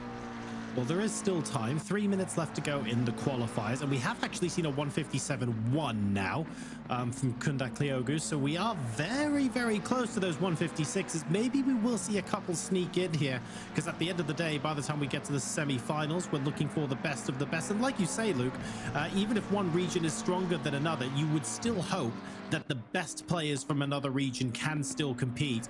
It just means that, for example, stock car might be NA heavy, for example. I don't think that's a very controversial statement to make, and no doubt the GT cars will be a little bit EU heavy, but we're looking for the drivers here that are the cream of the crop that can absolutely take it to them and dice with the best. Yeah, 100%. William Hendrickson isn't in the lobby. I would say he was one of the top 3 to go through from today's race, from the qualifiers. He's not in the lobby, so that opens up a big opportunity for someone maybe like Hawkin. And of course, with there be money not on the line now, just to get to the semi-finals, of course everybody wants to be there, right? You know, that's Christmas sorted, isn't it? You know, you can get all the presents for the family. And, well, Hawkin, we know, is very much a family man. He will for sure be getting his grandmother a very nice present this year. His biggest fan, as he's mentioned time and time again. Andrew Berg, someone to watch out for, actually an analyst for Forza Motorsport Sim Racing, so good to see him racing here. He's been here for a few weeks, actually, to be fair. And, of course, 80s pop sensation Eric DePont. Yes, indeed. Let's see where they end up in the final standings. Just under 2 minutes left to go now in qualifying. Taking a look at the spread of times, it's actually quite spread at 157.1 all the way up to 2 minutes separating the top 15. So very much a different world, for example, to stock car, where we had 25 cars in a 10th and a half. But to be fair, this is a very different beast as well in the sports car. We've got a lot of drivers in the 158 and just a couple in the 157s at the moment. 1.5 minutes now to find the 156. I reckon we'll sneak one in there, Luke. You know, I think one will appear. Yeah, I absolutely think that's going to be the case. Remains to be seen who's going to produce that time. As it stands, though, Kundak Chioglu currently with that 57.130. He will for sure, same as Simard, be expecting to go a little bit faster. I'm really impressed with Alu Gobi. I didn't expect them to be in that top 3, if I'm completely honest. Like, as to how much of a top level driver Simard and indeed Kundak Chioglu are. But here we are, Alu Gobi stepping it up. I think this is really good moving forward in the competition. Gobi's been one of the faster drivers in the North America region throughout the 4 months previously, and sometimes it takes racing against better drivers to increase your own level. Some people thrive under pressure.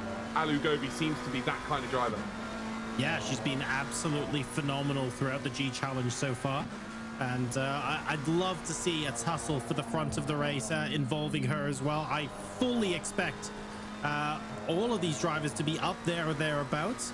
Brandon Hawkins setting a 2:08. So, you know, I'm not sure there's going to be a last to first sort of drive. The fact that he managed, frankly, to get the lobby loaded up this quickly after the second place in iRacing is already a feat in itself, given our turnaround time here. Hopefully we get to see some fireworks, but I don't think it's going to match what we saw on Interlagos. Yeah, it takes a couple of laps to get the tyres into temperature, though. So he comes from an iRacing background where it really takes a couple of laps as well. So maybe leaning on the whole experience of iRacing and not pushing the car on the first couple of opportunities. So don't, if you're good at one sim, John, and I mean, if you're at elite level on one sim, you're going to be relatively handy on another sim as well. So I will expect to see him. I would expect to see him challenging for the top 10 at the very least. We haven't seen that 56 though. I'm really surprised here. And pressure, I guess pressure affects people in different ways. Simard, again, I've blowing his trumpet this whole time, but when it's a one and done situation, you have to finish in the top 3. Maybe start to struggle with that pressure. And as I say that, 57.340 goes onto the front row of the grid. Yep, not bad. Not quite the 56, but comfortable enough to be on the front row. And to be honest, you can easily win races from there. So Simard there, going up to P2. It'll be interesting to see what they end up doing. And yeah, being good at one sim doesn't necessarily guarantee being good at another. I was in a GT sim the other week with getting taught how to do some hot laps of Brands Hatch by Brandon Abraham, of all people, and then got taken to a single-seater sim. And I don't want to embarrass myself too much, but let's just say I didn't really fit in the seat, and I couldn't really sit down for a couple of days afterwards. Yeah, so when I go and race real cars, I do the chase cam view. I sit on the rear wing and drive from that view. So I don't have to worry about sitting in the seat. That's smart. I should have done that. Absolutely should have done that. That's the end of qualifying now for the sports car discipline, ladies and gentlemen. Looking forward to confirming the order of our final race of round 5. I can't believe we've made it here. Round 1 feels like 2 weeks ago now that I think about it, Luke. I realize it's been a lot of late nights, it's been a lot of races, but it doesn't feel like it's been almost half a year. That's really worrying, John, that you've gone, I can't believe we've made it to this point. Like, it is only 6 months. Kind of, I don't know what you were expecting to happen to you during that time, but the stress, the grey hairs, it's like, too much. I was expecting to make it to this point, to be fair. I've been looking forward to Christmas's March. So, I'm just happy to be here with that statement being said by you. So the qualifiers are now over. Let's take a look at the track conditions. 20 degrees Celsius, both ambient and track temperature, which basically means it's too hot for the UK and it's not raining. So quite clearly this is a simulation. We are in the Matrix, and boom, all of the cars simultaneously onto the grid. Not even a breeze on track here. So very lovely, consistent lap times here in night mode on Silverstone, but a lot of cars on this grid as well. This is going to be a very competitive race. Nighttime scenario mode, John. Jesus. You must have looked at the settings in the game. It clearly says nighttime scenario mode. And here we go. Michael Kundakioğlu is on pole position alongside Felipe Simard. Alu Gobi will be lining up third along Ryan Woodrow. Erie Riley and Eric DeBon will make up row 3 of the grid. And then rounding out your top 10, we've got Andrew Berg, Nicholas Gonzalez, David Marcaretta, and Chris Sweeney. Yeah, that's your top 10. Head to the second page here then. Ladies and gentle cars, and it is indeed Chris Minahan, Jeff Cohn in 11th and 12th position, Lawrence Tran and Kevin Yu. Kevin Yu in 14th position. Aldo Zampatti, who has made it to every streamed event of the Logitech McLaren G Challenge. And when it was called the Logitech G Challenge from back in the day, it's been here 5 years now. Gabriel Lafreniere is in P16. And then we've got some other drivers. I didn't read quick enough by that. 21st and 22nd, then we have Sinkovic and Max Baumann making up the rest of the field. Brandon Hawken, I think, was down in 18th. I suspect we're not going to quite see as exciting a finish as we are previously, but it is all about Simard Kundakioğlu and potentially Woodrow and Gobi as well on the second row.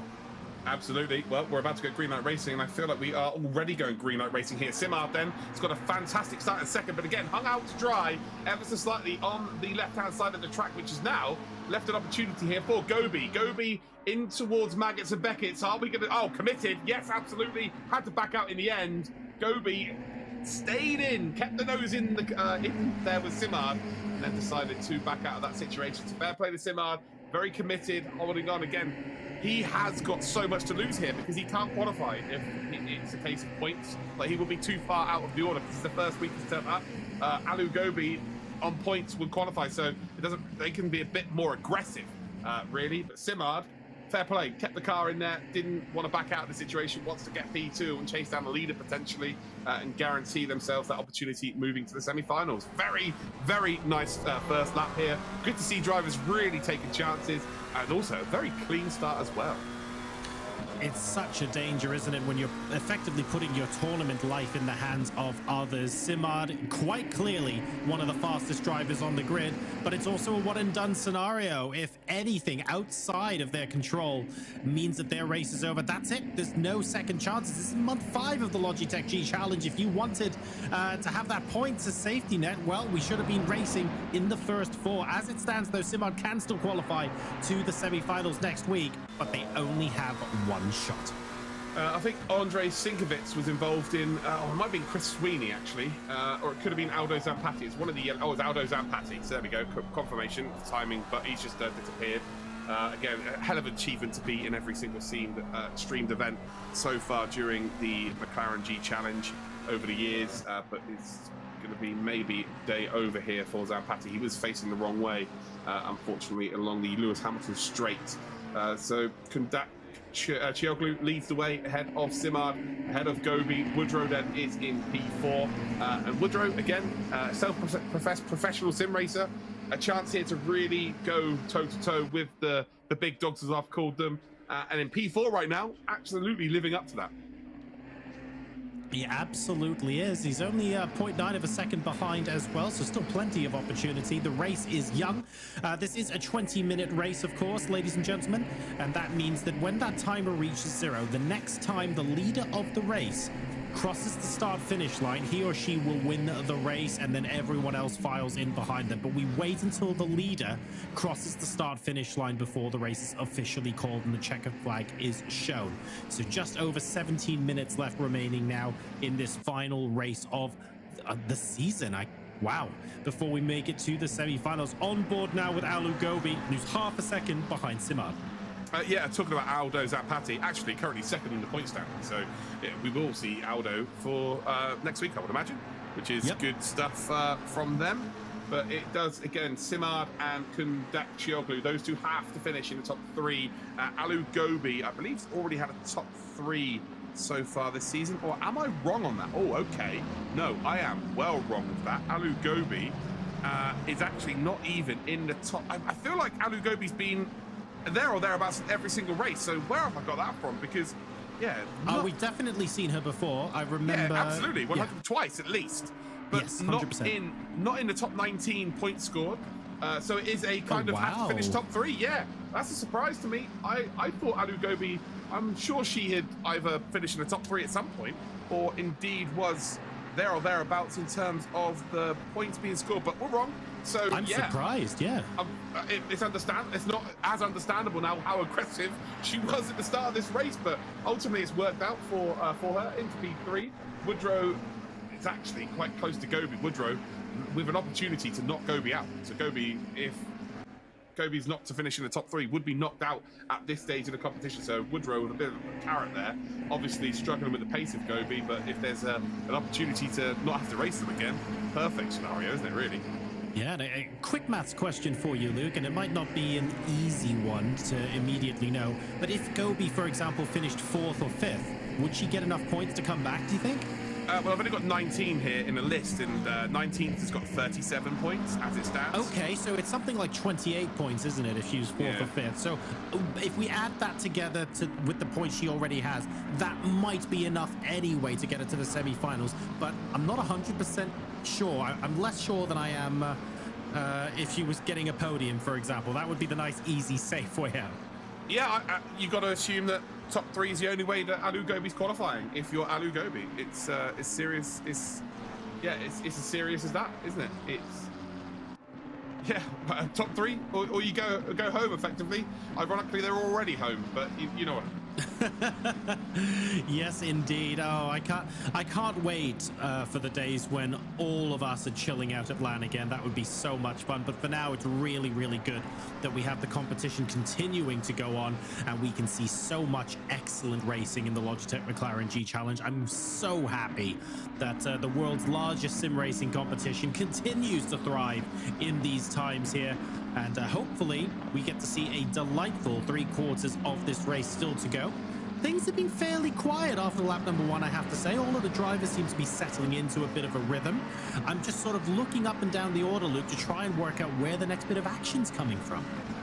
Well, everywhere. They are very, very close indeed throughout the... To be fair, it's like 22nd up to sort of 16th. They're all really close, but there was a bit of an incident early in the race, as we saw. Sinkovic, who I thought it was, has actually dropped back now anyway, as well, just ahead of Zampatti. We're on board of Erie Riley, and behind Eric de Bon. I imagine Eric de Bon has got like a massive fro, like a massive, like, I don't know, like an 80s lead singer kind of lion's mane perm, if that makes sense. That's how I imagine him driving. Well, we saw the name of the drummer in the open wheel race, right? So if we can get a bass player maybe from the stock car race, I feel like the band's getting back together. Yeah, 100%. Yeah, well, if needs be, you can just do the bass playing. That'd be fine. You're good at everything. Honestly, seriously, guys. Every time I've met up with John, there's a new thing he's learned, or a new language he's learned. Like, crazy talented person, I'm sure. I'm sure you've probably grade 7 on crash bass. Cars. Yeah, we've all learned that one. That's the easiest one. And look at the lap times here, by the way.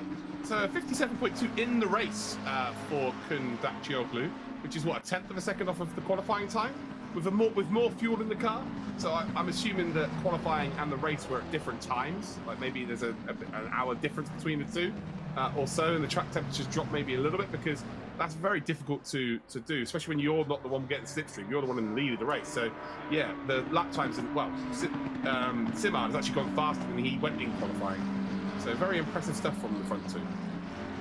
Yeah, interesting to note that 1:57.732 here for Philippe Simard.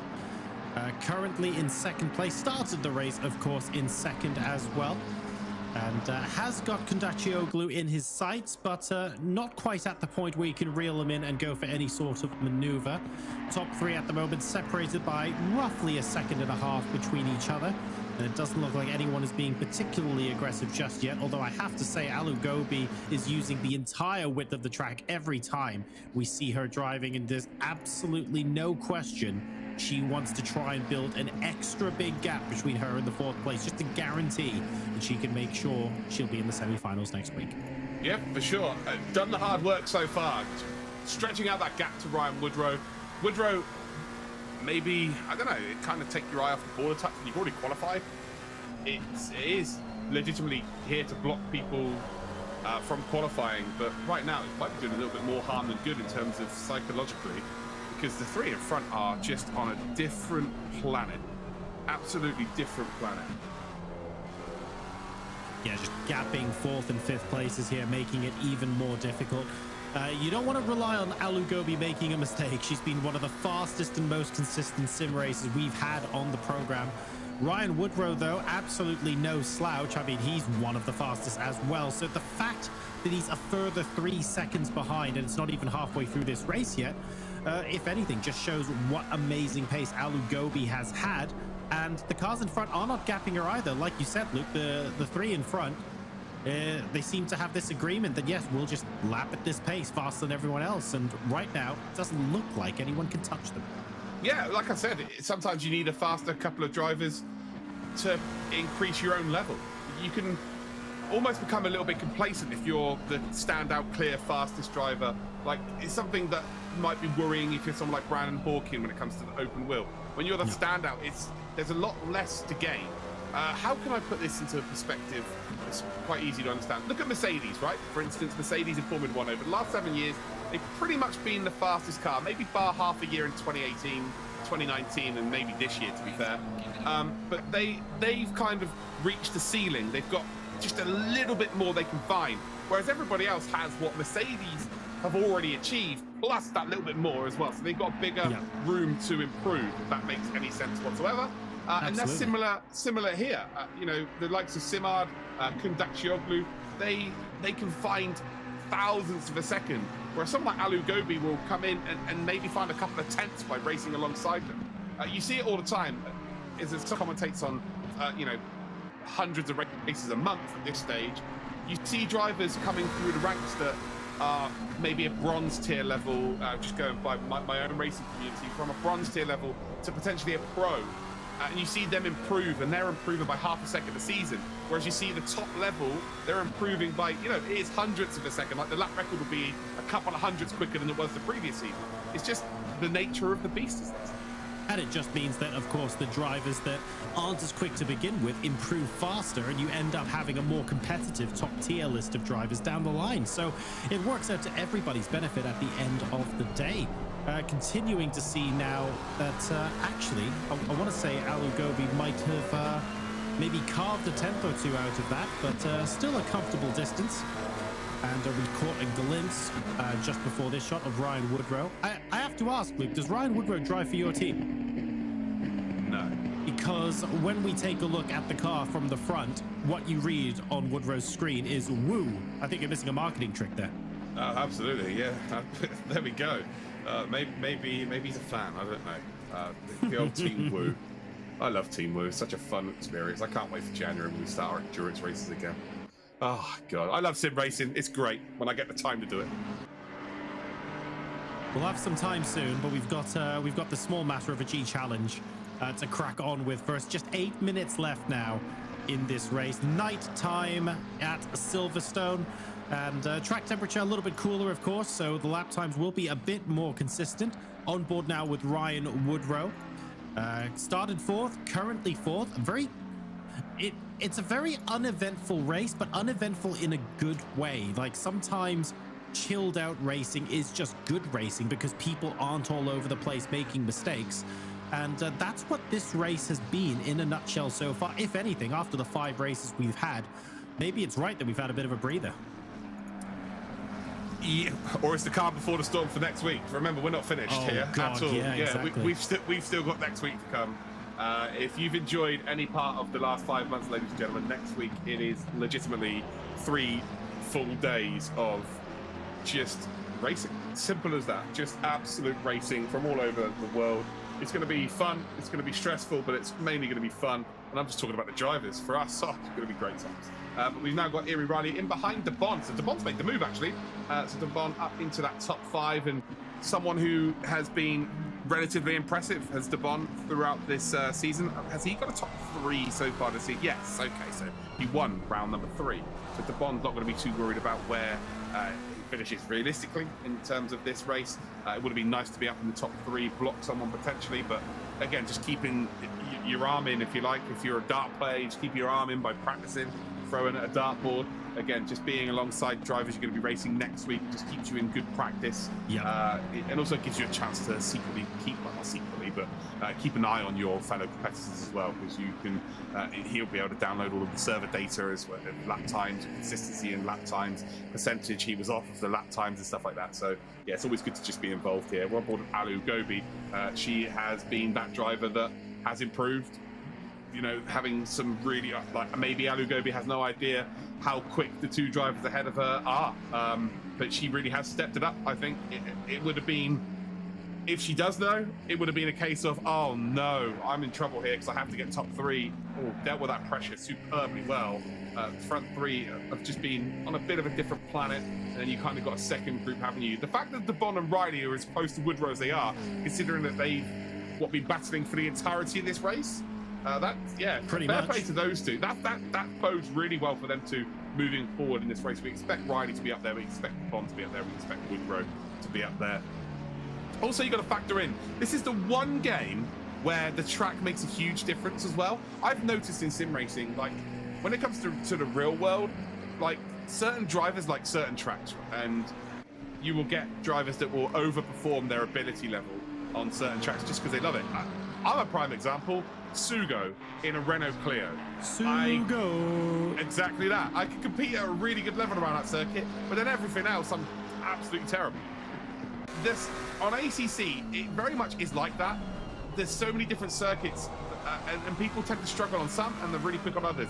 On iRacing, if you're quick at one, you're quick at all of them. I don't know what it is. I have no idea what it is. But yeah, I just seem to notice it a lot more within this game. So potentially, when we come to the actual finals, you're going to see drivers that are in 4th, 5th, and 6th today, potentially 1st, 2nd, and 3rd next week. So yeah, ACC is such a strange mistress, and it will ebb and flow for sure. There's another possible complication to throw into the mix there, Luke, as well. And it's something very unique to sim racing. We had a patch recently drop on ACC, and whenever you get a game physics or a patch of any description that changes your gameplay, some players, in this case some drivers, it will help some more than others, it will hinder some drivers more than others. So where you think you are relating to your competition, suddenly that gets reset a little bit. So having the experience of driving against these guys before the semi-finals also helps some of these competitors get a better idea of where things currently sit. Yeah, everyone's pretty mind-blown by the update, to be honest. It's like a new game. But also, they're all more so mind-blown because the McLaren 720S overall across all the tracks in the game was probably the strongest car. And they've reduced the weight and given it more power since the update. So, yeah, it's so I can qualify. Well, yeah, that's why you're seeing the lap times be relatively similar to what the times were before the patch, if that makes any sense.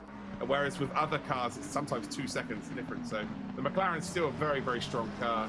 Obviously, everybody's using the McLaren as well. But yeah, a patch makes a huge difference. It's about adaptability. It's about being able to figure out what the new nuances are with the physics. The tyres have been affected the most, really. It takes a bit more work to get the temperatures up. You can lean on them a bit more in terms of you can maybe be a bit more aggressive through the corner, but if it lets go, it takes a lot longer to sort of recuperate and get into a decent range, as I keep mentioning. What I mean by decent range is, you know, if you flat spot your tire, it's going to take a while for the rest of the tire to catch up, if that makes sense. Also, when you flat spot a tire, every time you brake, and if you're going to lock up, you more than likely lock up on that exact same spot every time, because it's the easiest part for the wheel to stop. It's a little bit flatter than the rest of the wheel. So yeah, it becomes a little bit more difficult. So managing the tires, it's become a lot more similar to iRacing, I guess. iRacing tires are absolutely everything. If you mess them up in the first couple of laps of a long stint, you are done for. Just under 3 seconds now, the lead for Michael Kundakioglu from Philippe Simard.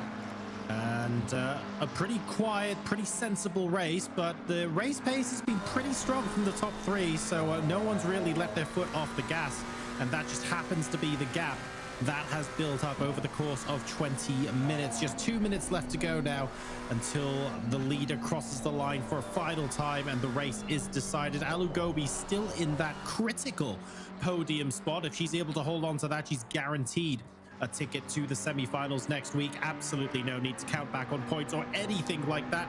Ryan Woodrow is looking like he's going to settle for fourth unless something spectacular happens in front of him. He's setting a decent pace, but is a little bit too far off to catch, unfortunately, with just 1 or 2 laps remaining. Yeah, it might be a touch too difficult to catch. Again, hard work being done in the first part of the race. Booking those tickets to the semi-finals is, you know, the first chapter. It's weird. There's little chapters within this race, but this is really ultimately just the first chapter of the competition, you know? There's so much more to come. You're not going to get any easy freebies anymore once you get past this stage. Again, it's been tough for these drivers as it is. There's been a few races where it's been a bit easier than others, but ultimately, you know, the competition's going to ramp up. Everybody's going to be on a very similar level moving forward into next week. It's going to be so, like, honestly, a couple of hundredths of a second in qualifying is going to be the difference between, you know, maybe 2 or 3 positions. A tenth of a second is more than likely going to be the difference between 5, 6, 7, 8 positions, depending on the circuits we're using. The competition is going to be completely ramped up from now. It's going to be fantastic. And we also then get to ramp it up from the semi-finals to the grand finals as well. So it doesn't even stop there.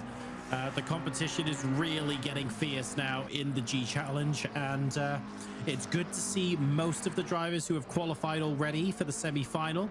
We already know who they are, and a number of them are in this lobby, but we're going to see some fresh faces here as well, and it's not until the dust settles and the stewards have confirmed the results are final that we're going to know exactly who the identities of the racers are next week. Right now, though, it is all about Michael Kundakioglu and how he's going to be comfortably able to finish this race a second or 2 ahead of his nearest competition. It's been a bit lonely out front, Luke, but he's driven a good race. Yeah, superb race here. Again, only half a lap to go. We're going to get it right this time. That's for sure. I think we've got it this time. Yeah, 100%. And this is here. Anybody who's qualified from the North America region that will be, who have not maybe tried to qualify this month, will still be watching, and they will be like, okay. This is becoming a little bit more difficult here. We are potentially looking at a regional champion. That's how fast Kondakcioglu is. Simard, I'm sure we're going to see I don't think we see the best of Simard today, if I'm completely honest. And to me, I think it might have been a case of a last second, tried to qualify, got in, not had too much preparation, but when it comes to next week, we'll be right bang on it. Those two are definitely the ones to watch out for. Alu Gobi has adapted superbly well to having a bit of a quicker championship in terms of race pace today. More than likely going to improve again as well, so don't expect this to be the limit of Alu Gobi. Alu Gobi's going to go up another level as well. Adaptability seeming to be her strong point. But yeah, Kondakcioglu is the driver to watch out for. And for me, again, like we said yesterday, monthly final number 5, first time we've seen him, but it's going to be a race victory here. And for me, instantly goes as one of the favourites to win the region. That is how strong this performance has been. So massive congratulations then to Michael Kondakcioglu, who takes the checkered flag. Simard is going to finish the second, and Alu Gobi, who I believed was right up in the mix, already qualified, needed the top 3 aggressively, tried to get up to P2 at the start, and wasn't taking any chances whatsoever, wasn't able to get up into P2, but gets into that top 3. 3 sensational drivers, making it through to our semi-finals, John. Congratulations then to our semi-finalists. Of course, we're going to have a whole bunch of points finishers join them as well.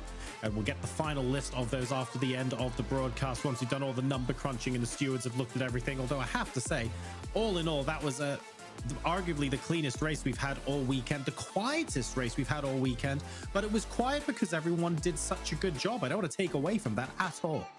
Do you know what? I just have flashes back from last year when we were working together, and every time we get to this scenario and I know that we're on camera, I keep looking to my right as if you're going to be there. That would be weird if you were in my bedroom, by the way. But yeah, I keep looking to the right thinking you're going to be next to me. We're not. It's different times. We're at home right now. Look, we're in good shape, I think, for all 4 regions. I think it's improved from start to finish, and we're in really good shape moving forward here, John. Excited to see a few new names make an appearance in the last chance of qualifying and showing their skill set as well, because I don't think there's anybody that has come in and I've gone, well, look, if they don't qualify today, that's them done. Like they've all managed to actually produce when needed to, which is scary. First time of asking, pressure is a genuine thing. Doesn't matter how fast you are, pressure is a real thing. Just being dealt with, no problem. And lots of them are going to be here next week. So, exciting times, man. We're going to be ramping up the pressure a little bit on them next week as well, because here, a little bit of a measured approach, especially for the drivers who hadn't qualified already, knowing the top 3 is good enough. But as we get into the semi-finals and the final, when we start counting points, when we're trying to work out who's moving on and who isn't, the pressure's only going to get ramped up. Let's now go ahead and take a look at the final results of the sports car race, sponsored by Splunk. Michael Kondakcioglu has gone ahead and grabbed that W and punches their ticket to the semi-final next week. Philippe Simard then will be in second place, and Alu Gobi confirming her status in the semi-final with a credible 3rd. Ryan Woodrow then will also be through as one of the points leaders. Eric DeBon, Erie Riley in 6th place. And then we have Andrew Berg, Chris Minahan, Jeff Cohn, and David Macaretta completing our top 10. Moving on now, we have Lafrayenne in 11th place, Yu in 12th, Sweeney in 13th, immediately ahead of Zampati, Brandon Hawkin, who finishes in the top 15 after an absolutely dazzling performance on iRacing. Sinkovic then will be behind him, and Jean-Sebastien Aurel will be 17th ahead of Brian Douglas, Max Bourne, and Brian Mandeville. And then rounding out our point scorers here, Lawrence Tran and Nicholas Gonzalez will also be taking home some points.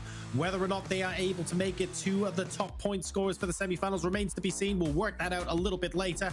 For now, though, let's take a look at some of the highlights from a race that was clean and also both clinical and fast. It was just good.